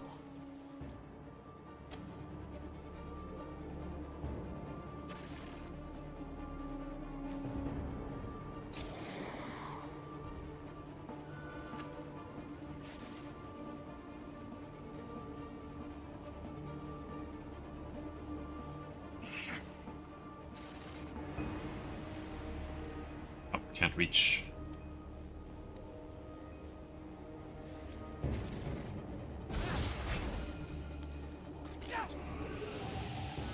This mech I made is such a piece of shit.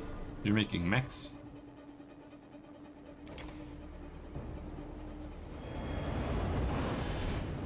Okay.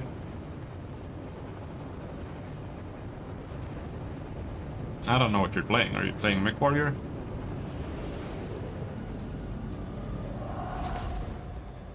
I haven't tried Mech Warrior 5 yet.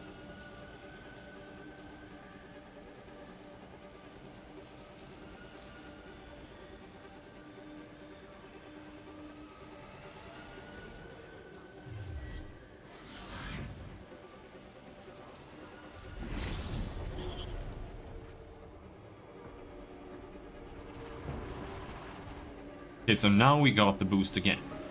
But Marquina's only it's only gonna last for one turn.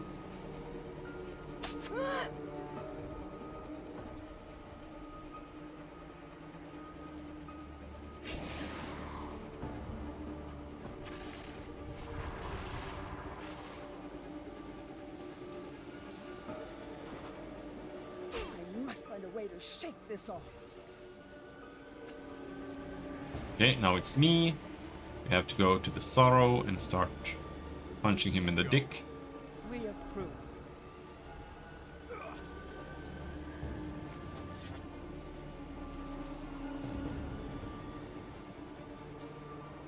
Yeah, nuke those two. They're the smallest size of autocannon but long range. I don't know what you want in this game. My sisters lend their strength.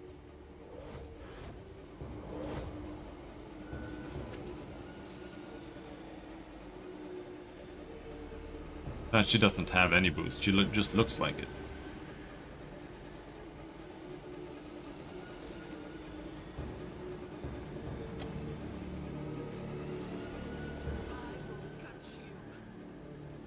Bam.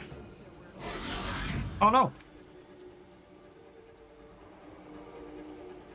Oh.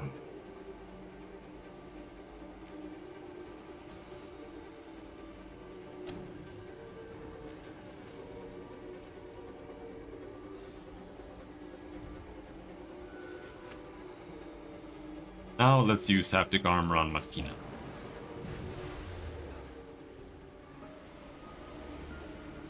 There. Now everyone has more armor.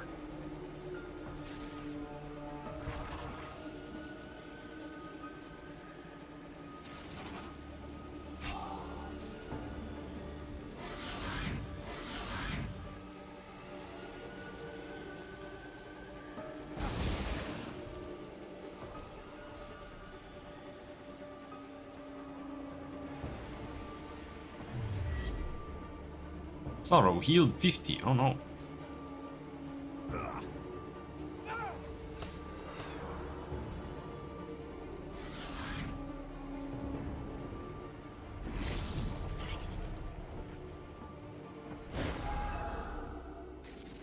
The Sorrow has built up an alarming amount of power.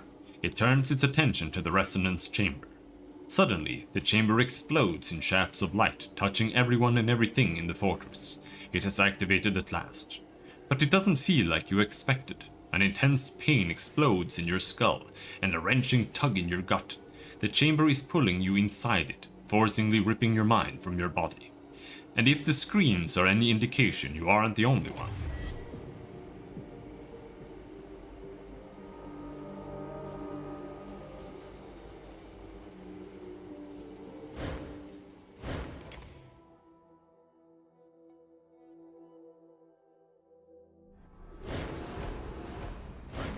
Something new. The familiar figure of the ghostly woman looks around her, seemingly even more confused than when you first encountered her in your mind.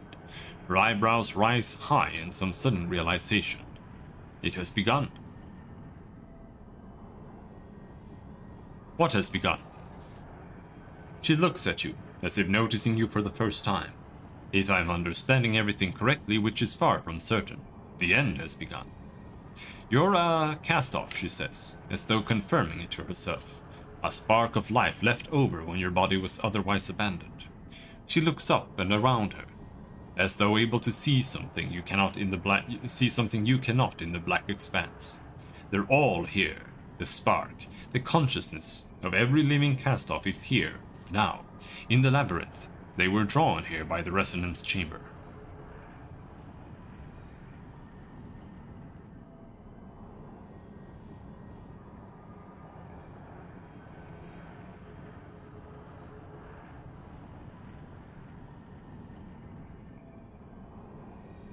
I thought the chamber would merge all the cast-offs into a body, not the labyrinth. The chamber was just a lever. She speaks as though she just learned this information herself. The minds of the cast-off can still be merged into a single body, but not by flipping some switch in the real world. Your fate and that of your siblings will be decided here, in the labyrinth that connects you all, that has always connected you. There is a place called the Resonance, she intones, a floor in the deepest fathoms. Eyes still closed, she points to a new portal that wasn't there before. The resonance lies through there. You must find it. Your body is the key.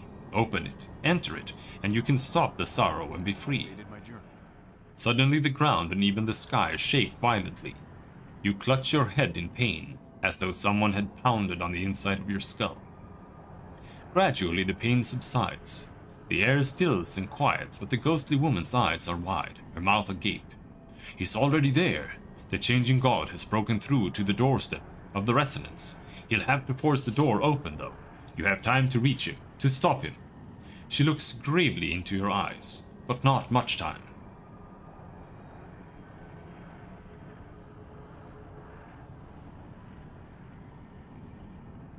If all living cast-offs were drawn to this place, then where are they? She shakes her head sadly. They are lost. The chamber drew in their minds and then trapped them, each one with an illusion made from their fears and regrets. I can feel them now. Her eyes shut tight and she bites her lips. Their pain, their torment. They don't realize where they are, and they cannot escape, not on their own. I'll try to stop him. Farewell. Wait, there is one more thing. The labyrinth has become a volatile thing. Everything is changing. Even now I can feel the portal that leads to the resonance trying to close. Make sure you have everything you need before you descend, for once you start you may not be able to return here at all.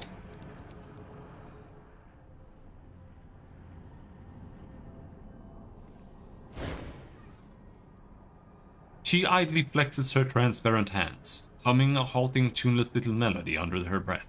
The connection between you pulses with the rhythm of her song. Talk to Syria. I like your mind. Nice high ceilings. Okay. Yes. Cool. Glad you like it. Yes.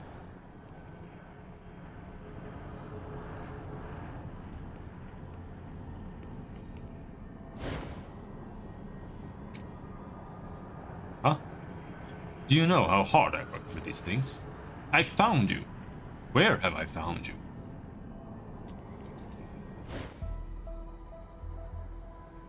The woman strides toward you, all confidence and grace. She has none of the fear and awkwardness you remember. And yet the eyes are still rings. The fear is gone, but the bright spark of innocence and joy is still there. Brighter even. She squeezes your shoulder with a firm hand. Damn, you haven't changed at all. You're exactly like I remember you. I mean, warmth and welcome on your road, stranger. Been? When she laughs, it's like a song, like the sun bursting out from behind the clouds. Yes, it's me. She cocks her head in the unique way Rin used to, looking at your pack. You're still carrying Tyria, aren't you? Your expression seems to amuse her, she laughs and says. That god of fighting I gave you, remember? God's about, I can't believe he was strong enough. I was just a kid when I made him, and it doesn't really look yet like you've aged much at all.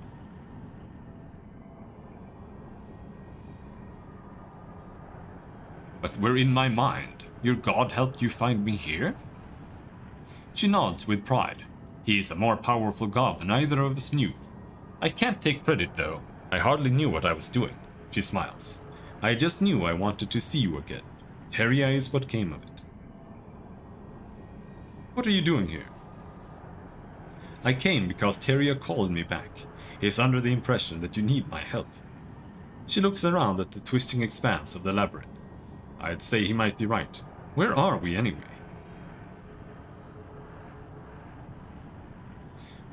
In my mind, the sorrow attacked again after you left. That sounds terrible. No wonder Teria called me. Well, I am here to help if you need me.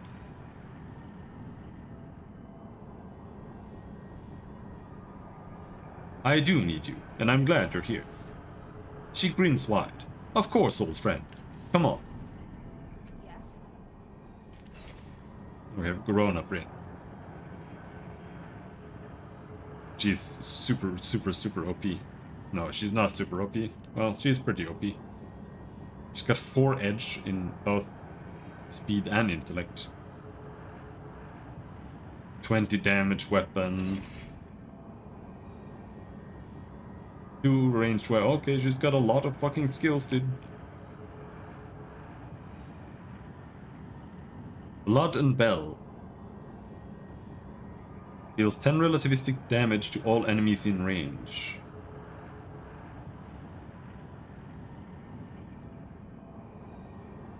All other party members gain +10 on all tasks, +1 damage on all efforts, +4 cipher limit.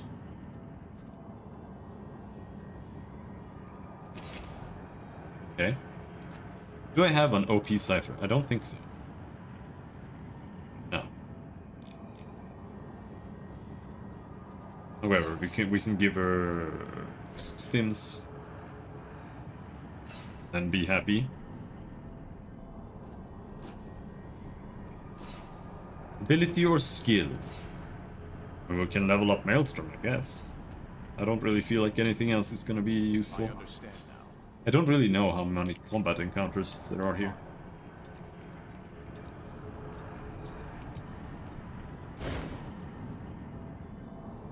The hazy form of Artaglio, a captain of the Irregular, stands here. He's staring around the column as if trying to place what he's doing here. He holds up his hands, and he stares at them. Through them. I suppose this is immortality of sorts, eh, cast off? Talk to Artaglio. What a place you have here, cast off. Do all of you have one of these in your heads? He leans in. I'm hearing all kinds of whispers, you know. Like there's more in here than we can see. How are things here, Artaglio?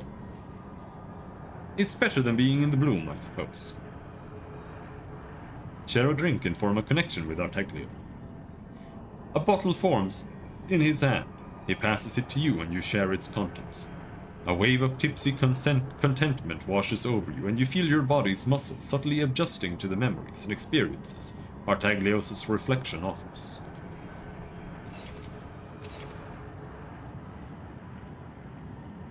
All companions in short range gain Artaglios' cunning, +5 initiative, +15% willpower, +10% on persuasion tasks, +20% damage. Damn. What's Lady Ange doing here?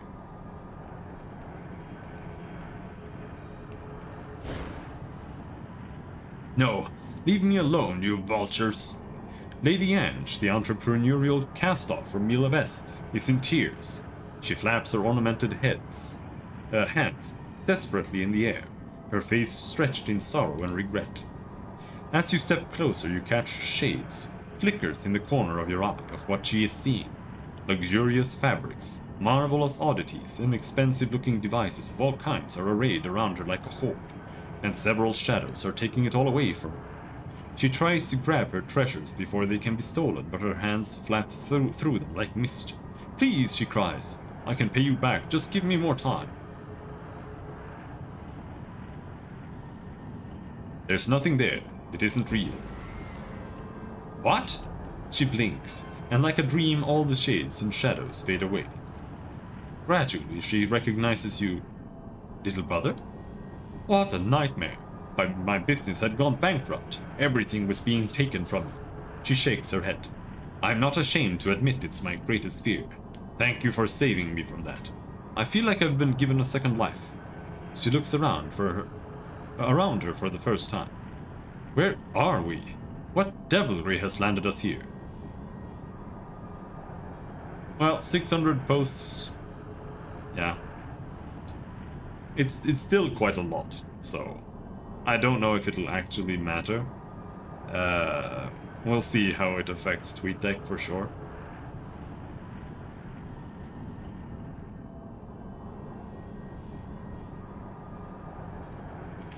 But it's still stupid.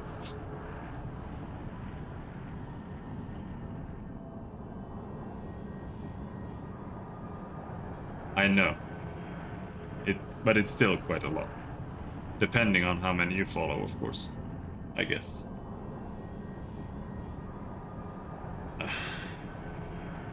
Not so sure.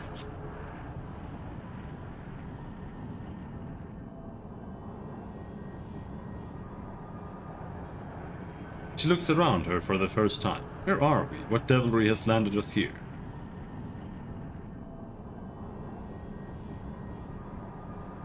A place called the Labyrinth. Some kind of psychic construct.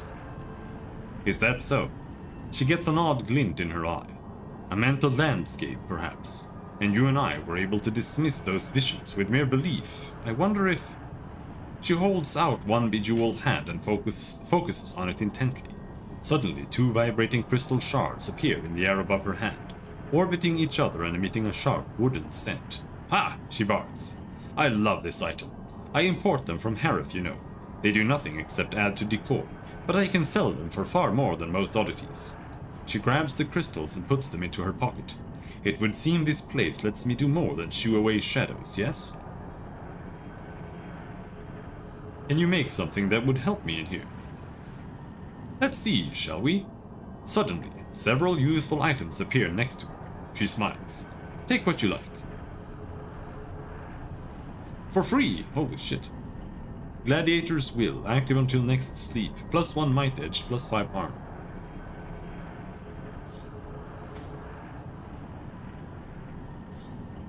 All of it for free, holy shit. It's the most...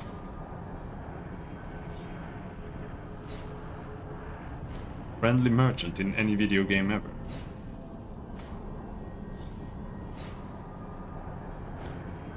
What is this? Heavy melee weapon. I mean, I'll take it, but I don't need it. Patronel artifact. 12 energy damage. It seems a lot better than cannot be unequipped. Oh, fuck off. Temporal hammer. Sapient blade, heavy melee weapon, speed. Okay, so no useful weapons, I guess.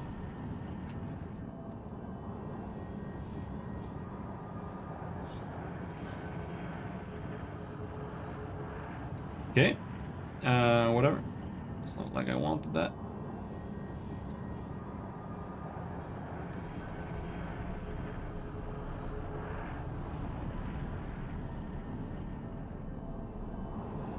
I'm ready.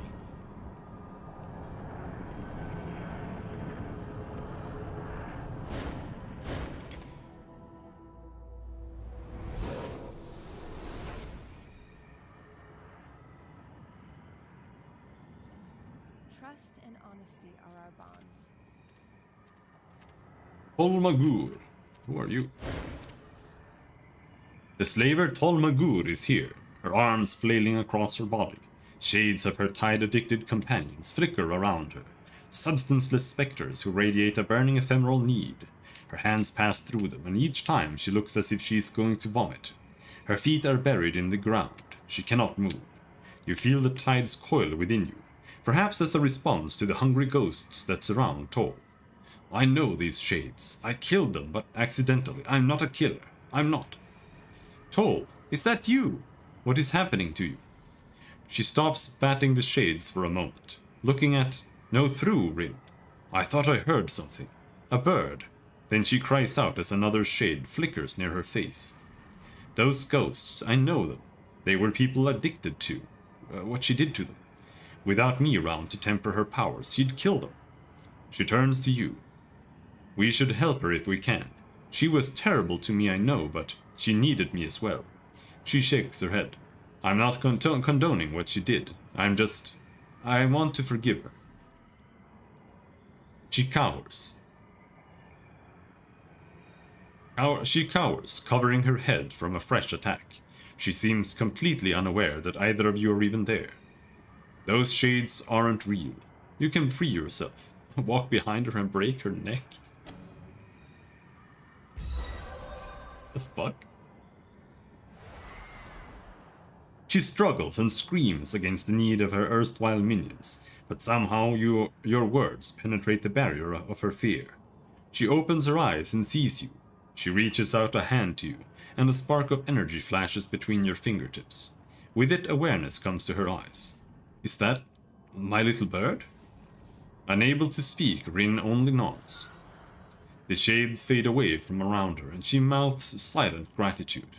She rests her weary head on the floor of the labyrinth and sinks into the ground, leaving no trace behind.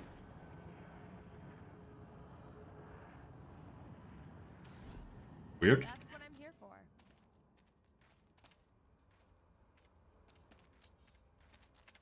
You bet. We got the Philetis. Is this guy also gonna be mad at me because I used the tides on? As you approach the Philetis, you see that its glass mask or face is covered in a spiderweb of fractures identical to those you inflicted on the Philetis outside the clock tower. A septic mist hisses from the cracks, sinking rather than rising as it dissipates. The Philetis says but a single word, maroon. Without further explication, it seems to turn in upon itself, and in an instant it is gone. And they got really mad at me for that. That's what I'm here for.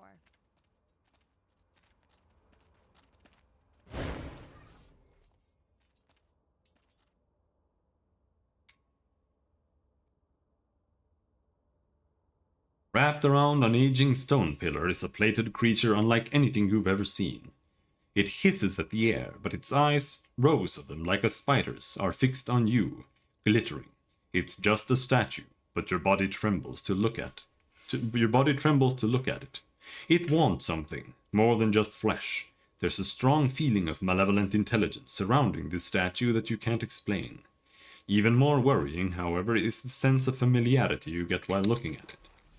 The creature doesn't fit any kind of classification in the Ninth World, and it appears too intelligent to be one of the created Numenera.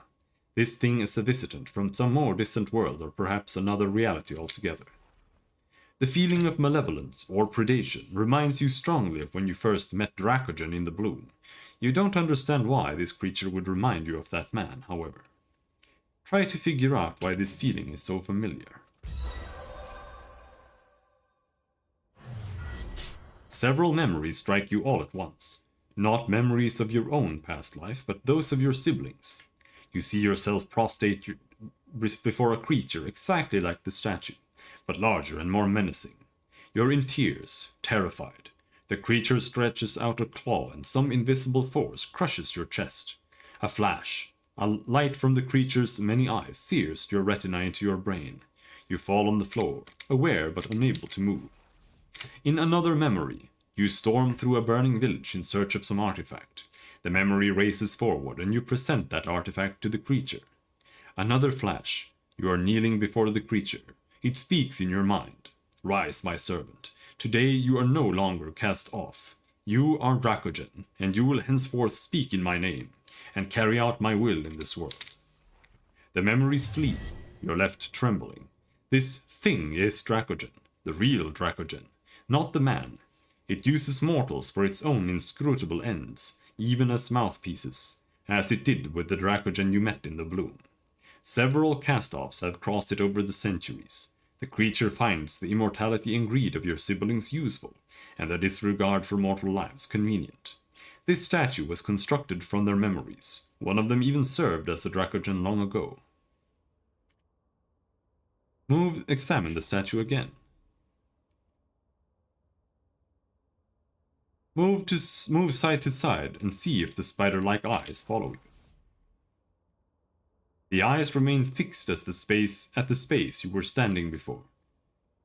Perhaps you just happened to notice them when you were standing in the right.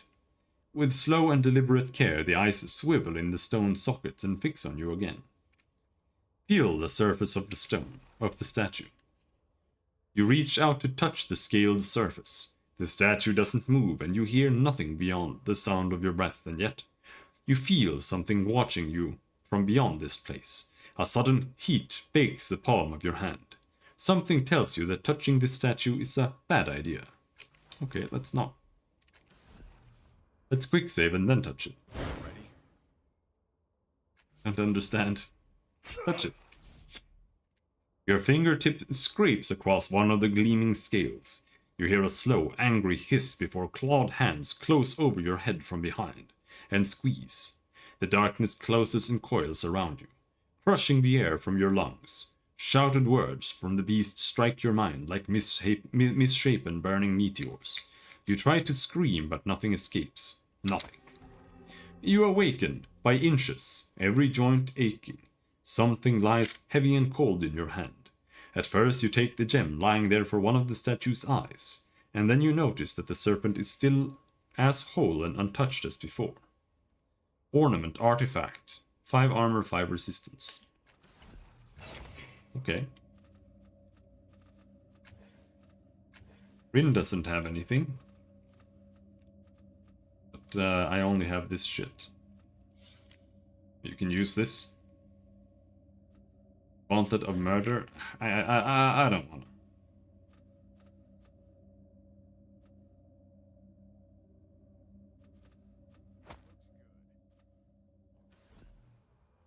Of course. Yes. Every time Modern Warfare 5 spawns in any enemies, it drops frames. Yeah, that's embarrassing.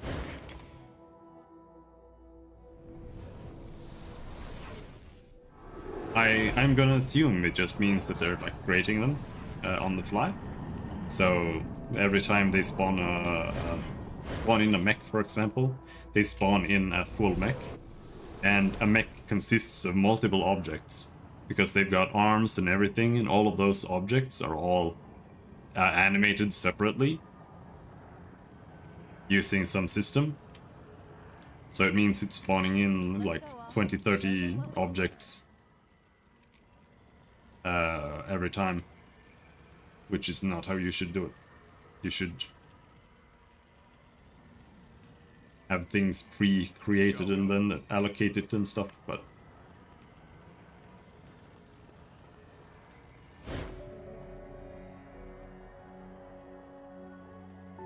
Matkina holds her weapons tightly and screams. As you come close, the shadows around her solidify. She is relieving the horrors of the attack on Kolm, and for a moment you're there with her. The first militia lashes out with her weapons, and the villagers transform into their monstrous forms again. Her weapons have no effect, and her dying friends scout blood that washes around her boots. Nang! Tick! I'm so sorry, I didn't know. The faces in her nightmare change and twist. You see the first mask. Har's face. Melmoth, the Memoira. Countless faces, jeering, mocking, spilling their contempt across her. She fights savagely against the faces arrayed against her, each another stone in a wall of betrayal and mistrust. She's muttering and whimpering as if caught in a living dream, and you can hear her whispers. Traitor, murderer of dreams, butcher. My fault. Must scatter you, burn you. Customization makes it complicated, possibly? I don't think so. Not really. You can just keep it in memory, most likely. For the weapons, I don't think it would take up that much.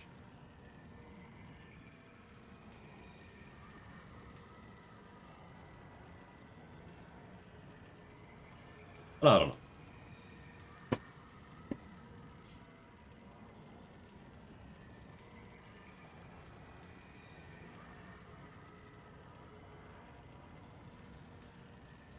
Because what you need is an object pool, right? You need to have a pool of objects just sitting somewhere. Like maybe that could be like a whole mech. And then you need to load in which pieces the mech consists of. and just pull that there. But depending on how it works, right, you would already know what you need to load in eventually. So if you have a mission that's like pre-programmed and you know what's gonna spawn where and when, then you know what's gonna be there. So you can just load that ahead of time. So I don't know.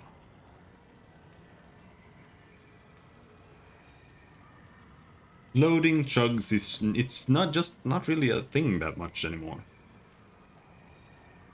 So it's just a sign of bad programming, in my opinion. The faces in her nightmare change and twist. You see the first's mask, Paj's face, Melmoth, the Memovira, countless faces, jeering, mocking, spilling their contempt across her. She fights savagely against the faces arrayed against her, each another stone in a wall of betrayal and mistrust. She is muttering and whimpering, as if caught in a living dream, and you can hear her whispers. Traitor, murderer of dreams, butcher, my fault, must scatter you, burn you. Is MechWarrior 5 Unity, or is it Unreal, or is it some other engine? I'm here, Matkina. You don't need to fight anymore. I'm here, Nang, she says. The shadows leer and twist around her, and a distorted version of Paj's face looms in the air. She raises a flame lance high over her head and strikes swiftly. Matkina knocks it aside, plunging a knife in the shadow's body. The ferocious heat from the lance washes over you even as the lance vanishes. This illusion's powerful, too powerful to just talk her out of it. In a whisper almost too soft to hear, you hear Matkina say, I don't want to fight anymore. Shake her to snap her out of it. Come on, Matkina. You put your hand on her shoulder to shove her, and she lashes out, quick as lightning. You snatch your hand away just in time. Come on, cowards, she screams. Come and fight. Come and die for what you've done. Try to shake her again. You reach out again, barely pulling away in time to avoid her blade. This isn't working. Her illusion is too strong. You sense the knowledge. You need to help her is in the labyrinth somewhere, but not here in this family. Whatever you need. UE4. Alright. Go.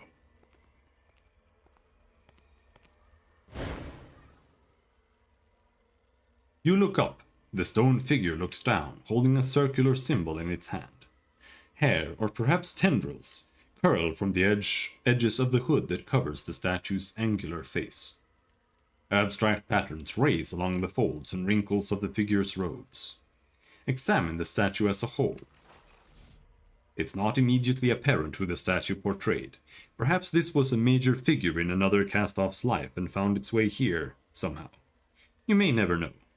The symbol itself is a collection of shapes, a cross within a square inside a circle. It seems familiar now that you look at it more closely. It's not simple stone either. It's you. It's you draw a thoughtful breath. Memory, tangled in stone. A system of bounded power echoing upon itself.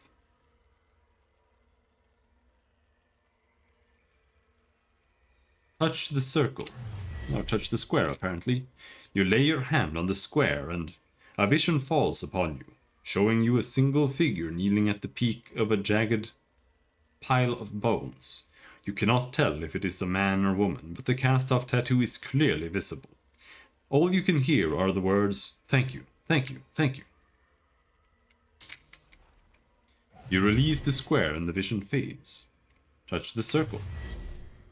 You brush your hand against the circle and a vision enfolds you in its arms, showing you a ghostly woman's face, the same ghostly woman you met in the calm of your mind. Anguish fades from her and then the translucent light, long before her face is flesh once more. Touch the cross. You trace the cross with your finger and a vision cracks open your mind, showing you a billowing, towering creature screaming with 1,000 mouths. She is devouring herself. She is the Avenger, targeted for revenge, and she is dying. Pull the symbol free. You lay both hands upon the symbol, pull, and a vision unfolds before your eyes. You tower over the world, crossing it with great invisible strides. Faces blur beneath you, a sea of them, but all of them have one thing in common. No cast-off tattoos.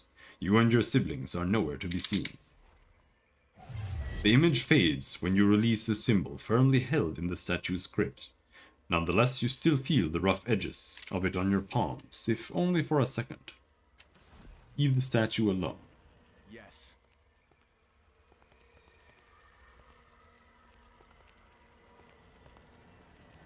Yes.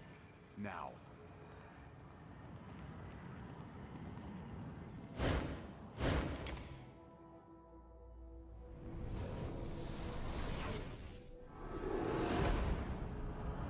Go.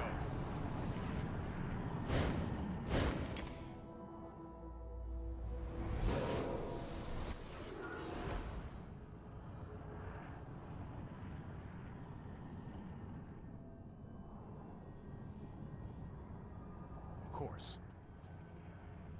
Bloop. We're swimming. Efimpi. Hello, Efimpi.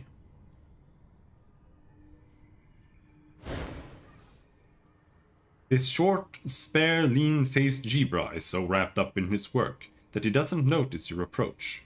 His multicolored scales look like they were patched together from an avalanche of shreds and scraps. He squeezes a strangely ticking device in his left hand, regularly checking the readings from his instrument.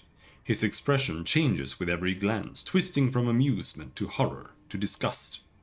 Rhizomes are the answer, not trees, he mutters. We should never have believed in trees, roots, and radicals. They made us suffer too much. He looks up at you in sudden surprise. You're not a Lacuna? Then we are linked, you and I, by life and memory and torment. Tell me, brother, what was the nature of your illusion? He watches the device in his hand, as he awaits your answer. If there is no root, then even our sire is a sibling. We are all one. What illusion do you mean? We suffer more in our imagination than in reality. All of our brothers and sisters have been drawn into this place, to keep us here while we await our destiny. The labyrinth constructs illusions from our fears, nightmares from our own self-inflicted torment. It takes the serenity of knowing oneself to free oneself. A shadow passes over his face. I was confronted by a scarred man from my past. Were I not certain that I had already truly forgiven him, I would not be speaking to you now. Have I forgiven him or myself? What is the true nature of our regret? Can we free others from their illusions? All that consists is real, and the face of consistency is the abolition of all metaphor. Some can free themselves, as I have. Some merely need to be told that what they fear is unreal. The rest? He squeezes the ticking device again. It ticks faster and he scowls. The rest are more difficult. I suspect that if one steps into the metaphor with them, takes their hand and leads them out, they can be freed. But you must understand the nature of their regret. I have been unsuccessful in that so far. That explains why you couldn't break Matkina from her illusion. You have to understand the nature of her regret before you can help her. Maybe studying her illusion again will help. Who are you? He looks up from his device and blinks. Who are any of us? I am a part of all we have met. I am that part of you that can hear what you are saying. Looking down, he gives the device 2 sharp taps. Efimpi, he adds. What's a lacuna? Figments, constructions fabricated from our collective consciousness. Take Loyan there, for instance. He points at a thin blue gibra nearby. He is neither a cast-off nor a reflection. There may once have been an actual gibra merchant named Loyan. I don't know. Or perhaps he's an archetypal conglomerate. Regardless, he is a dream, created entirely by the labyrinth. He doesn't even realize where or what he is. What's that device? Perhaps it is also an illusion. He frowns. I seek to understand the nature of our shadows. Speaking with the others have been fruitless, so I observe, I measure, I hope. It is the latter that will be my downfall, I am certain. Farewell. Absolutely. I'm here to help.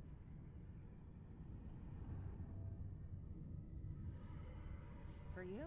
Anything.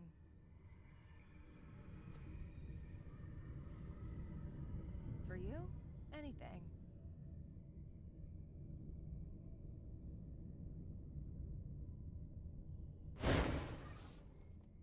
The wiry Jeeber gives you a nod as you approach, his lips crooked into a friendly smile, although his relaxed posture suggests a measure of comfort with his surroundings.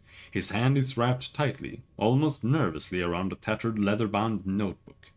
Inexplicably, the book seems unaffected by the water. Loyan Stolz, he says, with another nod, census taker and demographer, plenipotentiary, by appointment of the Jiash. He opens his book, leaning it back so its contents remain hidden. He pulls out a quill pen.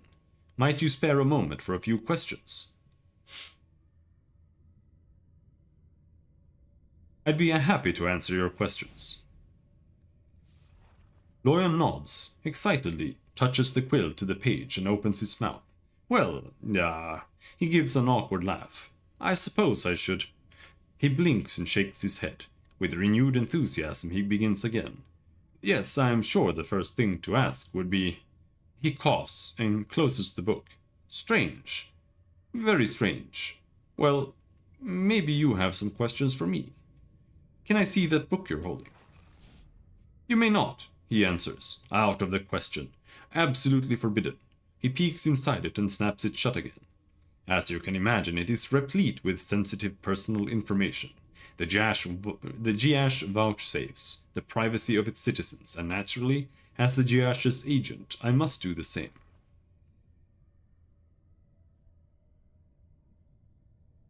Actually, I'm from the census office, and I need to check your work.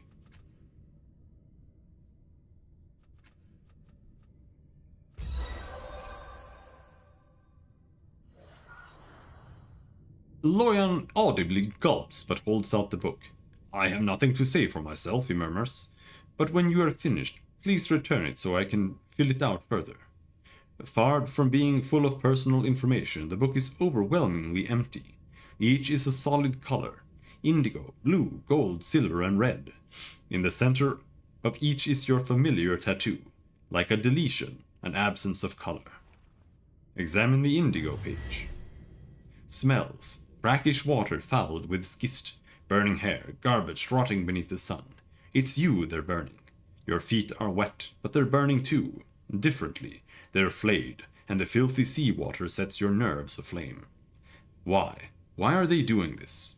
Through the smoke, through the pain, you see a ruined land, poisoned, stripped, murdered. The natives want you to look at a stone tablet. They gibber about a contract graven in the rock, generations ago. A trade, a promise.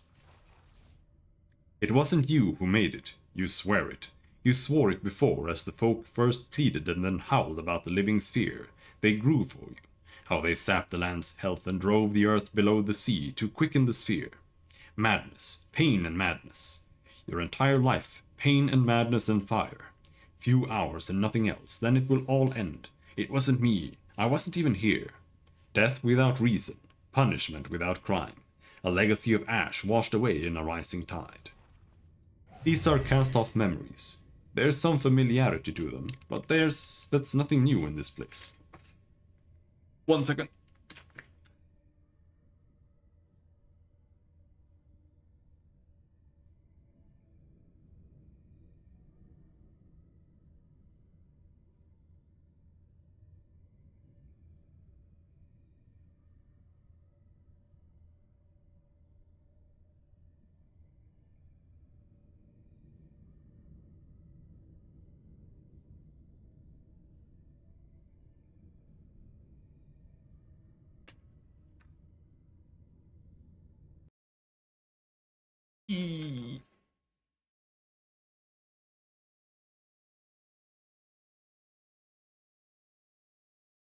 Oh, right.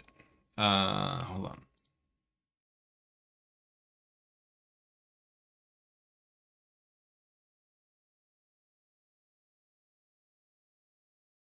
There. Mm-hmm.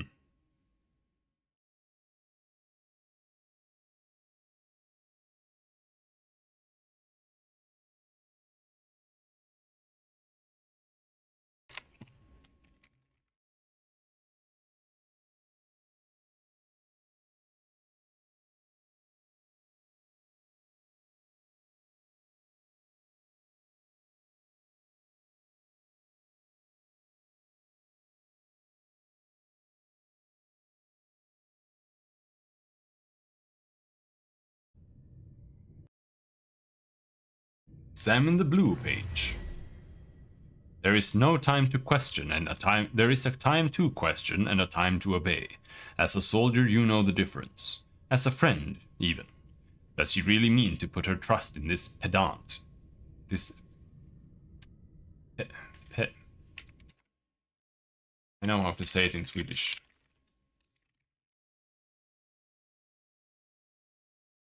How loud is this?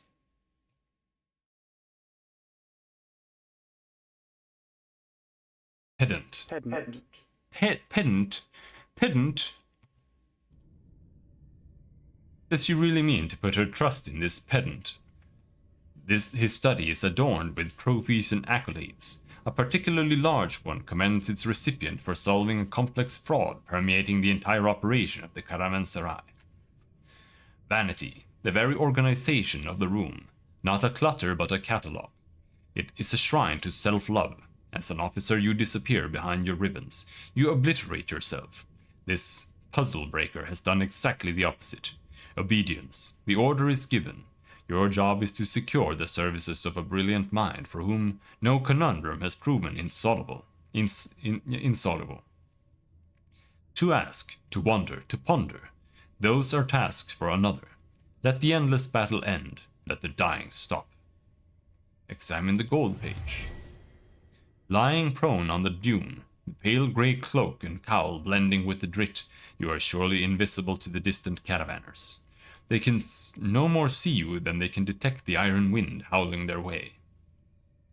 They are ignorant of the line being drawn across their lives, as ignorant of the calm before as they are of the coming storm. Later this moment will matter. Not just for them, for the wind can know no master, but what it sows can be reaped, its fruits fermented into toxins.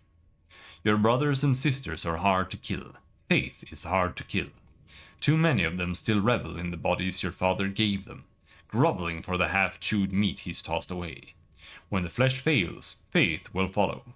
No one loves a father who can't protect them. The drit begins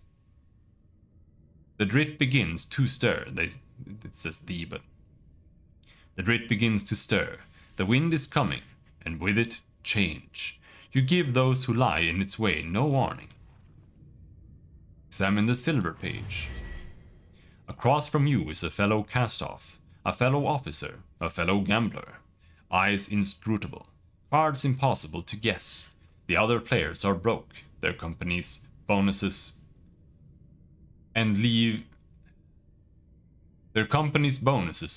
and even materiel pissed away at the table. Tomorrow some will die for want of shield ciphers. Others will live because the captain drew a trump card. Chance. But iterate chance enough and the probabilities will become inevitable, and the battle never ends. It's leave you are playing for, you and your soldiers. Nearly every company is being sent to Ansaw to deal with the Chalcedon's assault, but one lucky band will have a milk run and a good debauching. Not yours, though. The cards in your hand are low. You know your bluff will be called. Tomorrow, your grunts will be in the thick of it, and this Loch Nibber will be playing nursemaid to an Eon priest. Luck. Dumb luck. Grinding beneath it all pride and striving. Examine the red page. You're singing. You were born singing. It shifts your senses away from the smells. It shifts your mind away from the shame. You like the doing of it, the escape from being trapped in your own thoughts. You've seen others that he made. Cast-offs. Strong and fast and beautiful. Human. Even a Jibra, once. Swift swimmer, smelling of burnt copper. To yourself in the dark you sing of them, and their lives beyond the ghetto's bounds. You could leave, couldn't you? Any action, any change would surely be better. But perhaps not. Every song has its place, the space that holds its sound best, where echoes and reverberations harmonize. This is your place. He locked you here for better and for worse. You are your own shackles, so you sing. So many memories, so many lifetimes trapped within this place. The weight of it is overwhelming. Return the book to Loyan. He seems happy to have it back.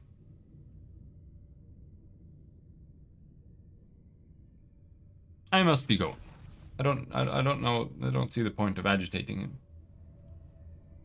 That's what I'm here for.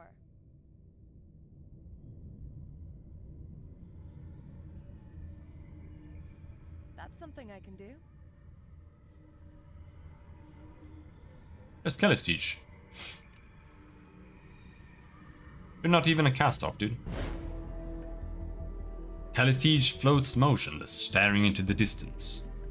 Her echoes are likewise motionless. All of them arrayed in various poses like broken and discarded dolls, all of them staring at the same point in space. Nothing you say elicits any response. When you reach out to touch her, to shake her from her stupor, you see that her hands are clenched into fists and her body is trembling. As you touch her, you are moved in time and space to somewhere else. Images flash in front of your eyes, a cascade of other places and other times, and other worlds that barely resolve from a blinding blur. You clutch at a single image, letting it bear you down into the endless chaos. Celestige lies on the bed, a skeleton draped in flesh. Each breath is labored, growing weaker. She raises one trembling hand and drops it on to her sternum. I'm in here. She searches your face for an answer, finding none. Begins to cry. Come back to me, Celestige. She sees you, one long haunted look bearing her away from you and back into the endless tide of other realities. Celestige stands with a box in her arms. Though she is trembling with fatigue, her voice shows no signs of it. And where then shall I go? She listens to a reply only she can hear, and the blood drains from her face. Stiff, backened, and trembling all the more, she turns and walks slowly away into the darkness. Celestige, snap out of it. Celestige whirls to face you, but you lose sight of her face in the onslaught of other Wens. No. Celestige is staring at a jagged piece of metal embedded in her left hand. She gingerly grasps it with her right and yanks it out, grunting with the effort, but nothing else. No! She drives the spike through her left wrist, staring at the wound in horror. She takes hold of the metal, driving it into her arm again and again, higher and higher, until she strikes bone and the blade escapes her nerveless grasp, clattering to the floor. Slap her. Your hand passes through her, a sound like distant thunder submerging you in yet another conflicting reality. You are in darkness. There's no feeling, no light, no air.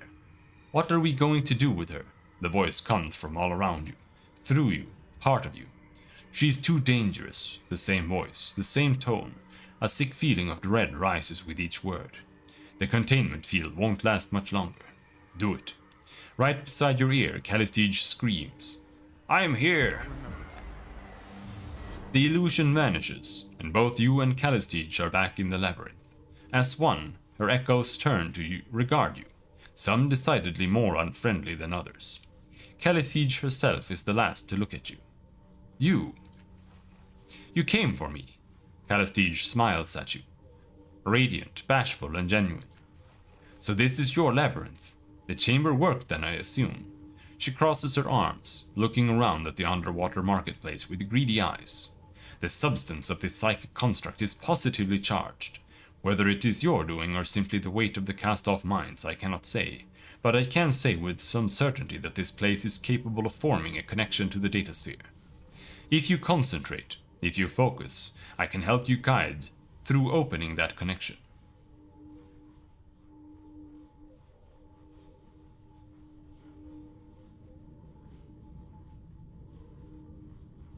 Do you wish to explore the datasphere though, or will you return to humanity? She loses her animation, her sisters gather around her, and all the attention is focused on you. She touches her metal armband. Remove the attractor and return to humanity, or ascend to become something ineffable. This is the moment of decision, isn't it? She whispers, and yet I find myself unable to answer the question. Whatever decision I make here will be irrevocable.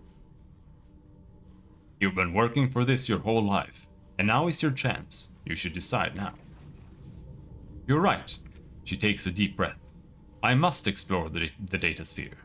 Our travels together have shown me that such possibilities await me there.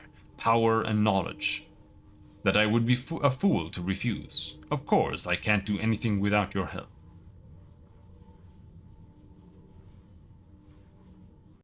I kinda wanna look it up.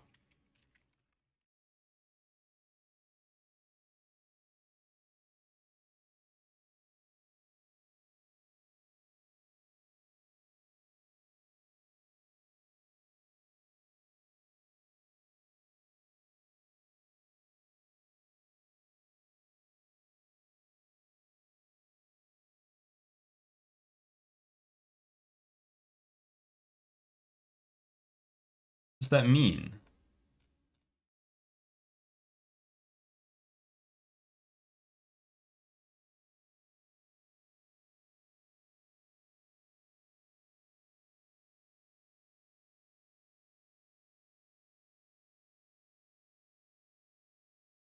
Oh well.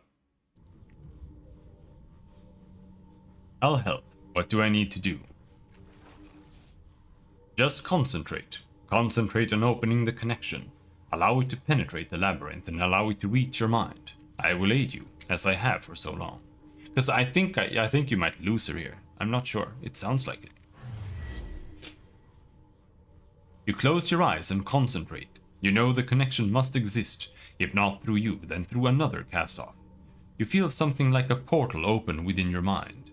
Inside your imagination, a green and glowing aperture that flickers images and numbers.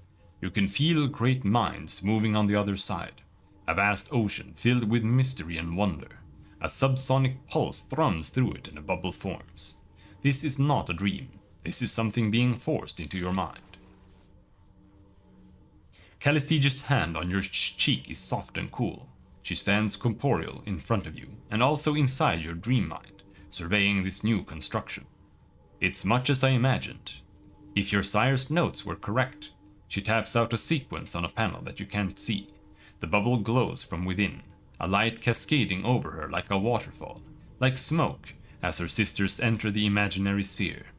Through the sound and light you see Callistege staring out at you. Don't forget me. Her hand disappears from your cheek. You open your eyes and she is no longer standing there. But she is still inside your imagination. I'm ready to learn something new. Callistege, your corporeal companion, raises a hand to you, pressing it against the glass. She starts to dissolve, silver light pouring out from beneath her skin, and shattering her face into 1,000 points of light that fade away. Drawn like moths into the open aperture, the humming ceases, the light gives out, and Callistege's handprints is left on the glass, showing slowly fading away.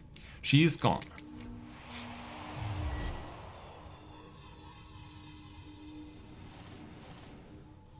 Yeah, that's what I was afraid of. But hey, bye-bye. Here.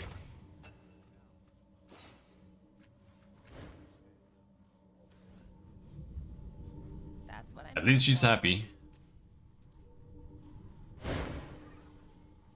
An obelisk thrusts from the platform like a horn or a claw or a tongue. Its party-colored surface has a shimmer to it and a slick texture. Not quite mineral, but not quite organic either.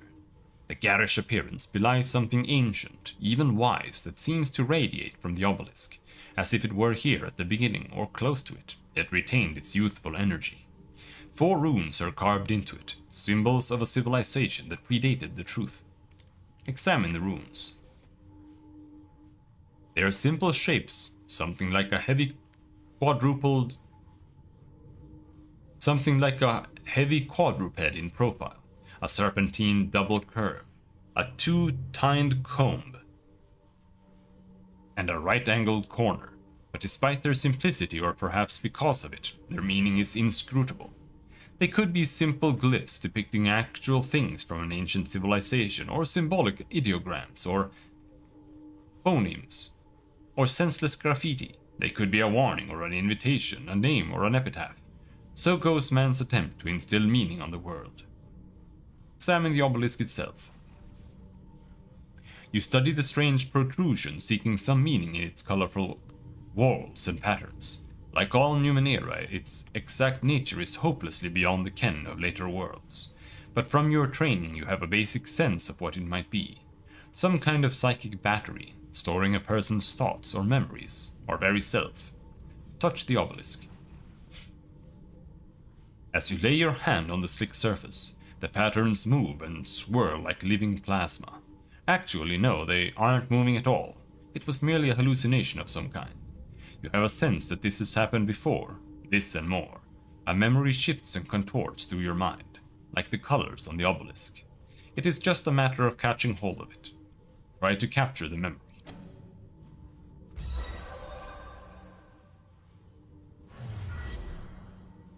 A broad smile spreads across your face as you feel the wisdom welling out from the stone. The two Gibra beside you, who helped scrap centuries of encrustation from the stone, sense nothing. From your satchel you take a fleshy living artifact, engrafted with various devices and crystals. You lay it on the obelisk and watch as one of the crystals begins to glow faintly, siphoning off the obelisk's psychic emissions. You and you alone will reap the bounty of its teachings. As the memory fades, you sense that the obelisk's energy has dissipated in the time you were lost in your own more recent past. The thing that had tapped the obelisk is long gone, so whatever it meant to share has vanished into the ether. Okay, cool. Oh, there's Masov. He survived.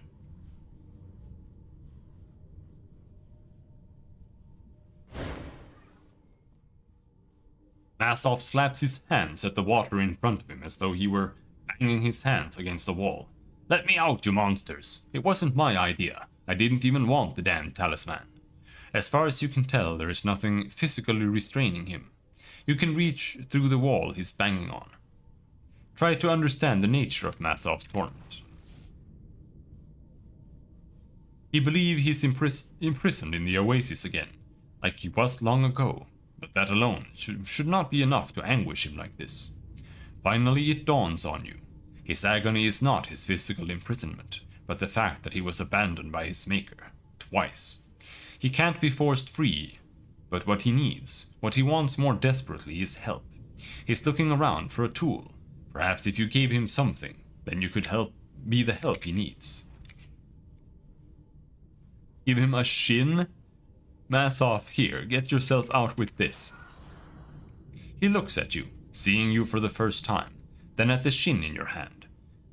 His eyes light up. Ha! I knew you'd come back for me. And you smuggled a shaper key past those damn gibbers. He takes a shin from your hand. Then he kneels down and works at some device you can't see. There's an audible click. Shins are money. He takes the shin from your hand. He kneels down and works at some device you can't see. There's an audible click. The Gibra around you swim away, and the haunted look drops from Masov's natural eye. He looks at the shin in his hand. It was a shaper key. What? He narrows his eyes at you, then looks all around him, his Numenera eye flipping more quickly than you've ever seen it. We're not in the oasis. Of course, how could I be so stupid? How else could the resonance chamber have worked? We're in my mind. The labyrinth is a kind of mental construct. Your mind? Ha! It's a lot more than that. This is a psychic substrate, a kind of mental dimension that connects us to each other, the changing God in every one of his children. Even with all my knowledge and abilities, there were things about the resonance chamber that were a mystery to me. This answers a lot of them. This is the thing that links us all, the plane of our minds. He looks at you again, eyes suddenly wide and frightened. He's here too, isn't he? He would have to be, if he were alive when the machine was activated. He grips you roughly by the shoulders. You have to stop him. He'll be after the core of this place, so we can finish the job, so he can snuff us out and save his own damn self. I need your help. Come with me. Yeah, he looks like he's stealing his resolve. Yeah, I will. Let's... He looks down at his feet suddenly. They're fading away. What the hell? It spreads up to his knees, then his legs. He's slowly disappearing. Damn it. Quick, take this. He shoves a device into your hand. Find him. Stop him. You have to. Soon the rest of his body fades, and then mass off is gone. Oddly, you can still feel his voice in your mind. He might still be somewhere in the labyrinth, but you have no idea where.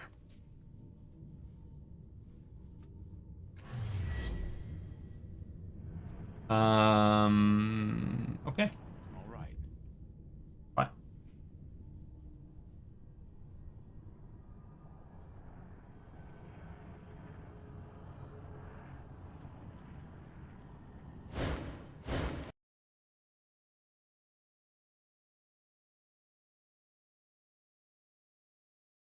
All right. And then we go back here. Find Matkina again. Of course.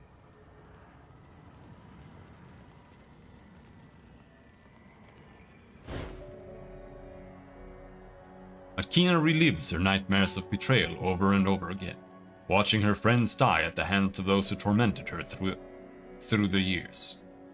Try to understand how you can help her.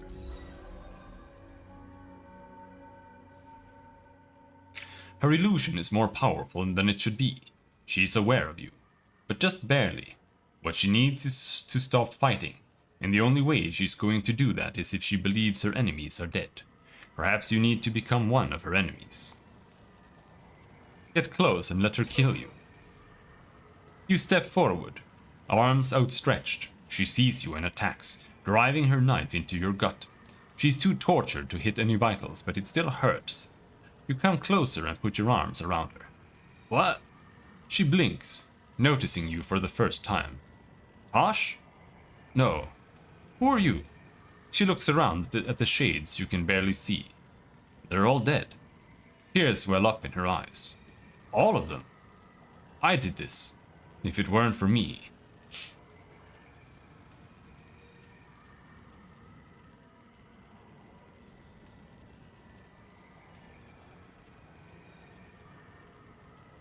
Matkina, I will help you avenge their deaths, but you need to wake up. Her eyes are focused on the ghosts of her past, and they fill with rage. Yes, we will gut them and leave them for the Lachs. I'll remember that. She's not looking at you, she's not talking to you. But then her head snaps back and she sees you for the first time.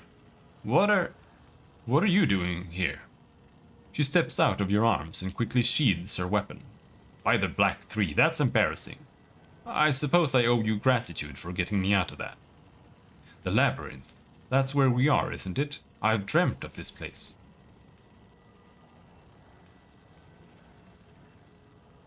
You're my friend, Matkina. You don't owe me anything. Her eyes widen for the briefest moment. I'll hold you to that, shall I? Forget all about that pouch of shins I lifted off you earlier? She laughs. All right. Got a plan in mind. You want to join me again? Between that and rot down here, not much of a choice.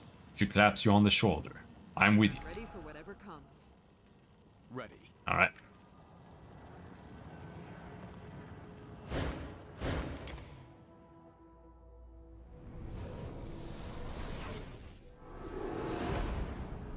Yes.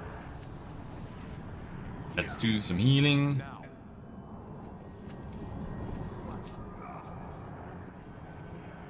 On it. There. Now we need to go and pick up So we lost a character. She's gone. Waits here for you as it has all along, looking more and more like it was born here in your mind. At least with Kelly Siege, it felt like both choices were like okay choices. You could, because what she wanted was to like ascend spiritually to like into the data sphere. She just wanted to. I didn't really follow her story. It was kind of weak, I'll be honest. But she like wanted to become part of the data sphere for some fucking reason. I didn't really get that. But it seems like you could at least convince her to just become normal again. And I guess if you can do that, then that's fine. But Eretis, for example, it's like either you kill him or you lose him. Like, so the choices are really, really strange there. And that's why I don't... Though at the same time, it's like kind of cool. So I don't know. Let's move on. No. Come with me. Agrees. Oh yeah, but we've been everywhere now, right? Like, unless there's something in these. But I don't see why there would be.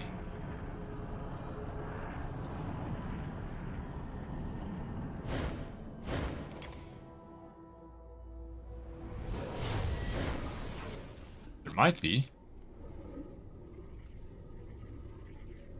But there isn't. So, is it even worth going to check the others? I guess the loading screens aren't that long. Of course.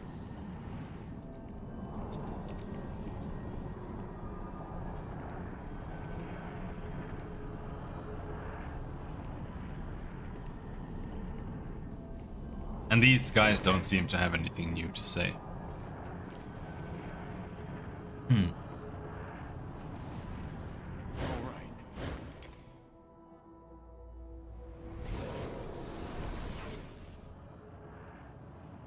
I'm ready.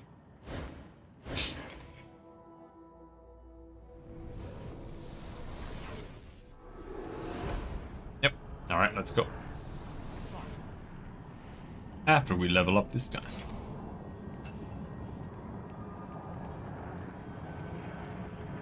Extra effort. Or whatever. Do you still have the heal? No, man. She loses your spec. Go. Weird.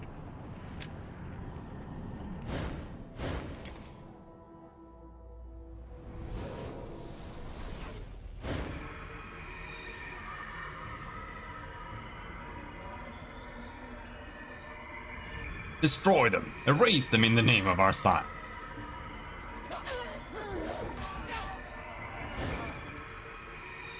The glade you met in Mila West stares at you, with wild fury and no sense of recognition, as though you were her most hated enemy.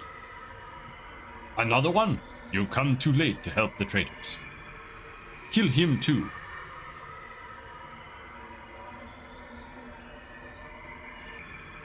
Surrender. I won't fight my brothers and sisters. Ah, a traitor and a coward. Pitiful. Eyes locked on you, Raima levels her weapon and fires.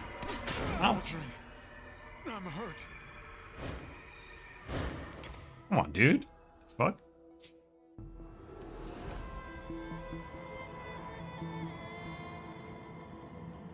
Let's go. This ghostly corpse is the man you met earlier, the father of the ghostly woman, the one who had activated the machine that created copies of her. But why is it here? Something catches your eye within the corpse, a dark mass filled with tiny points of brilliant light. Pick up the dark mass. Soothing Dark confers Soothing Dark, heals 15 points of health per turn, active 3 rounds. The ghostly corpse offers no resistance as you reach inside it. The mass feels like nothing more than a pocket of warm air, but you're able to lift it out of the corpse and put it in your pack. You know what?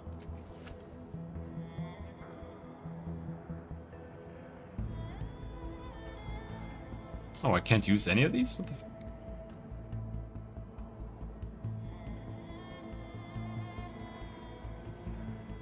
I'm just gonna use this one.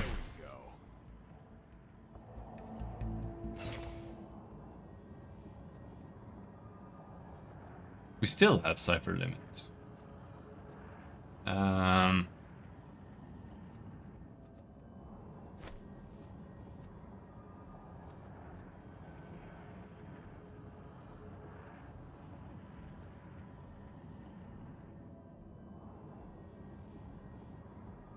Is this one better than that one? She's like super duper tall. Jesus Christ.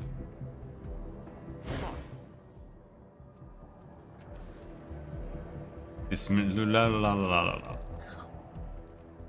Okay, there's nothing much here.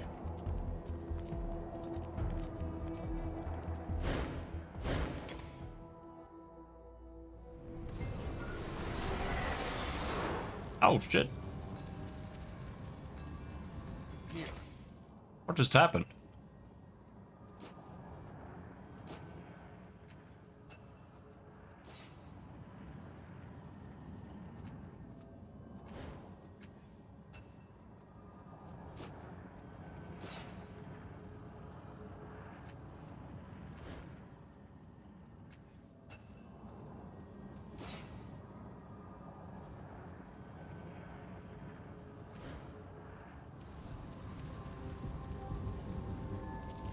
Everyone lives in a rotting shell. Surely you're not so selfish that you can't see that.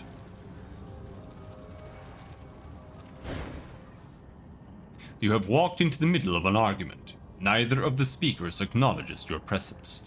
Their concentration is fully engaged with the other. One of them looks like Andronus, the cast-off from Mila West. But he carries himself very differently, confident, haughty. This must be Andronus before he was cast off. The other is the first cast-off as you saw her in the Memovira's fortress, but noticeably less scarred and beaten, a younger version. No, Maralel, Andronus, or rather the changing god, says, I gave you my reasons and I have had enough of explaining myself to you. I have had enough of explaining myself to you. Her eyes burned through the blank stare of her porcelain mask. I have aided you in your researches, uncovered secrets of the tides you never knew, would never have figured out on your own. I'm twice the thinker you. You are an accident. I won't deny the advantages your awareness provides, but do not deign to suggest we are anything like equals. The first's thoughts are jumbled and confused. Her mind is in a loop, reliving the same moments over and over again. I can't tell you how much pleasure it gives me to see her trapped here.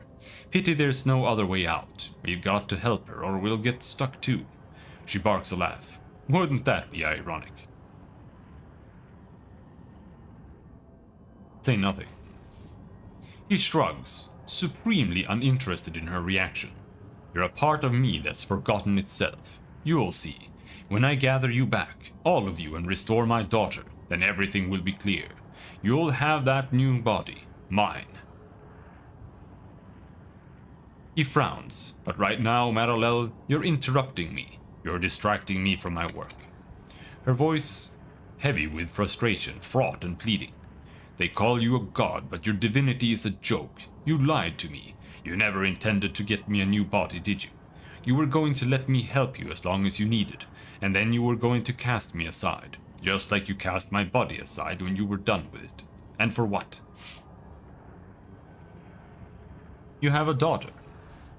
She snarls. You have a daughter, right here. The one you're talking to has been dead for centuries, but I am flesh and blood. I am alive and begging for your help to stay that way. The look of empathy and compassion has disappeared from his face. You're not my daughter. You're a creation. You're a shell. Do you feel shame when you discard your old clothes? Do you feel pity when a doll burns? He points at her face. I feel as much connection to you as I do that mask. I don't hate you, Maralel, his tone softens. I don't despise you. But you need to look at this from my perspective. He gestures around. All of this equipment, all of the cast-offs, they're all just byproducts of what I began long ago. I must finish what I started. How will you finish what you started? How will you finish what you started, she whispers. The sorrow hunts us because of what you've done. I know that. Gods. He rubs his fingers angrily over his head. The sorrow is an unfortunate byproduct of my work. You know that. So my solution is simple. I am going to find a way to bring you all back into myself. My mind will be whole again, and whatever evil the sorrow thinks I've done will be put to rest. It will leave us alone forever. Oh, he buffed it already? Well, it's like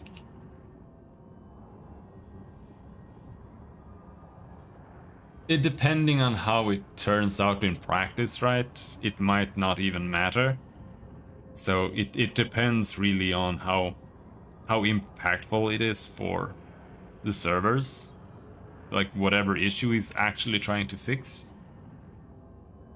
But you still don't want the users to actually ever run into this, so it's kind of weird. You have to limit it way above what a power user would get.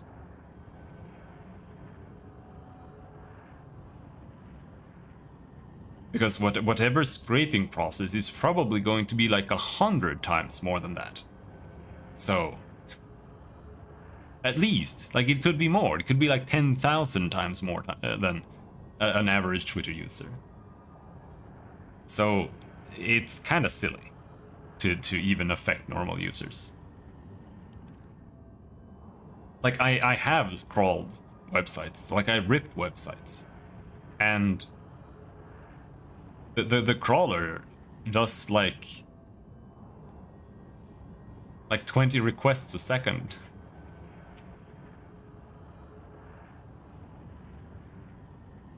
Not us, you. If you suck us into your head, we will no longer exist. She shakes her head. I won't let you. We will find another way. He laughs, not scornfully, but as if she said something genuinely hilarious. How? How will you find a solution that has eluded me? By definition, you cannot.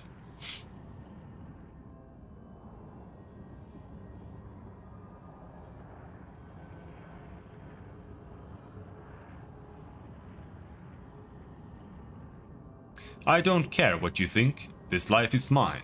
I will choose how to live it. I don't care what you think, she says with conviction. This life is mine, and I will choose how to live it. As soon as she speaks the words, something snaps in the air. She blinks several times, her eyes suddenly clear. The illusion is shattered. She startles and gapes at you. The changing god's avatar dissolves into dust and memory, as if it had never existed at all. A portal opens where he stood, beckoning you further into the labyrinth. Its grasp is undeniable.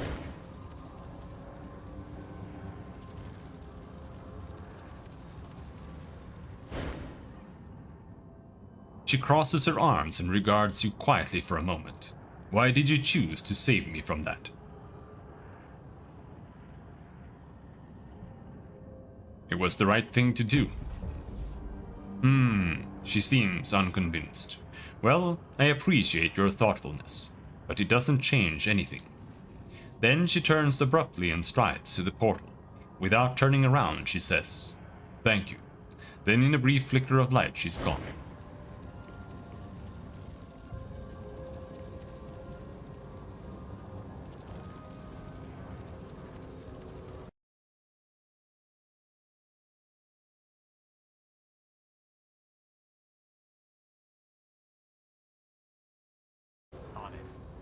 Level up. Extra effort. Ow. Whatever. More stat pool. You never know. Fear me more.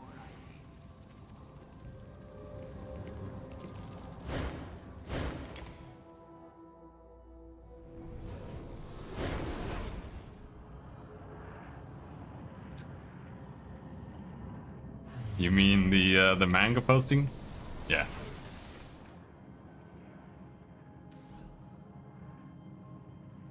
Absolutely. I'm here to help.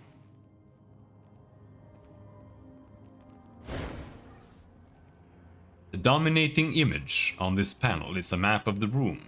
5 platforms in a circle around the central platform. It looks like the controls to raise the floors, connecting the various platforms. Deep cracks radiate out from 3 different places as though someone had smashed the panel in a hurried rage. The controls are unresponsive. And yet you feel something. The floors are like those in the deep fathom, where you first awoke after your fatal fall. The platforms as well as this control panel are mental constructs like everything else here. They should respond to your will. If you just exert it. So you can do basically the same thing here, but you can also do a tidal surge. I want to try the tidal surge. Focus your will on the control panel to activate it. The tides surround you, swirling through the entirety of this place. You exert your will, pushing power through those channels and into the control panel. Even as you watch, the glass reshapes itself, the cracks healing as though they were never there. With a hum and a chitter, the controls come to life. The platform you are standing on pulses with an orange glow, showing the floors in their current state. Touching the platform on the screen should shift the floors.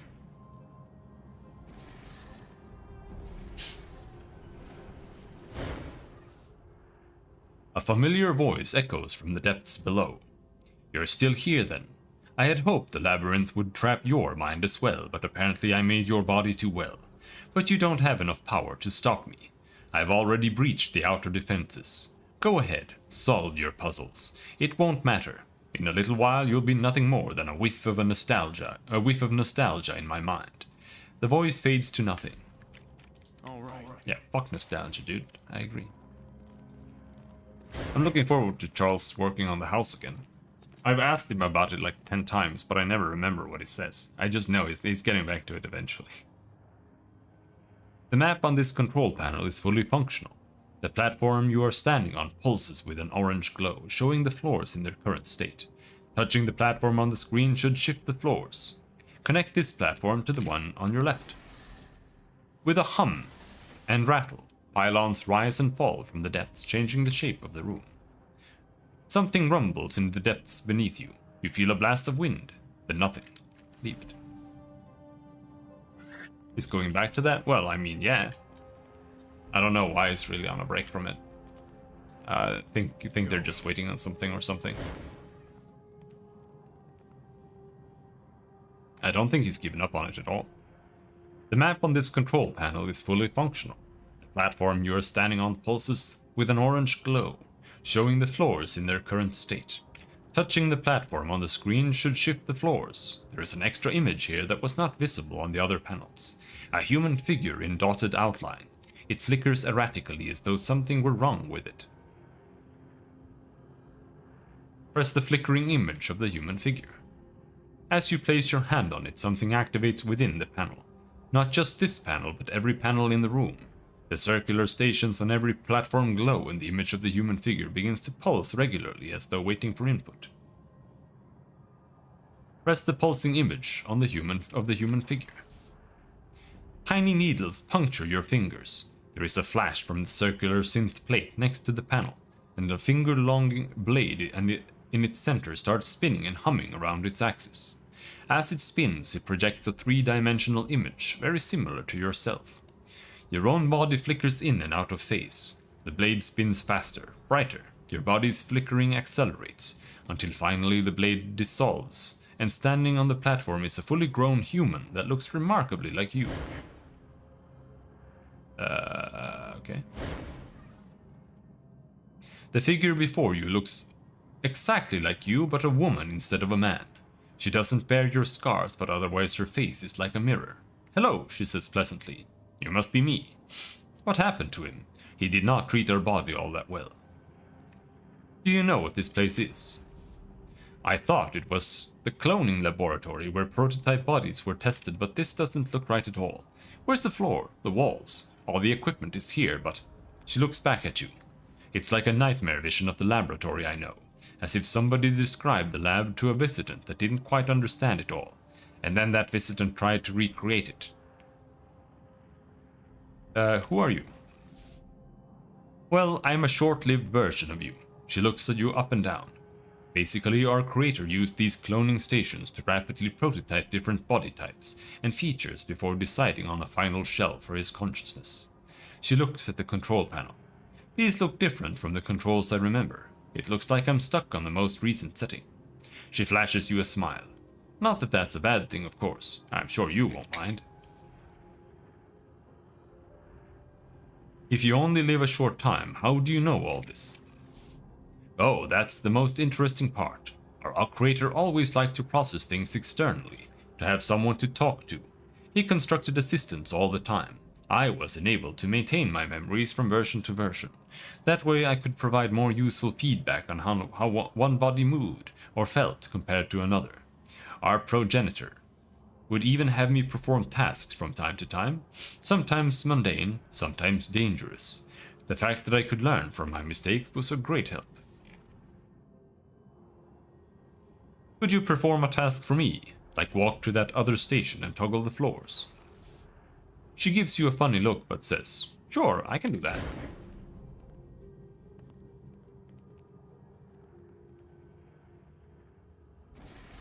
And then she explodes into a mass of blood.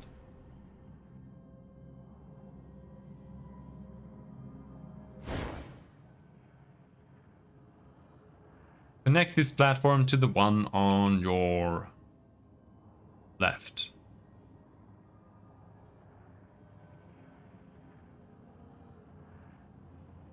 I don't know which one I want to do. Let's go with right.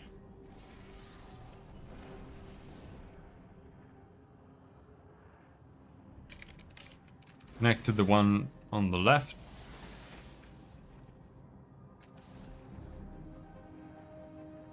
Absolutely. I'm here to help. Oh, but... I mean, there's a portal there, right? But we want to go here. First, so let's just... go there first. Oh, okay.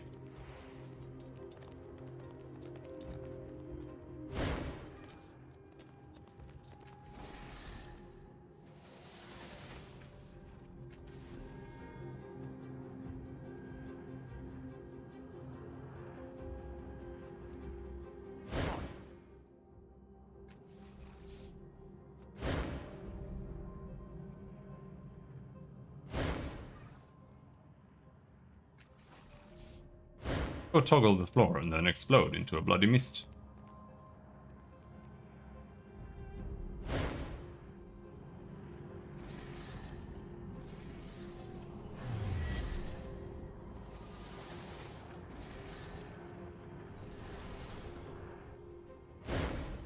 Oh, come on. Tidal energy from the portal blasts the floors back into the depths. You're able to reconnect them but to the platform across the fathom, but not to the exit. You'll have to find another way to reach it. Yeah, I'm trying to go there, bitch.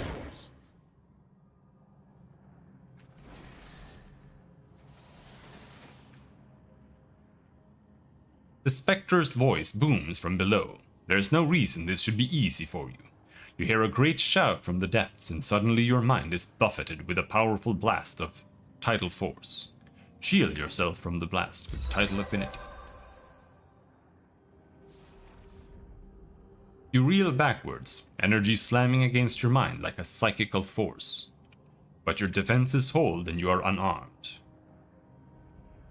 Connect this platform to the one on your right. No.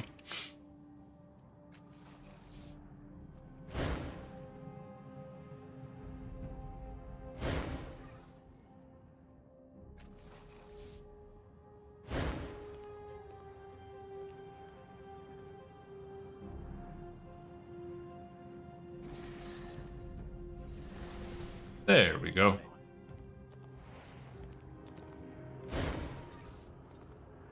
It's a stasis chamber, exactly like the one from the ghostly woman's memories.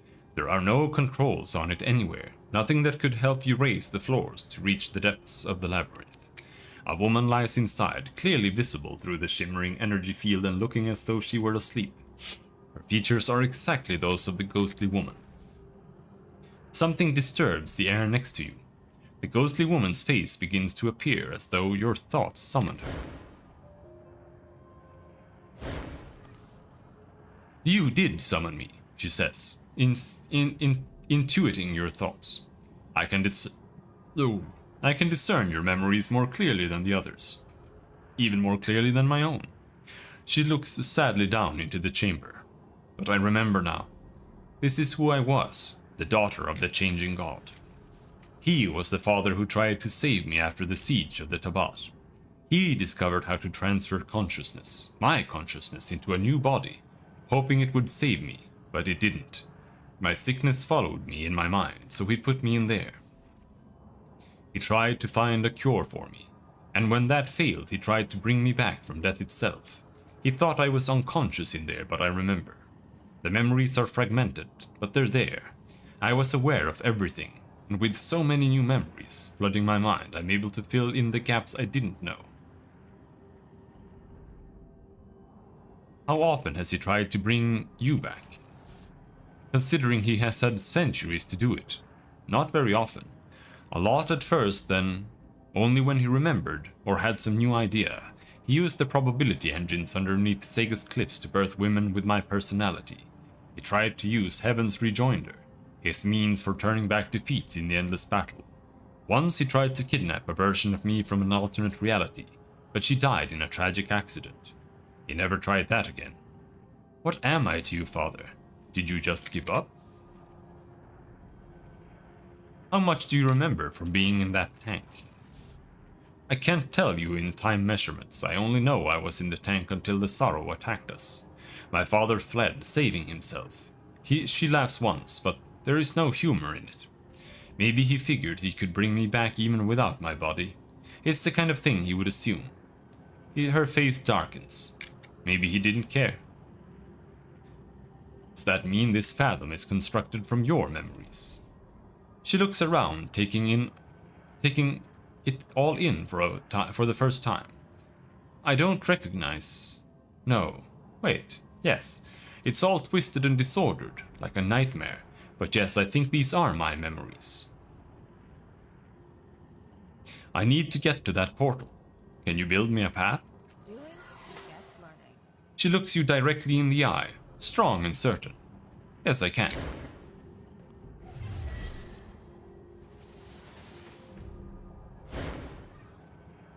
Go, she says. Stop him.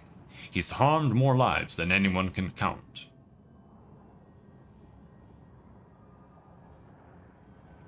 I'll stop your father. Farewell. Here. More levels. They just shit levels at you here. But now I don't really know what I want here. Scatterbomb. What the fuck? Oh. We can learn heal, I guess, and teleport.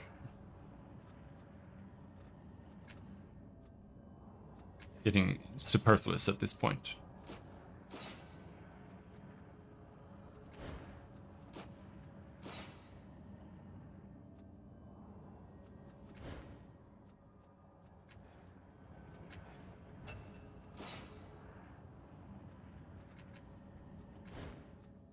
Glorp.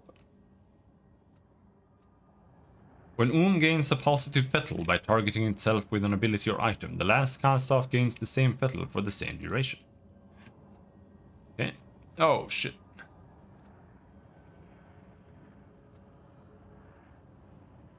Improves the effects gained from the Glorp ability based on tidal alignment. I think he's silver. Plus 2 might, plus 10% willpower. Haptic armor, plus 2 might, plus 10% willpower.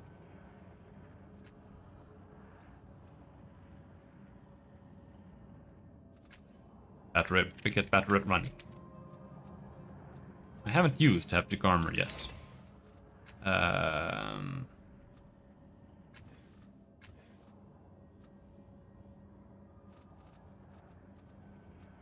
Because we don't have this equipped.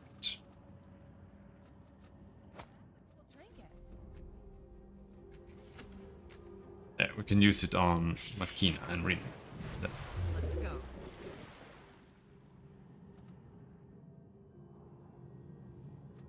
All right. You won't notice I'm gone.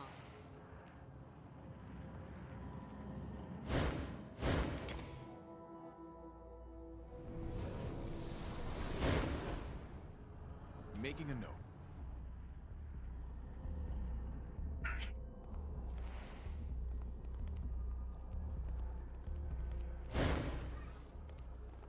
Light around the door's frame dims and flares, like a roaring fire in a high wind.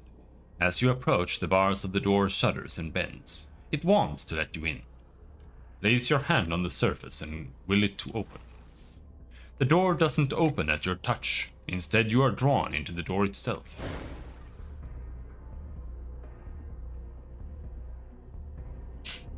A world revolves far below you, a sunset in scarlet flaring on the horizon. To the east, deep indigo shadows fall, painting the planet with darkness. The faintest shimmer of a force screen distorts your vision, and the exhalation of the station pushes warm, moist air across your skin. The view is familiar, though your recollection of it is hazy, as if it were filtered or blurred through tears. You hold an intricately filigreed metal staff. Its carvings slither under your fingers as if it were alive. You are in a great hall that is more like an organic space than a constructed room. Machinery literally sprouts from the floors and walls with no sign of where the synthetic metal gives way to the substrata from which it has grown. Though humid, the hall feels clean and fresh, healthy and vibrant, full of promise. A holographic map of the moon hovers at the back wall, near a small glowing pod. A voice speaks as from the air itself. Are you certain this procedure will give you final control over the cast-offs? If you are mistaken, the chamber may fail, or worse, detonate with you inside. The voice is familiar, but you can't quite put your finger on its identity. Of course I'm certain. Now make it happen. No need to get frantic. Have you forgotten who you're talking to? Let's both calm down. I know this can't be easy, but if it works, we stop the sorrow for good. I realize you've a lot on your mind right now, but we need to focus. We've been trying to get this right for years, centuries. The resonance chamber is ready in Sagas. We just need to make sure this body will work as a catalyst. Try to remember how the staff works. You study the staff and it feels like coming home. It is a familiar friend, a comforting ally. It is the cornerstone to this moon, a key to every lock. You know that it copies your mind weekly, serving as a failsafe and a familiar, a consciousness that is your natural ally. When it speaks with the spectre's voice, and when it must manifest, it can create a ghostly image of the changing god's original body. Holding it, you feel safe, in control.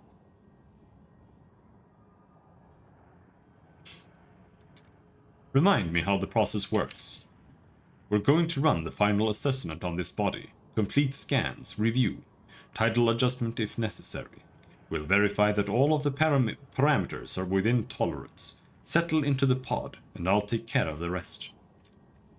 Step into the glowing pod. You glance around the great hall one last time, your gaze lingering on the map of the station, and walk to a small chamber near a vast hallway.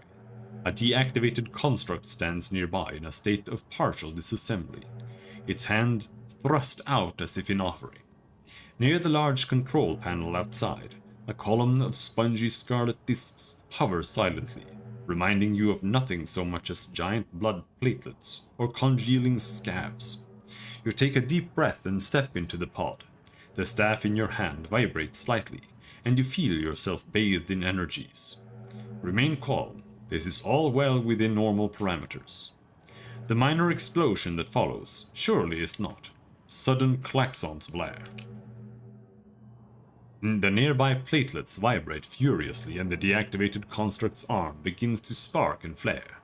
Get out! The sorrow is going to destroy you. Your nemesis manifests in the great hall. Its form is tenuous, wispy as it congeals. It gains solidity in fits and starts. The moon's internal defenses are slowing it, but they will not be enough to keep it out. As you watch, the sorrow shrugs itself past another line of defenses, jerking itself towards a more terrible reality. Its focus snaps towards you, it coils and writhes, desperate to wipe you from existence. Get to another body. We can always make a new catalyst. Go!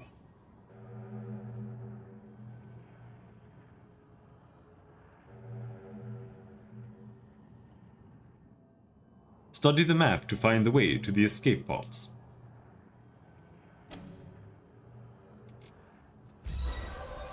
It is a multi-level projection. Its orientation and layout is prepared in a way that is naturally pleasing to your eye, and you trace the route to a nearby escape cocoon without difficulty. You'll have to remember the layout of the halls, but the map is clear enough that you can remember the route.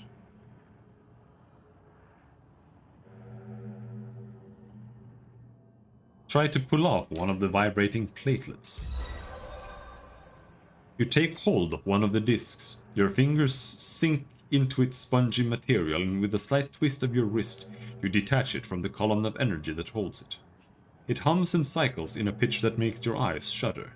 With each cycle, the disc shifts your vision, changing the colors you perceive. The tides churn within you as you hold it. It may have some effect on the sorrow. Examine the construct. What construct? I don't remember.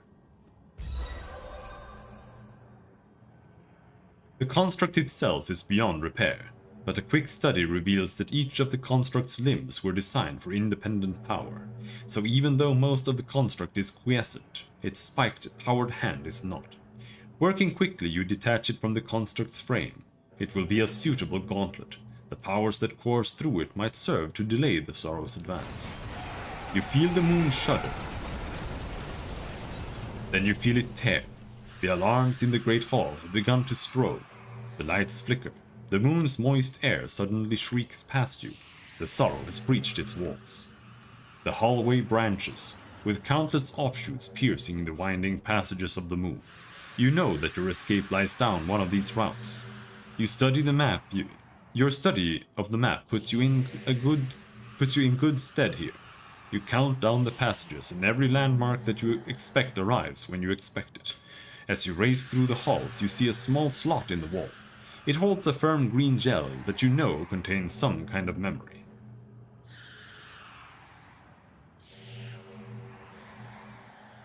Try to figure out how the green memory gel works. You press your forehead to the gel. It soaks into your skin, leaving behind a dry viridian paste. You are constructing the staff you hold. The spectre speaks over your shoulder. This is strange, isn't it? Knowing that I'm watching you make my home, that I'm going to be updated in a few weeks with your experiences, that my consciousness will fill this moon, and thus so will you, in an unbroken indefinite chain. You say, I don't hold any illusions about the sanctity of consciousness, but then you know that already. He laughs aloud. This conversation is turning us into a solipsist. You smile. We've been called worse. Is popping rate limit now? Okay.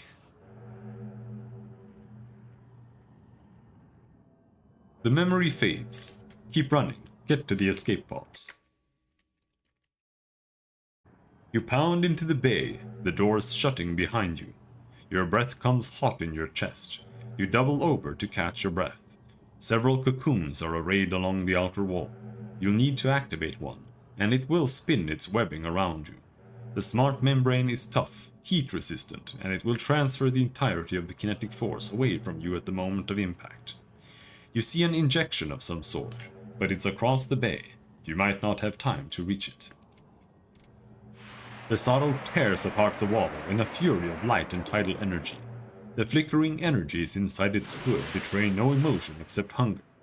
It's inexorable. The most you can hope to do is slow it. Use the platelet you tore from the column of energy to slow the sorrow. You hurl the platelet across the bay. The instant it leaves your fingers, it begins to change its shape. It becomes a cloth, a shroud, and it curls over the sorrow, enveloping your enemy. It molds itself across the creature like a giant scab, fixing the sorrow in place. For a moment you dare hope that you have arrested its motion, but the scabrous fabric cracks, peels, and falls to the floor in a pile of organic flakes. You only have one defense left. You hardly trust it will be enough to get you to the cocoons and off this doomed moon. Better run straight for the only hope of escape. I don't know what this injection thing is. Run across the bay to use the injection. There we go. You race across the room and snatch the syringe from its case. Reading the label, you see that it's a stimulant designed specifically for a cast-off. It confers heightened awareness, resistance to pain, and improved accuracy and focus. And you reason, if you use it now, it's in your own body. It might carry into the future, if you survive the present. You slap the injector into your thigh and trigger it. You feel instantly calmer, and the world is brighter and you can hear the sorrow's inexorable progress. You have a few bare moments before it comes. The sorrow recovers all too quickly from your previous attack and comes for you again. Use the gauntlet that you took from the construct.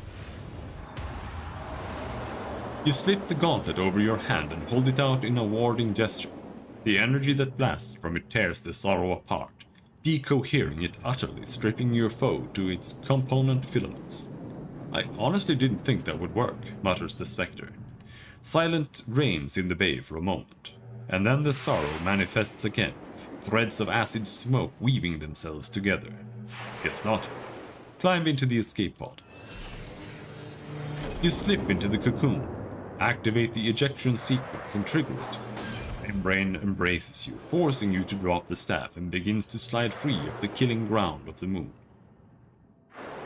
And then your tattoo blazes as if it's tearing open, an onslaught of the tides, all in blue and silver, a stream of information too fast and too large to process. A mighty blast buffets the cocoon, and you feel one of the sorrow's inky tendrils caress your cheek and burn into your mind, searing away your knowledge and memory even as you tumble towards the earth. Amidst the unspeakable pain, you feel something new forming within you, but you lose consciousness before you can identify what it is.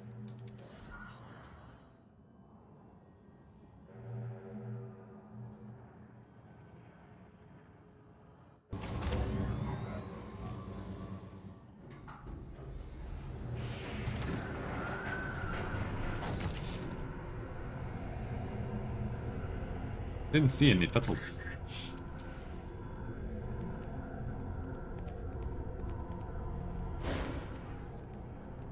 Countless scratches and wounds mar the surface of this door. Someone made a great effort to get inside, but to no avail. As you approach, however, the bars of the door shudder and bend. It wants to let you in.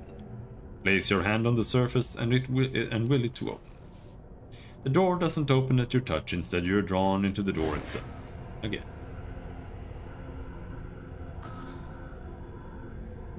You're in a glass dome several kilometers above the ground. Blue sky fills your vision. Beneath you is a floor of golden metal. A deafening klaxon blares in warning against something. A familiar-looking stasis chamber lies in the center of the dome. A chest fashioned from synth and cold iron sits to one side. Behind the pod, a diamond hovers in the air, scattering prismatic light. A pedestal glows near you. A pedestal glows near your hand, a deep azure blue. There is nothing that seems to warrant the blaring klaxons, yet you know the alarm sounds for a reason. Look at the chamber. It's the ghostly woman's stasis chamber, the real one, from which the labyrinth's constructions were made. The changing god's daughter lies inside. Her skin is pale and there are dark circles around her eyes. Her chest rises and falls, as though she were sleeping soundly. The laboratory, this body, must belong to the changing god. Open the chamber. Suddenly, a man appears between you and the chamber. He's not all there. You can see the clouds and vista on the other side of him. His hands are raised in front of him, placatingly. Hey, what are you doing? If you open that, Mika will die. His mannerisms remind you of the spectre from the labyrinth, though his face, clothing and voice are not the same.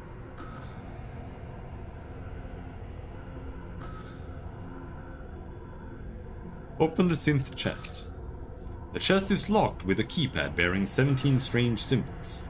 You're about to lose hope when you realize you know which symbols to press to unlock the chest. You enter the correct code before the memory can slip away. The chest opens with a soft click. The only items of note inside are a wooden shaft with a multicolored crystal tied to one end, and a large hemisphere made of azure steel. Examine the rod with the crystal on the end. There is nothing mystical about the wooden half, but the crystal on the end is definitely from a prior world. You think it might be a domination rod. The crystal saps the will of any creature it touches. Examine the azure steel dome. It's heavy, too heavy to lift by yourself. Your best guess is that it's a wall projector of some kind, probably brought up here as a defensive measure for the laboratory. Unfortunately, you can't see any indication of what kind of barrier it would create, nor any way to activate it. Take the domination rod. Investigate the hovering diamond. As soon as you approach the diamond, the top of its blooms open. An illusory globe appears within. Words and images speed across its surface. A woman's voice speaks directly into your mind. Welcome back. Please state your query. A wave of familiarity slams into you. The changing god used this as an archival device. He kept records of his thoughts and experiments. Specific records can be retrieved by speaking a search term.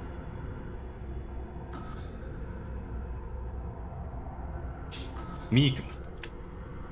Previews of several entries flit through your mind. There are scores of results and you can't figure out how they're organized nor how to quickly ascertain whether an entry will be useful to you or not. It takes some time to sift through them for something useful. You will have to be careful what you spend time researching. Finally, you find one that's what you're looking for. A male voice, the voice of the body you are wearing, speaks in your mind. The voice says, Mika's condition has not improved after the consciousness transfer. If anything, it has worsened. I've traced the cause to the weapon I retrieved from the Tabat after their failed siege of Sega's cliffs, but damned if I know how to undo its effects. There's an agonized pause. I don't understand. I should be able to figure this out. I will figure it out. I just need more data. I have discovered a theoretical process to merge my consciousness with hers, but I just need more data. With luck, I can run experiments in the next few days.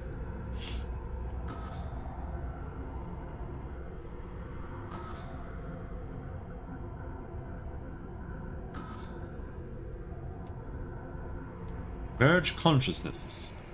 There's only one single entry for that query, the same entry from when you entered the word Mika. The entry said he would try it the next few days, but that entry is dated several months ago. If he did try it, he never entered anything about it into the archives. Wall projector. A picture of the azure steel dome from the chest appears on the globe inside the diamond. Your voice says, the panel was not easy to find. There are no visible seams anywhere, but it's easy to open once you know it's there. As soon as I found it, I had the trans-dimensional wall projector moved to the new laboratory. I don't know what exactly destroyed the old location, but I know it was trans-dimensional in nature. The projector should create a barrier large enough to surround the entire dome, in case whatever it was comes hunting again. There is a thunderous boom. The floor shakes and sways beneath you, causing you to lose your balance.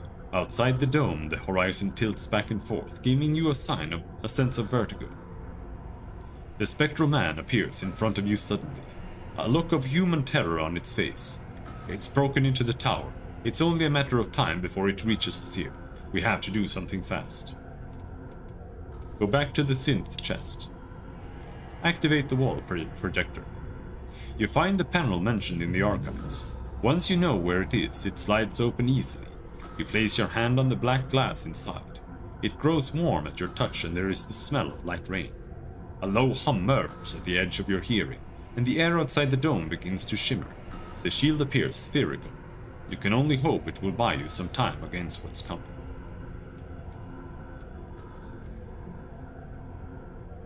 Go back to the archival diamond.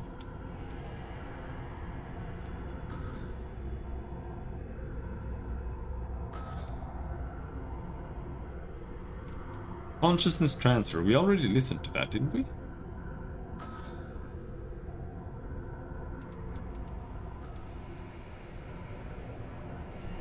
The tides. The voice says the tides have proven to be an extremely fruitful path of exploration. The Tabat don't realize what they have unearthed. They saw these trinkets as just more Numenera, but these forces may even have the power to turn back death itself. I certainly hope so for her sake.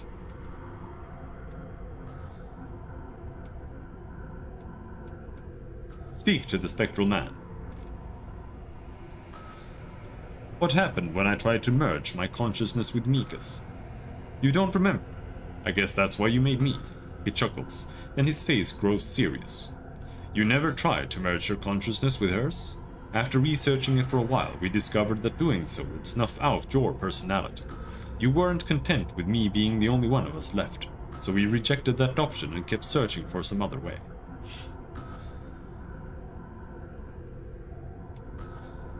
I want to do it. Let's merge my consciousness with hers. I'm afraid we can't. You rejected it because we could implement any kind of experiment. Before we could implement any kind of experiment. We'd need some kind of psychic substrate for your consciousness and hers to reside in simultaneously. Then we'd need a catalyst of some kind to create the resonance that would merge you with her. It's certainly possible given time, but the sorrow's at our doorstep.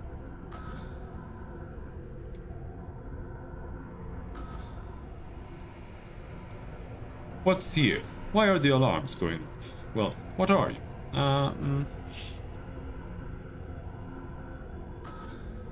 Go back to the archival diamond. Return your attention to the stasis chamber. I don't know. Go back to the archival diamond.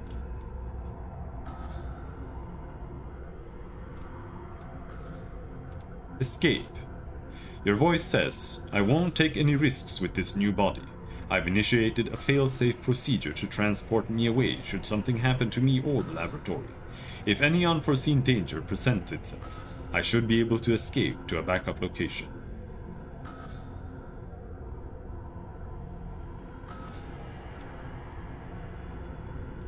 Domination Rod. There are no matching results. The Siege of Sega's Cliffs. Your voice says, today marks the 28th anniversary of the Siege of Sega's Cliffs.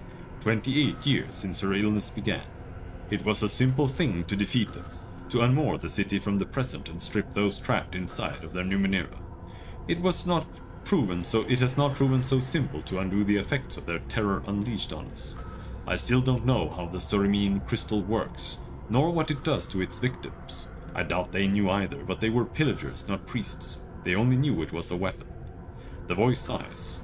I wonder if they knew the extent of its power, how it could destroy the life of a young woman and her father, even chasing them across lives. Sorimine crystal. A picture of a wooden shaft with a crystal tied to one end appears on the globe inside the diamond. Your voice says, a command word. I should have known, though I cannot fathom how the Tabat figured it out. It must have something to do with that underspine of theirs. One needs only to touch the crystal to its target and speak the word Kadishtu, and the crystal's powers will be unleashed. I've brought the crystal into the new laboratory to examine it further. The Tabat. The voice says the Tabat were fools, but they were skilled scavengers, gifted with the luck of having discovered the underspine.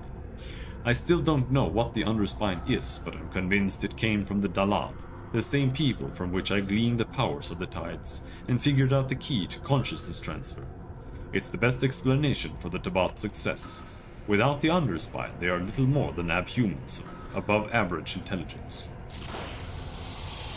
Suddenly, there is a tremendous popping sound. The air sizzles, causing every hair to stand on end and your entire body to tingle dangerously. The spectral man appears in front of you again. It puts his hand on your shoulders, though you feel nothing.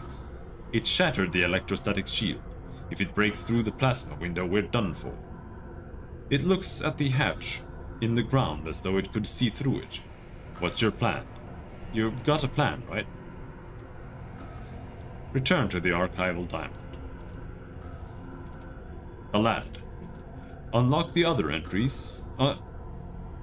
Unlike the other entries, this one is not in your voice, but the female voice that belongs to the archival diamond itself. The Dalad people are believed to have existed long before the Ninth World. Dalad is probably not what they called themselves. Their true name is unknown. They made great use of a force referred to in these archives as the Tides, using them especially to affect individual psyches.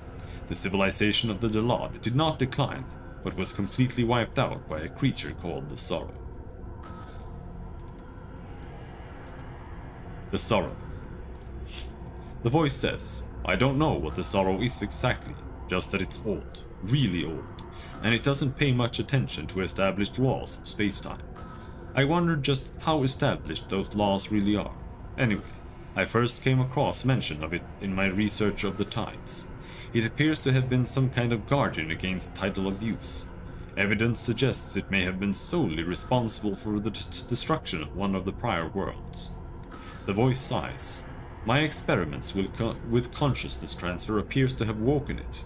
I don't believe it's after me specifically, but I have to come to believe it was responsible for the destruction of my previous laboratory.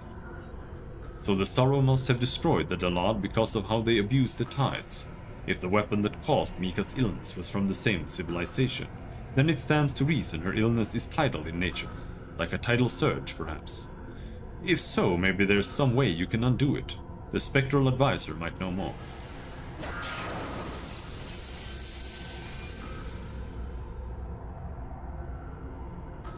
There is a hiss and a screech beneath the floor. Suddenly the metal hatch flies off its hinges, cracking the strong glass ceiling, then smashing the glowing pedestal. The spectral man's image disappears. A foul black cloud rises from the hatch, and the air is filled with an unearthly wail and the stench of rotting flesh. Tendrils lash out, slicing metal and synth wherever they touch it. A terrible face emerges from the cloud. It examines you, then it turns its attention to the chamber. Use the Surimine crystal against the sorrow. I'm ready to learn something. You shove the crystal deep into the sorrow's form and shout the command word. Shafts of light burst out from the sorrow in all directions. It shrieks in pain and fury. One of its tendrils dart toward you, slicing through both the strong glass wall and steel floor. It reaches your face and you feel nothing. The tendril goes right through your body. You realize that the dome is fading away. No, your body is fading away, as some device tugs it safely away to another location. The sorrow's unearthly wail becomes a shriek. Though the spectral advisor is gone, you hear his voice in your head. Thank goodness the failsafe kicked in. You'll be safe, though the girl and I are doomed. I'll be easy to recover, but I'm sure you'll... He's cut off as the sorrow's tendrils flay the laboratory all around it in a blind fury. The chest and diamond are cut to ribbons. The chamber disintegrates in a ball of purple flame. And the last thing you see as your mind fades from the body is the face of the young girl, melting and boiling into ash. I'm ready to learn something new. I wonder if you can heal her there.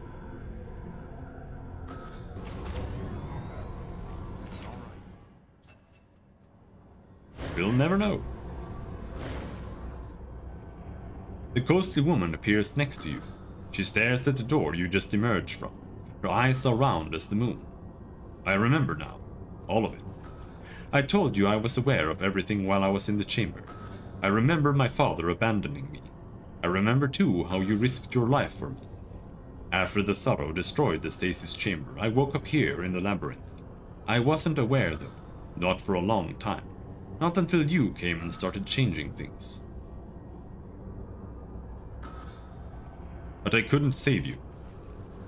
You tried, which is more than I can say for my father. You risked your own life. She sighs deeply. Besides, if you had died in there, you and every other cast-off would never have existed. Maybe there are some realities you can't change. So you're not just a memory. No, she says, firm and certain. I am not a memory, nor a reflection, nor a lacuna.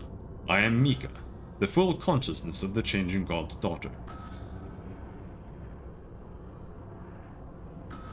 In the mirror, the advisor said we could cure you by merging your consciousness with your father's. I'm ready to learn something. Her eyes widen. Could it be?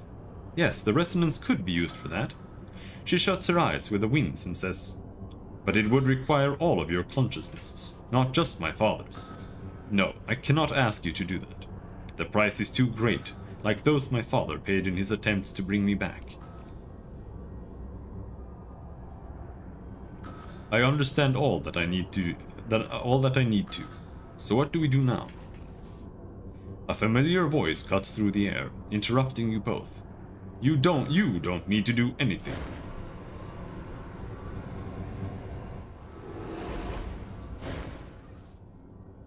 I'd hoped you would open that for me, and here we are, the Spectre says, and his voice is not tied to his body. It pours from the walls around you, from the shifting floor beneath your feet. It's time for some hard truths, child. Before he can finish, the air twists in the room, an explosion of light, and a scarred figure steps out of it.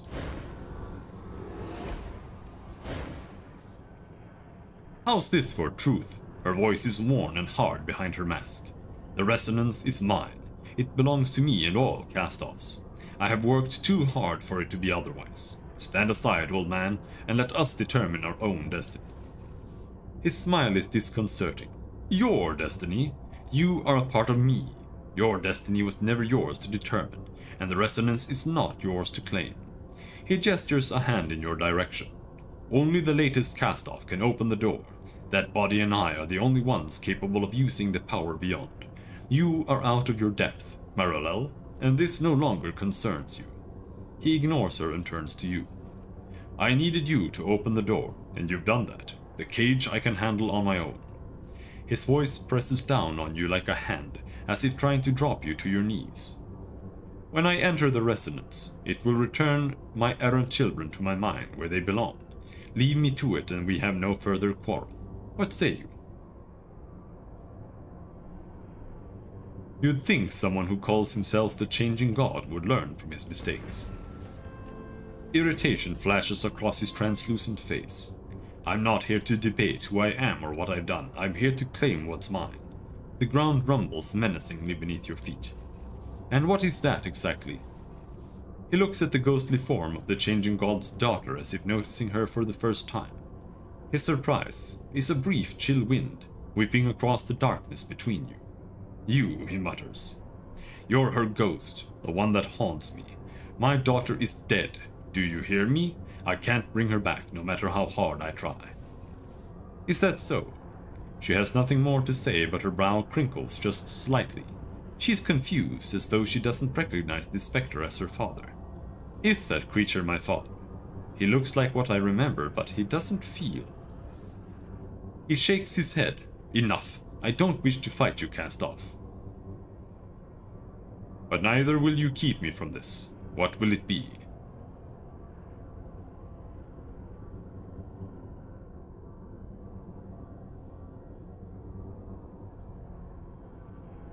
The resonance is not yours to claim. The real changing god died when I was born. You're just a backup of his memories. Ridiculous, the Chalcedon growls. I have served our sire for centuries. This is him. You speak in simple terms, the Spectre says, arcing an eyebrow. But you're dense, even for one of my cast-offs.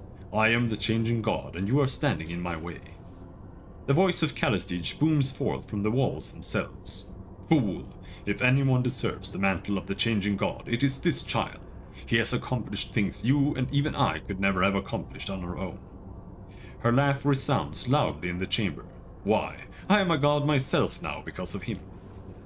I don't know what you are, but I know who I am. He snarls. It is clear, however, that this fact troubles him. He shakes his head. If you were truly this changing god, then this woman, she points to the changing god's daughter. Even if this woman were just a memory, she should recognize you as her father, don't you think? Rin looks kindly on the ghostly woman, then back at the Spectre. But I saw it. I saw it on her face when you challenged her. You're a stranger to her. He flinches and turns to face her. She meets his eyes, blinking once, and shakes her head.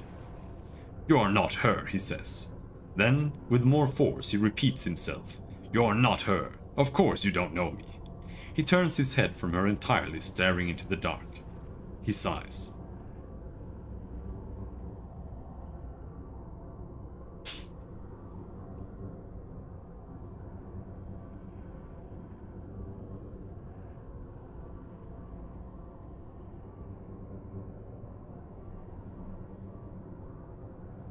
I remember speaking to you on the moon. You're not the changing god. You're an assistant, an update. He answers slowly. And I said the conversation was turning us into solipsists, and we said we've been called worse. His voice sharpens, but we also said that we hold no illusions about the sanctity of consciousness. That remains true. He sighs.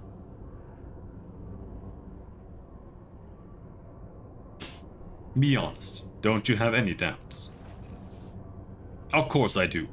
Your careless creation has left me trapped here. I've had to fight for every inch of control. He turns grim eyes to the darkness above. Enough of this, he mutters. But there is no anger in his voice anymore, no fire, only a great weariness. His gaze moves from you to the others in the room. You're right.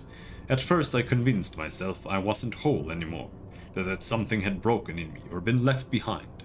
He stares at his hand, or through it. But it makes sense. I'm not him.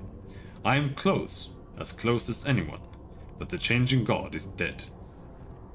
He raises his eyes to you. Or is he?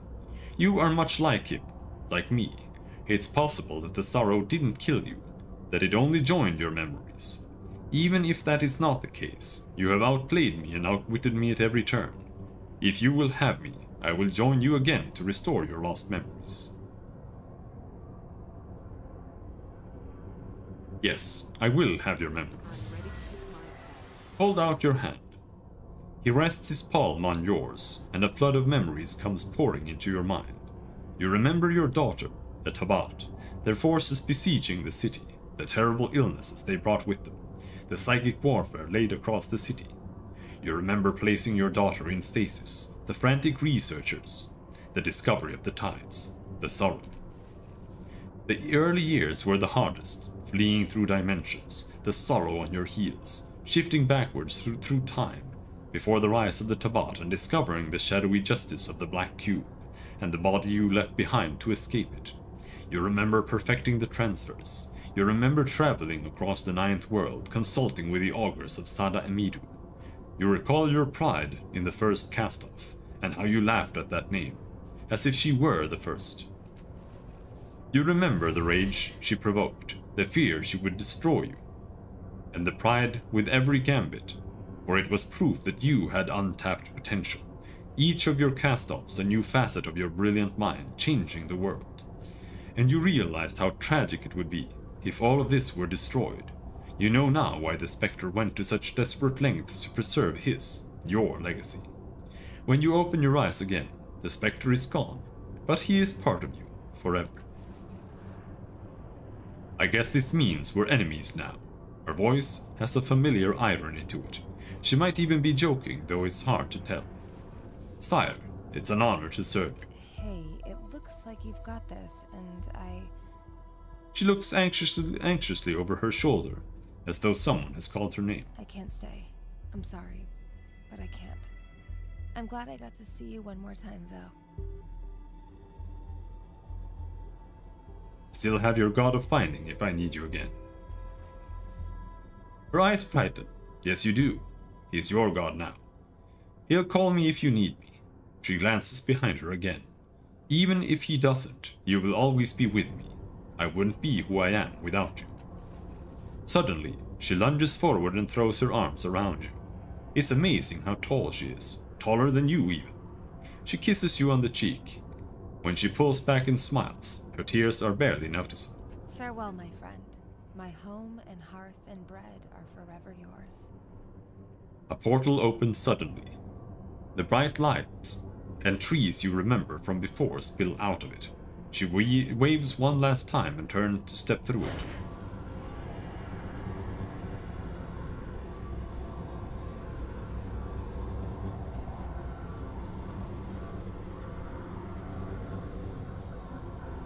All right. More levels. Increase edge, intellect. Oh shit. Extra effort. Extra effort. I don't really care about any of this.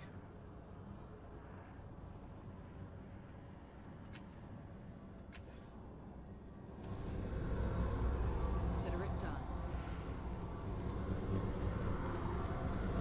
No, we're not enemies, but if you don't open the resonance soon, we will be. You won. Now do what you came to do. The resonance is yours, sire. All right.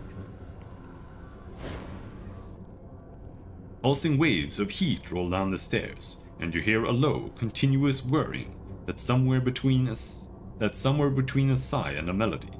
The door is singing as though welcoming you back. Even in this low light, the wheel at the bottom of the door fairly glows. You feel your palms tingle at the sight of it.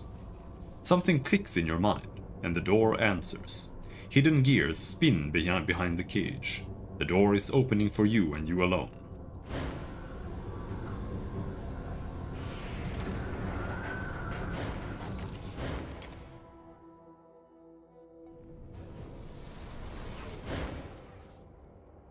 The sorrow is here in its full power, wearing the Wearing the unquiet psyches of its victims like a tattered cloak. Filaments of light and energy leak from it, strange colors that correspond to no tides you know. Its tendrils flutter and flap in an unseen breeze. You come before me at last, yet we have met so many times before. Its voice is a hissing multitude. One voice stands atop the rest, a woman's voice, soft and deep. It gives me no pleasure to meet you in this place, but you have left me no choice. Everybody you create abuses those forces you call the tides. They draw energy from those around them. In so doing, you weaken the seals on energy you do not comprehend. You increase the amount of suffering in the world. Every attempt at mitigating the damage has failed. Every step results in misery. You are the first in millennia to hear me speak in an embodied language. You are persistent, tenacious and durable. And so perhaps words will suffice where destruction has failed. It is time to bring this experiment in immortality to a close. While the creature speaks, its thoughts assault you, crushing your mind in an alien embrace. It takes an extreme effort of will to shut them out just so you can speak. The sorrow's gaze rests upon I remember you, the little toy, cowering, trapped in the ruins I made of our world, so long ago. To show you mercy then, it was not a kindness, was it? Its tendrils unfurl towards with the gentle care of an outstretched hand. You have lived too long. Come, join the rest of your world. I promise it will not hurt. Hesitates at your side. You feel its wordless need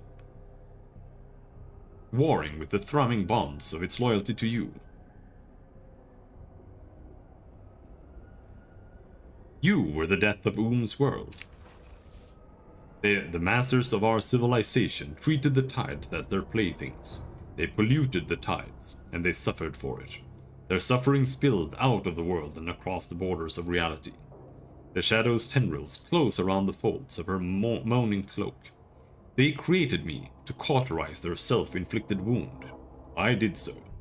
Its gaze rests again on I understand your companion more than you can imagine. We are created beings, each with a purpose. We are servants of the tides. Pity tinges on the sorrow's multitude of voices. I was created with agency. Your companion has none. It must teach the tides as you must breathe, even though it knows the ruinous cost. It is undeniably true. You feel mingled pride at your accomplishments, and the shame beneath the pride, poisonous and hot.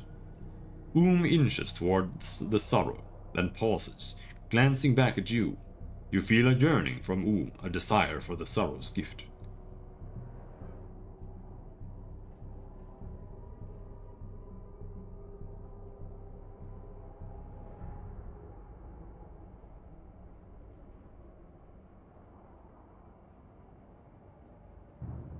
He's old and tired.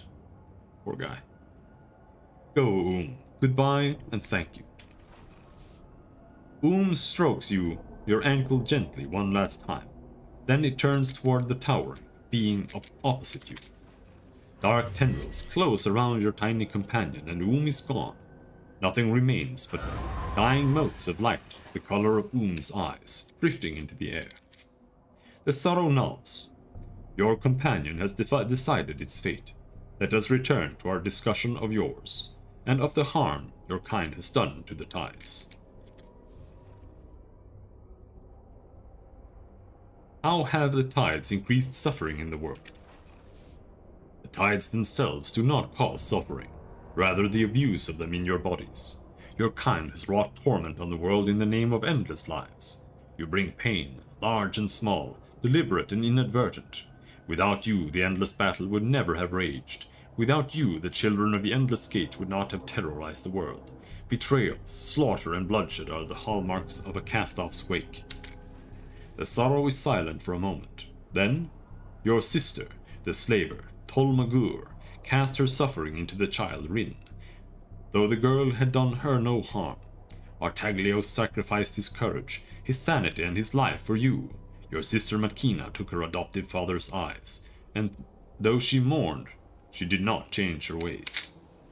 Even the saintly Adiris brought torment into this world. She thought she drew my attention when she lashed out at me in Mila Vest. No, she was already marked. In her body, you brought the jagged dream to Sega's cliffs to foment strife. Adiris rejected them, but chaos and misery trailed even in her passage through the world. Cast-offs bring pain. Alright then, let's end this. Rest assured, we will. I know what they say of me, destroyer of civilizations, death's mistress, soul taker, ender of the circle. Yet I take no pleasure in destruction. My pursuit of your kind has been solely a matter of expedience, but you have come this far despite my attempts to stop you. I will give you a last chance at an alternate solution. When Adiris asked you what one life matters, you replied that it does not, that all make their own lives and their own truths matter. We shall see if you will stand by those words. Adiris said she never used a tidal surge in her life. How did she abuse the tides? The surges are one manifestation of that suffering, but your kind draw and distort the energy of the tides at a level you cannot understand.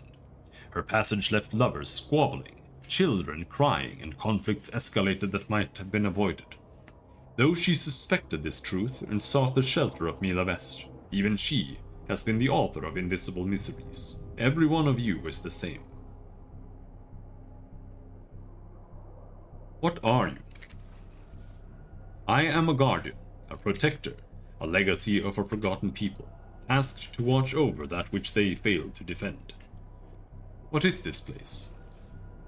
This place is the central chamber of your collective mind space.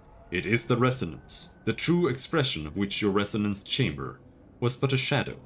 In this place you touch the knowledge and strength of every cast-off ever created. Why are you here? When you escaped me on the moon, I placed a piece of myself here as a last resort. I have ridden here in your mind since then. Indeed, I could not have found the moon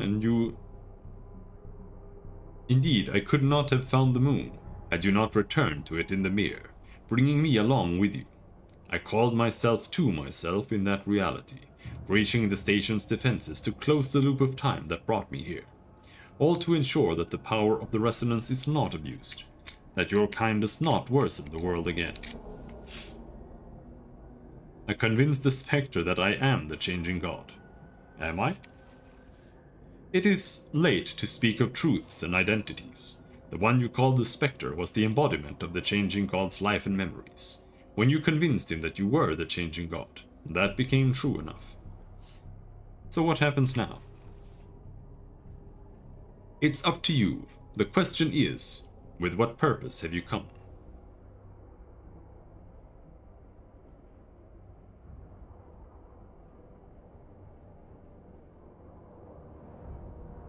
I came here to keep the changing god from snuffing out our existence. It pauses for a moment. The fate of the cast-offs hangs by a precarious thread. Tread carefully.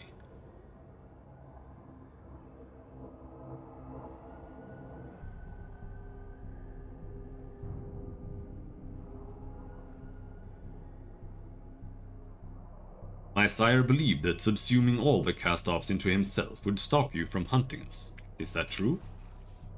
It sounds almost thoughtful. Perhaps, for a time, if he could resist making no further cast-offs.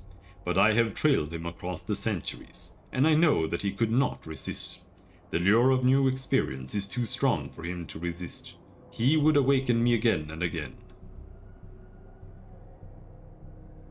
The first said that severing the connection between us would stop you from hunting us. Is that true? The connection of which he speaks is the labyrinth itself. You would no longer draw your power from this place, and my pursuit of you would cease.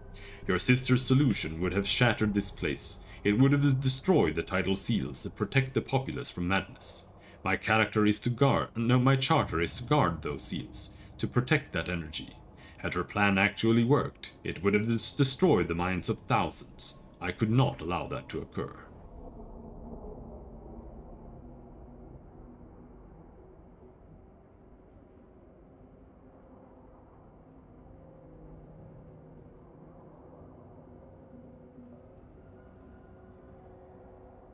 Is there another way to sever the tidal connection?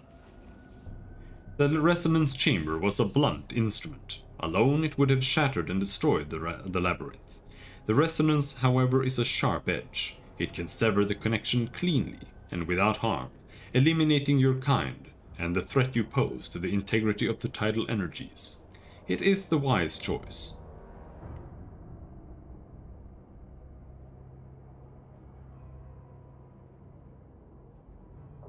What if I just want everything back the way it was? Is that possible?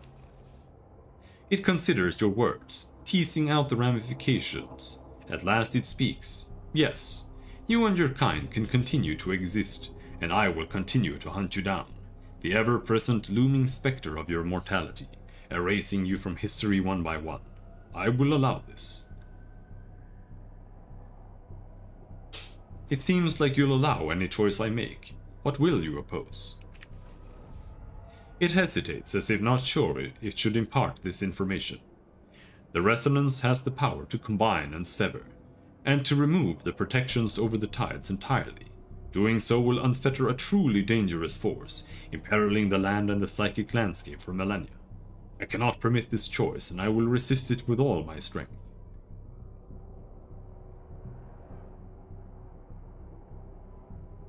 Remove the protections like you.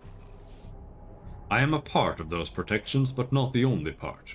The released tidal force would flow across this territory, devastating the mental landscape. Many would suffer serious damage to their sanity, and others would find travel through the resultant psychic pollution impossible for thousands of years. This I will not allow. How do I choose? I kind of feel like there's really only one good choice. I have entwined myself through every piece of this place. It is mine.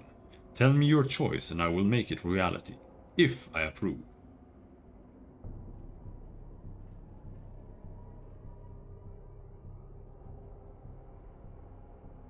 Very well, I am ready to make my choice.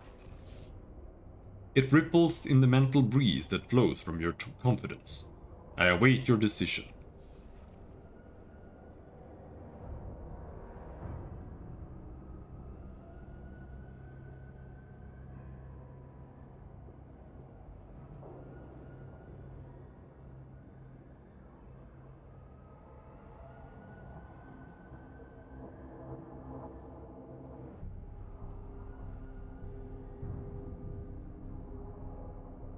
Because if you use the resonance to destroy the to destroy the sorrow, it's like if what he says is true, then the cast-offs are like literally a problem, and if you just sever their connections, then they're just like normal dudes, and everything is fine. So, like, that choice is just, like, the right choice. So, it's kind of hard to really pick the other ones.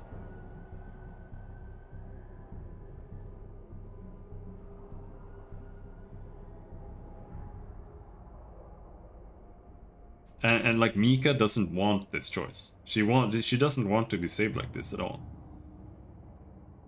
And like merging us into Matkina and the first is just kind of weird.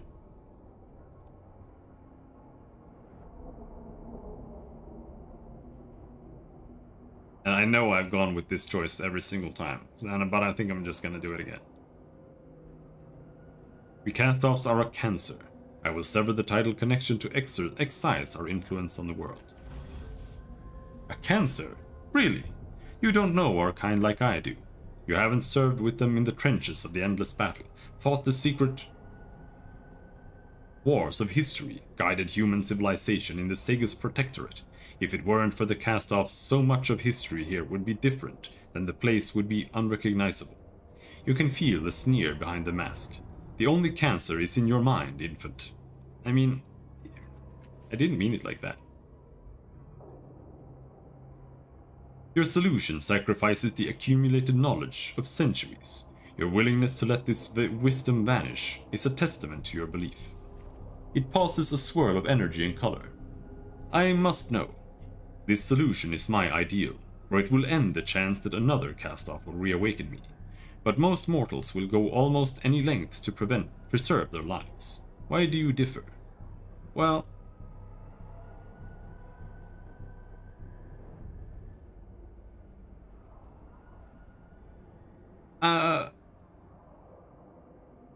But wait a second.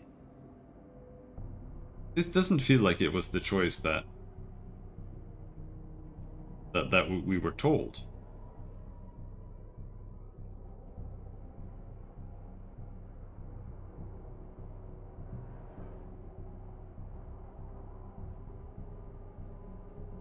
It is my choice, I don't have to justify myself.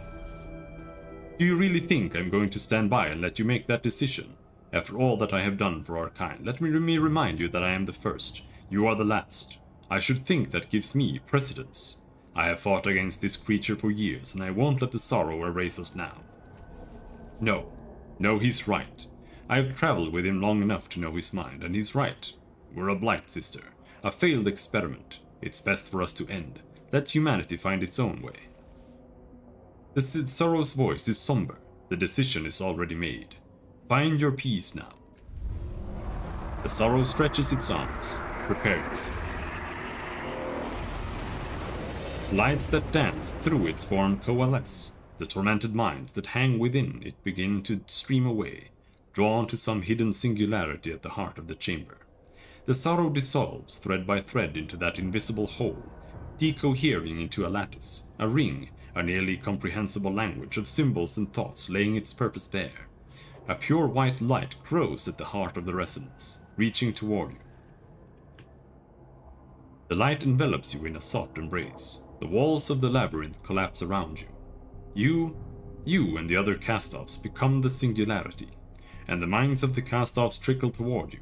A stream, a torrent, a flood, a tsunami of experience and memories that stretch across centuries and worlds unimagined, and you remember it all. You remember it all. The pain and tragedy and suffering and triumph. All the motes and dreams of our countless others trying to leave their mark on the world. Let the memories come.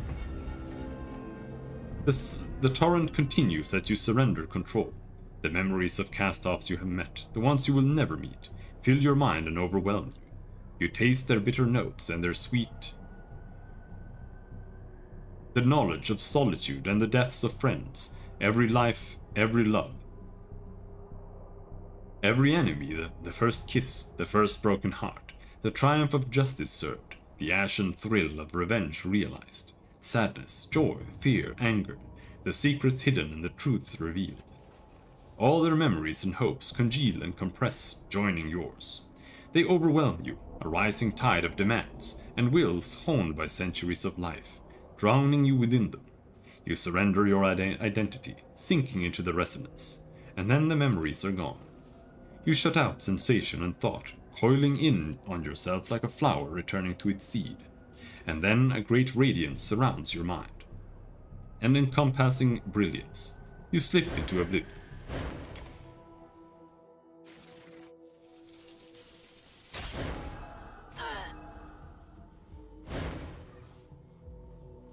Detritus and ruin litter the courtyard of the Memovira's fortress. The first is gone. along with all her allies. So too is the last cast-off, vanished utterly, erased from existence. A most unlikely outcome. She concentrates a moment, and one that echoes through my realities. How odd. She shakes the dust and debris from her clothes, and looks to the door of the fortress. Nothing else remains but the soft sighing of the wind. After a short time, even that subsides. The absence of the cast-offs changed the Ninth World, sometimes for the better, often for the worse. For the cast-offs were powerful, and seats of power do not remain empty or uncontested for long. You were remembered for your curiosity, your insight, and the impact you left on the world in your time upon it. For many years to come, Eon priests hungry to make a name for themselves studied your every decision in hopes of emulating your victories and avoiding your failures. Aligern sought his friend Orth, but never found him. In despair, he journeyed west through Augur Kala and into the Steadfast. None could provide him the answer he sought, and he became a dead-eyed mercenary, hurling his living tattoos with abandon. He was a haunted man. He never knew what became of his family, and he never stopped looking. On the day of his death, the tattoos he bore screamed aloud and disappeared. Calistige found in the datasphere a world of knowledge and delight. She and her sisters came to an understanding, unifying themselves completely. She turned her formidable intellect to understanding her new situation, creating a subtle haven from which to explore these vast worlds. What became of her after that is beyond human understanding. It is said a flame-haired angel manifests among those who remember the legends of the last cast-off. Of what she tells them, the stories remain silent. Eretis set off on his own, driven by the competing urges of the voices in his head, hungry for the grand quest would define his life, and edge his story into the heavens. He chased rumors in circles, got lost in deserts, and scaled mountains. He explored ruins, climbed artifacts, climbed and fell and swam and ran and collapsed. Months and months of unending adventure had taken their toll on the hero. Eretis died in a nameless field, not far from where he had begun his mad and frantic quest, and the voices within him went dormant, quiet, waiting for the next hero to come. As the sorrow promised, felt no pain when it died. It joined the others of its kind in peace, forever and ever. Rin returned to her world content. She had rescued the one who had so kindly rescued her. In so doing, she brought closure to a significant part of her life. She would never forget the last cast-off. As for the rest of her story, that has yet to be written. The chirurgeon made Pico stronger as advertised. Despite his loathing of the underbelly, he eventually returned there and became one of Folsom's enforcers. He didn't have a family, but he had respect, and to him that was just as good. Nim and Zeb remained in Cliff's Edge for many years. Nim became an artist through her sculptures, never sold well. Zeb found work in the underbelly, as a scavenger for the foreman. Their father Zebak returned from the Bloom finally. He was proud of what his children had become, and the three of them lived a hard but joyful life together. The veterans of the Fifth Eye enjoyed their retirement from the psychic wars. They drank, they laughed, they retold the same tales to anyone who would listen, until one by one their minds faded, and soon there was only Zyra, drinking with her friends by herself. The tiny construct children of the crippled foreman scattered throughout the city. They began building things at random, much to the consternation of the master foreman. Finally, the master foreman called for his workers to bring the small constructs into him.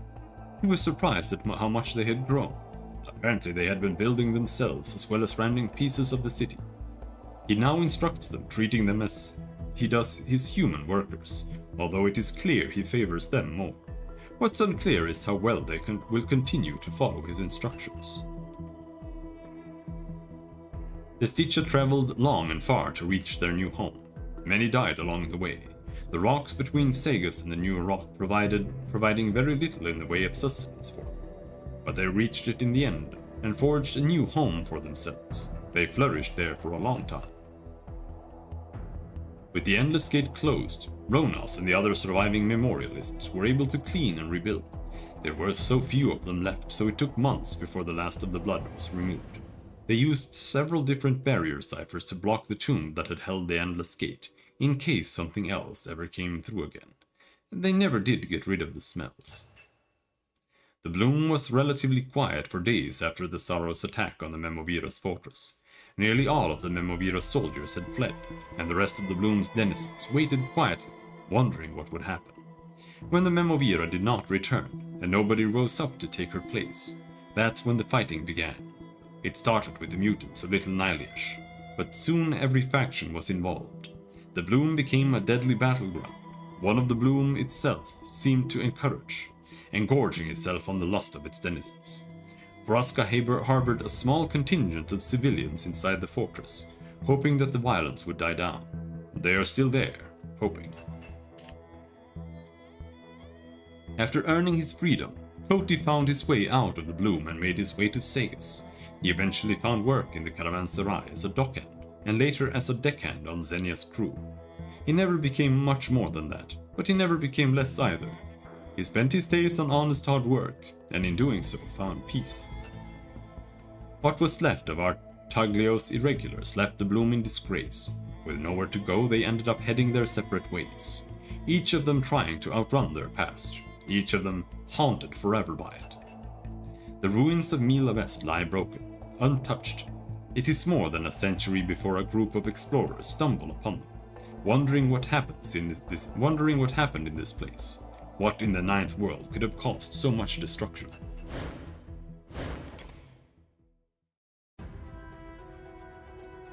And that's the end. But I kind of want to try another ending.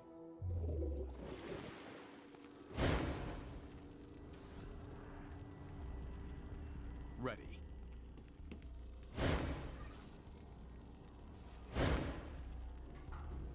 Because it didn't at all feel like what I thought. I thought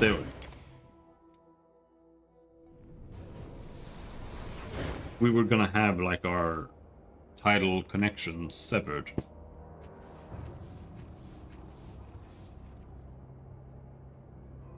You were the death of Oom's world. Yeah.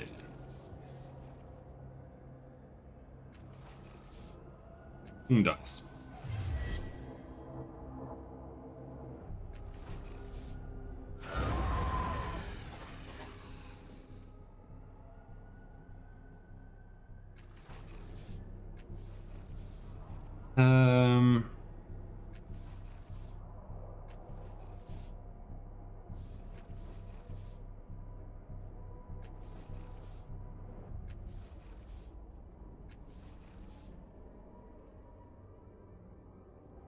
Came here to keep the changing god from snuffing out our existence.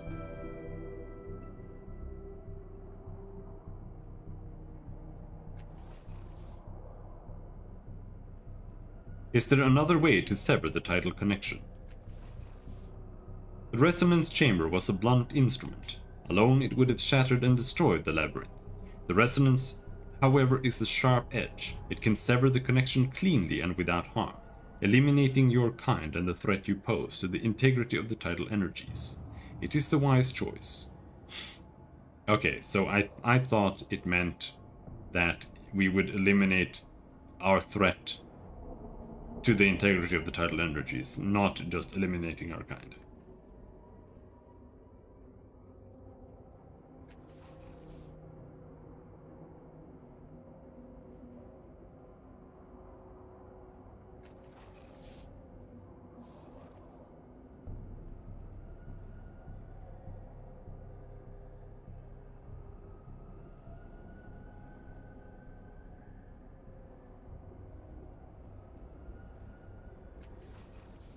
Okay, we have to ask more questions, apparently.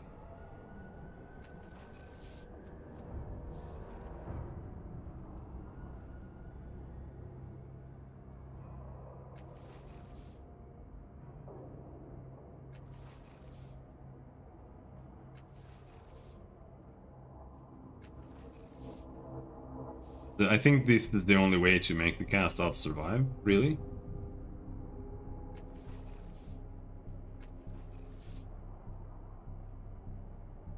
None of these choices are right. No. I reject your authority, Sorrow. I will use the resonance to destroy you, and all of us will live free. It stirs and starts, and the colors that flicker around the sorrow are like angry lightning. Did you not understand me? If you destroy me, you destroy the protections on the tides. You will unleash an explosion of tides that will drive hundreds of thousands of people to madness, death and worse. You will pollute this land for generations. I will oppose you with every ounce of my strength.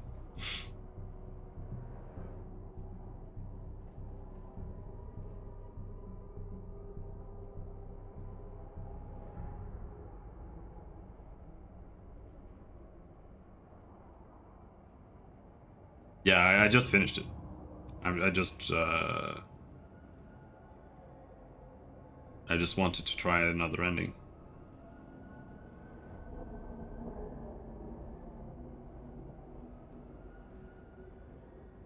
The cast-offs are my family. I will do what it takes to protect them from you.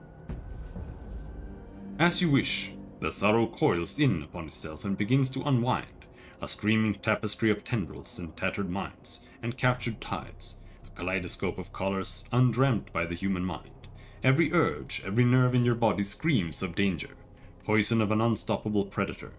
The sorrow billows and blooms and rears above you as it prepares the annihilating blow.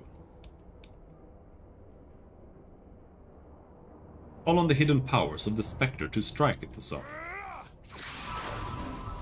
The memories of your creator, no, your memories, spring unbidden to your mind. Charts, diagrams, sketches. Yes, a powerful weapon is buried deep in your mind. A weapon of last resort that calls upon your willpower, your history and your knowledge. You whisper the ancient code words and the weapon arms itself. You close your eyes and it fires. It tears out from your skin, flechettes that burn with strange energy. The sorrow pauses and looks down at itself. Did you think? And then the needles burst deep within the sorrow. With a scream that sounds as if it burst from the throat of a million corpses, the sorrow erupts in a corona of tidal flame, erasing everything around it. You fool! You have brought madness to the innocent! Gobbets of energy spatter the chamber. With a final desperate lunge, the sorrow casts its dissipating self across the resonance, immersing itself in its radiance. You feel your immortality stripped away piece by piece.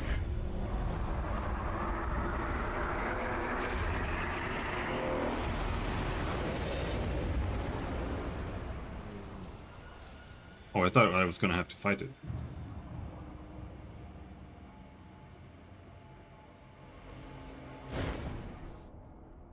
The resonance darkens, the sorrow's will eating away at its integrity like acid.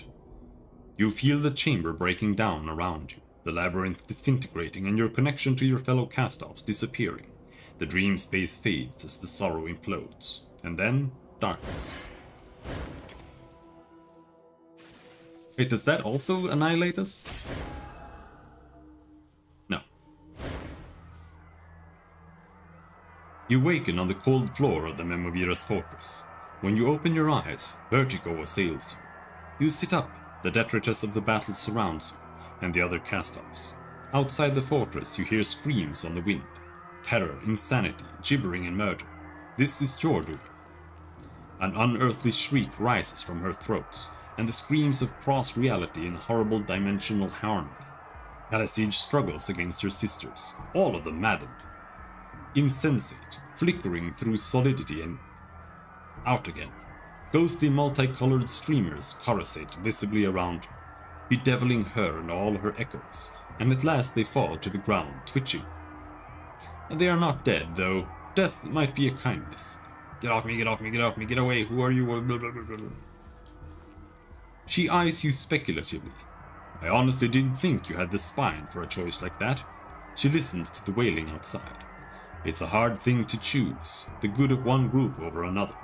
She claps you on the shoulder, but we have much more to offer than they. Where will you go now? You feeling any better? I mean, better than like 2 weeks ago, but still pretty shit. Still have trouble working. The sorrow is dead, she shrugs. I spent most of my life hiding from it, finding ways to defeat it. It's time for me to figure out what my next goals are. She removes her mask for a moment, letting the air play on her ruined face. I should find a way to get a new body, probably. Not one with these flaws, she laughs, but we'll see what the future holds. Maybe there's even a way to get our immortality back. Do you think the sorrow's really gone? Well, you just blasted it with the force of the resonance. It feared that. It isn't here right now, destroying us. At a guess it's not entirely destroyed, but it's not going to be bothering us again. All worth it in the long run. Turn to Matkina. What will you do now? You know her well enough now that you can read her mood, and she is furious with you. You chose the well-being of the cast-offs over the sanity of the Sagus Protectorate. That's one way to leave your mark on the world, sweet sibling, but it's not going to improve our reputations at all. She shrugs, pulls up her hood and turns away from you. I plan to be long gone from here, nowhere near you if I can help it. Say one thing for you, it's that you've managed to disgust me more than the first and our sire combined. Though I do like the idea of putting some space between the Saga's Protectorate and me, maybe I'll head to Mirage Olios. Learn how to breathe water for a while. Screams spatter against the fortress walls. You do your best to ignore them. What's done is done. The future lies before you, and it can be one of your choosing. Find a new path, a strong one. Okay, whatever. The sound of battle rings in the smoky air, but you smile to yourself. Let lesser creatures question themselves. Let others shudder and tremble at the damage their decisions have done. Your future is yours to shape as you will. And damn the consequences. Okay, well. That was not the good ending either. So, is there a good ending? That's the question. Sides of Numenera endings.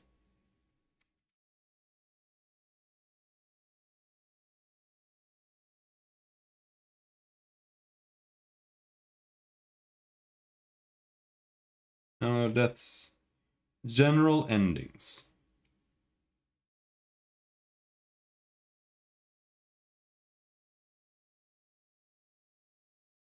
Choose to maintain the status quo. And that just returns things to normal.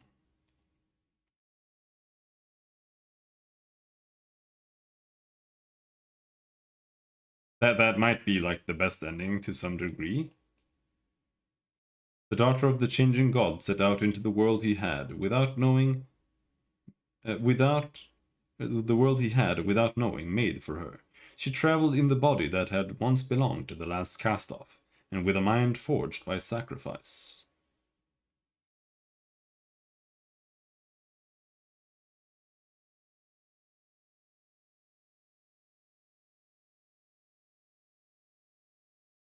Choose to merge cast-offs into Matkina. The bloom held many dangers, but none that were the equal of the White Death. True to her word, Matkina took back the bloom, and with the wisdom and experience of the cast-offs drawn on, she held it for a very long time.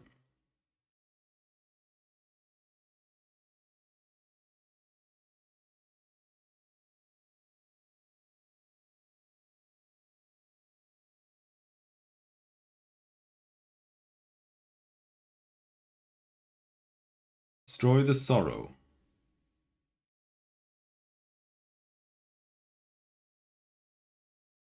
Okay, so no, all the endings are, I think they're kind of pretty bad. But at the same time, I kind of like how you have to choose between a bunch of choices that aren't necessarily just a good ending.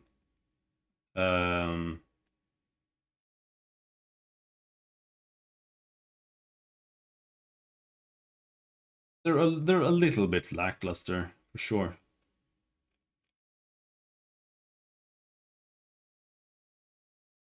But yeah. That's the game. Now,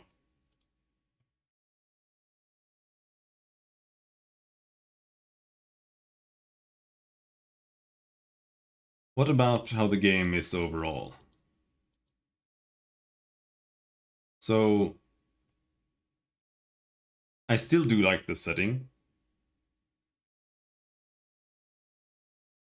I like the beginning a lot. I like how you're just like, instead of being this completely custom character, you're kind of just forced into being the last cast off.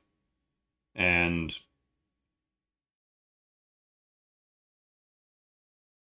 you kind of have to just figure out your way through the world just like that. It's just a nice approach. I don't think character customization is like really that important. In fact, I kind of prefer not having character customization for the most part, because it generally ends up with rather lackluster characters. But it depends a bit. Like when you want to roleplay, it's nice to be able to do it, but here at the same time, your role is that you are like a new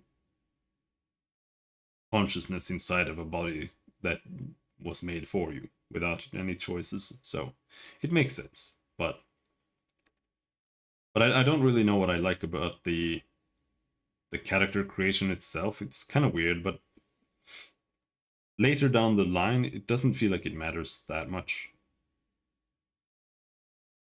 I feel like Nano and Jack makes the most sense still, because you just get the most, you know, options for skills and stuff. Because it just helps the most in the game overall. Now, I guess if you play a glaive, you can roleplay more aggressively, like pick red tide options more and stuff. I was going to do that, but I also kind of just didn't want to play the game like that, so I just didn't do it. Because it was kind of making me not want to replay the game. So, and I don't know, I do like the writing in the game, but the issue with it is that like 90% of it is garbage. And now, I don't think this is at all really related to Torment, because they really just use that as a marketing ploy, which is also a large source of why they get negative reviews, because they try to sell this as like a successor or whatever, which it just isn't. Not because it's worse, but because it's just a different game. This game is really just a VN, like a visual novel, overall. There are battles, but you can avoid almost all of them. And even the ones that you're forced into have non-combat options inside them. Because that's why they call them crises, right? Because it's not just you have to fight. But yeah, the game is extremely aimless in the beginning, especially.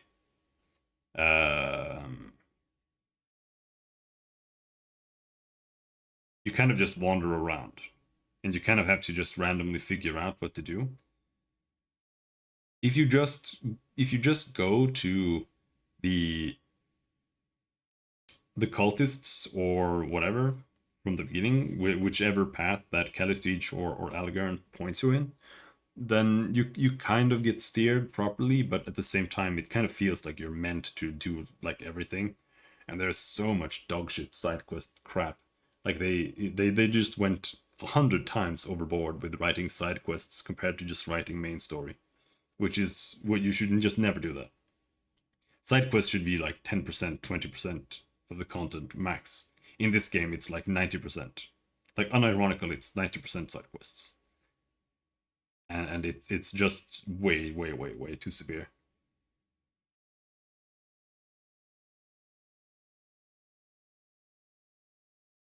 I don't really feel like it really matters in this game at all, because it's just pretty easy overall. But otherwise, in games with side quests, you get the issue where you have to either have, you know, you have an XP curve, right? So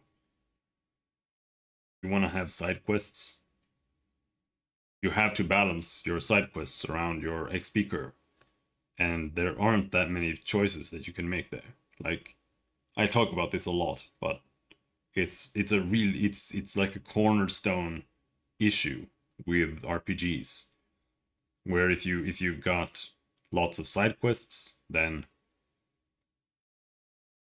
if they give XP or give you items that make you stronger, then how do you balance the game around that?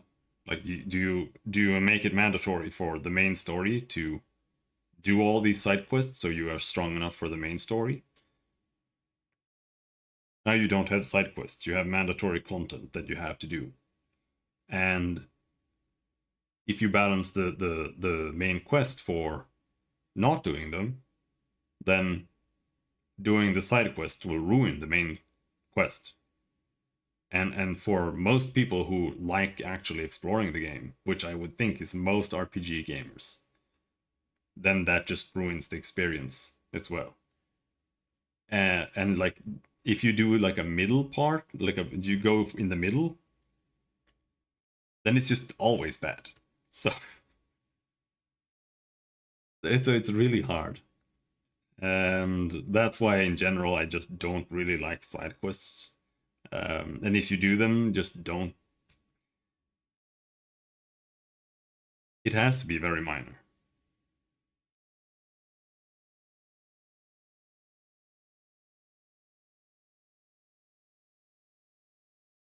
I kind of prefer just not having side quests, I'll be honest. Just make a... because there's so much work to it as well.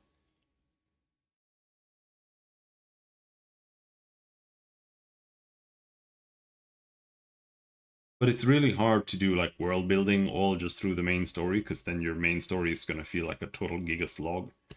But if you're forced to do side quests anyway, then what does it matter? You might as well write it to something that's relevant, because that's just the thing, like almost nothing is relevant here, which is the problem.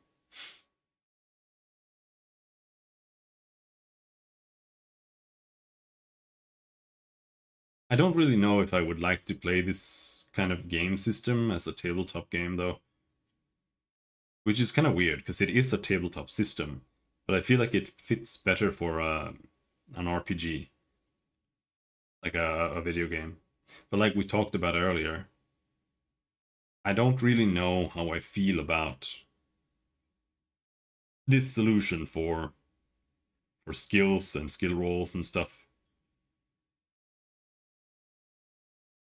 Because if you just have like 75% to succeed on something, and then you just fail, and that's just it, and then you can never re-roll it, or whatever. It's just not enjoyable. Not really. So you have at least, you at least have to have some way around it. Like maybe there's a quest or something, but then the skills themselves become less really interesting. Or maybe failing does something else. Like maybe failing calls the guards or something, and then like lockpicking a door, and you fail it. Now the guards come, and like the guards might have a key or something. You know, just something like that would just make it so that it just has two different ways to achieve the same thing, more or less. So I don't really know if the system itself is the solution, because it gets kind of weird as well. It feels a little bit weird as well to just spend these points to just always succeed, basically, because this concept of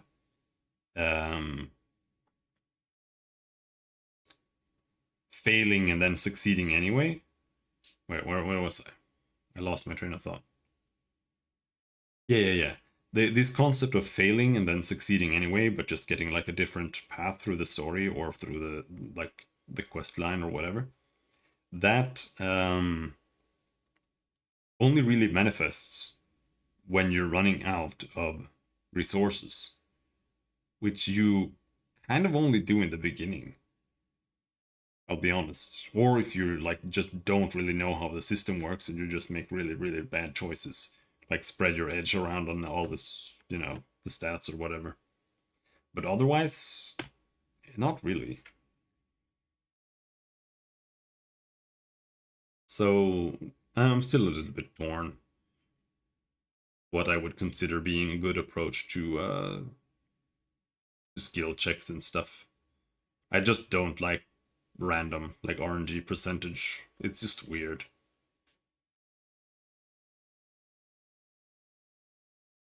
It makes sense in a tabletop game, but I don't think it makes sense in a video game.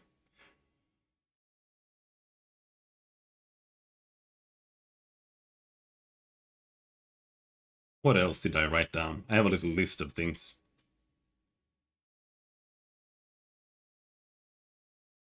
Your party members are not really that interesting, unfortunately. There are very few choices too. I don't think they're necessarily bad.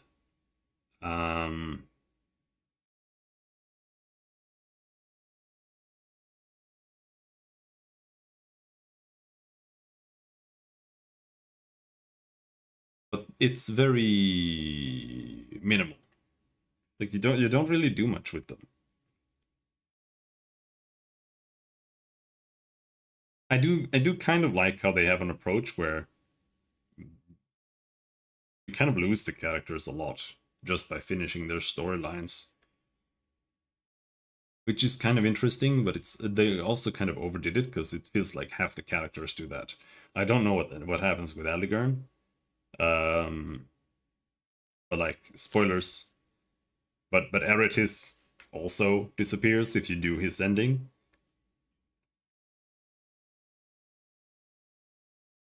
And Calistige disappears. You also lose Rin in the middle of the playthrough. Then she comes back and then she leaves again. So it is a little bit weird, but at the same time, it's kind of nice that there's like this choice to let go of the character as a part of like your choices from like an RP perspective. That's kind of neat as well. I do like Rin.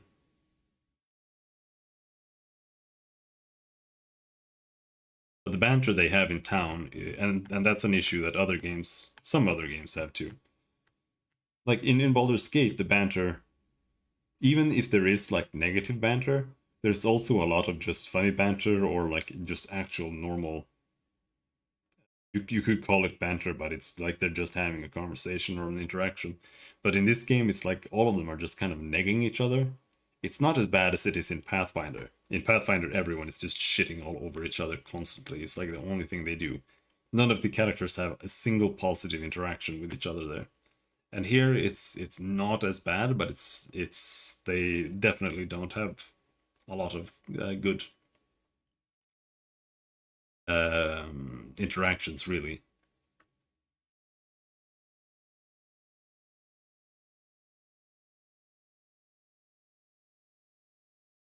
The combat system isn't really much to phone home about.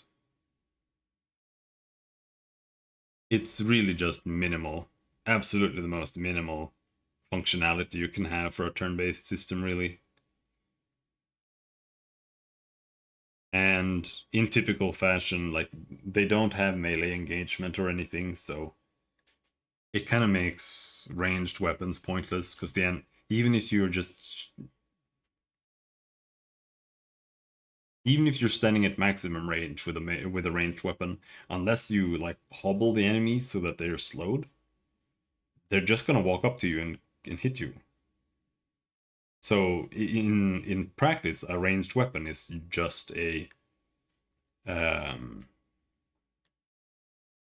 it's just a melee weapon with extra distance, because there's no real like positional tactics or anything like that, because enemies will just walk up to you in one turn and then hit you, which is an issue with almost every single game like this,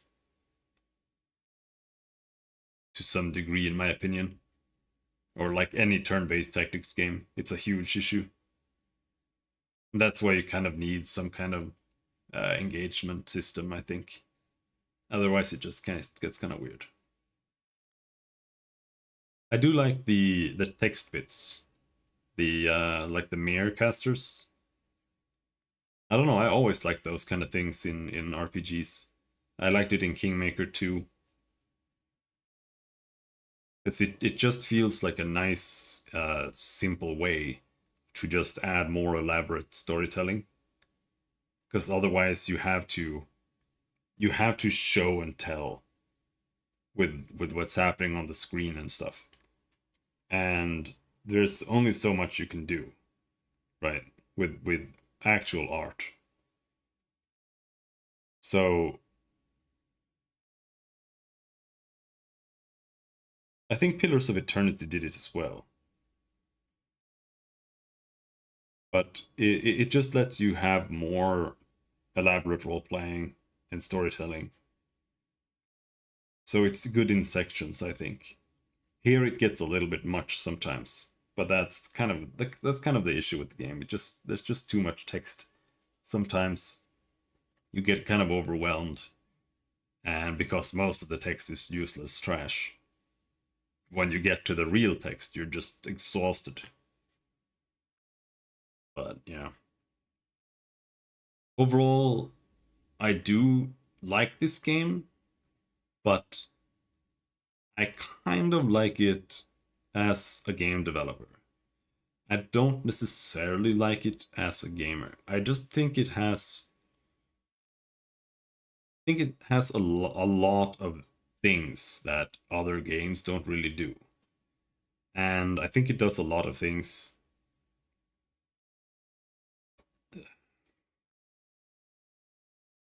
not necessarily well, but like it does try new things, even though it doesn't necessarily try new things because it's based on the tabletop system, so I don't really know how much it actually innovates in that sense. But it's still nice to have a video game that actually does something new other than just having the same dated D&D systems over and over and over forever.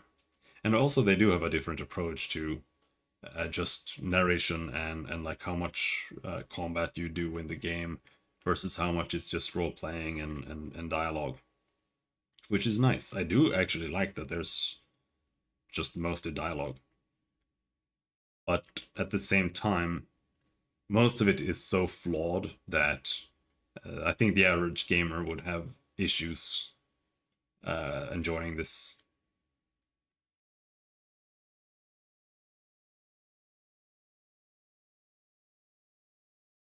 So I think, at least for me, I would say it takes special interest to really get that much out of the game. Unless you really like Numenera. Right. I guess. Or really like side quests. If you really love side quests, then it's definitely the game for you. Either way, it's 2 a.m. and I'm just rambling for a review video that I'm gonna make. So, stop there. Tomorrow, I'm gonna stream Earth Defense Force 5. And I've never tried that, so we'll see what's up with that. And now I'm going to go eat a steak at 2 a.m. because I've had it out for like 3 hours, just sitting on the table. Because I wanted it to kind of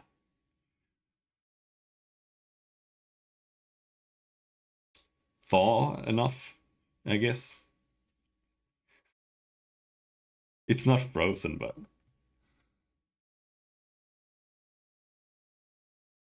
Anyway, I'll see ya. Bye-bye.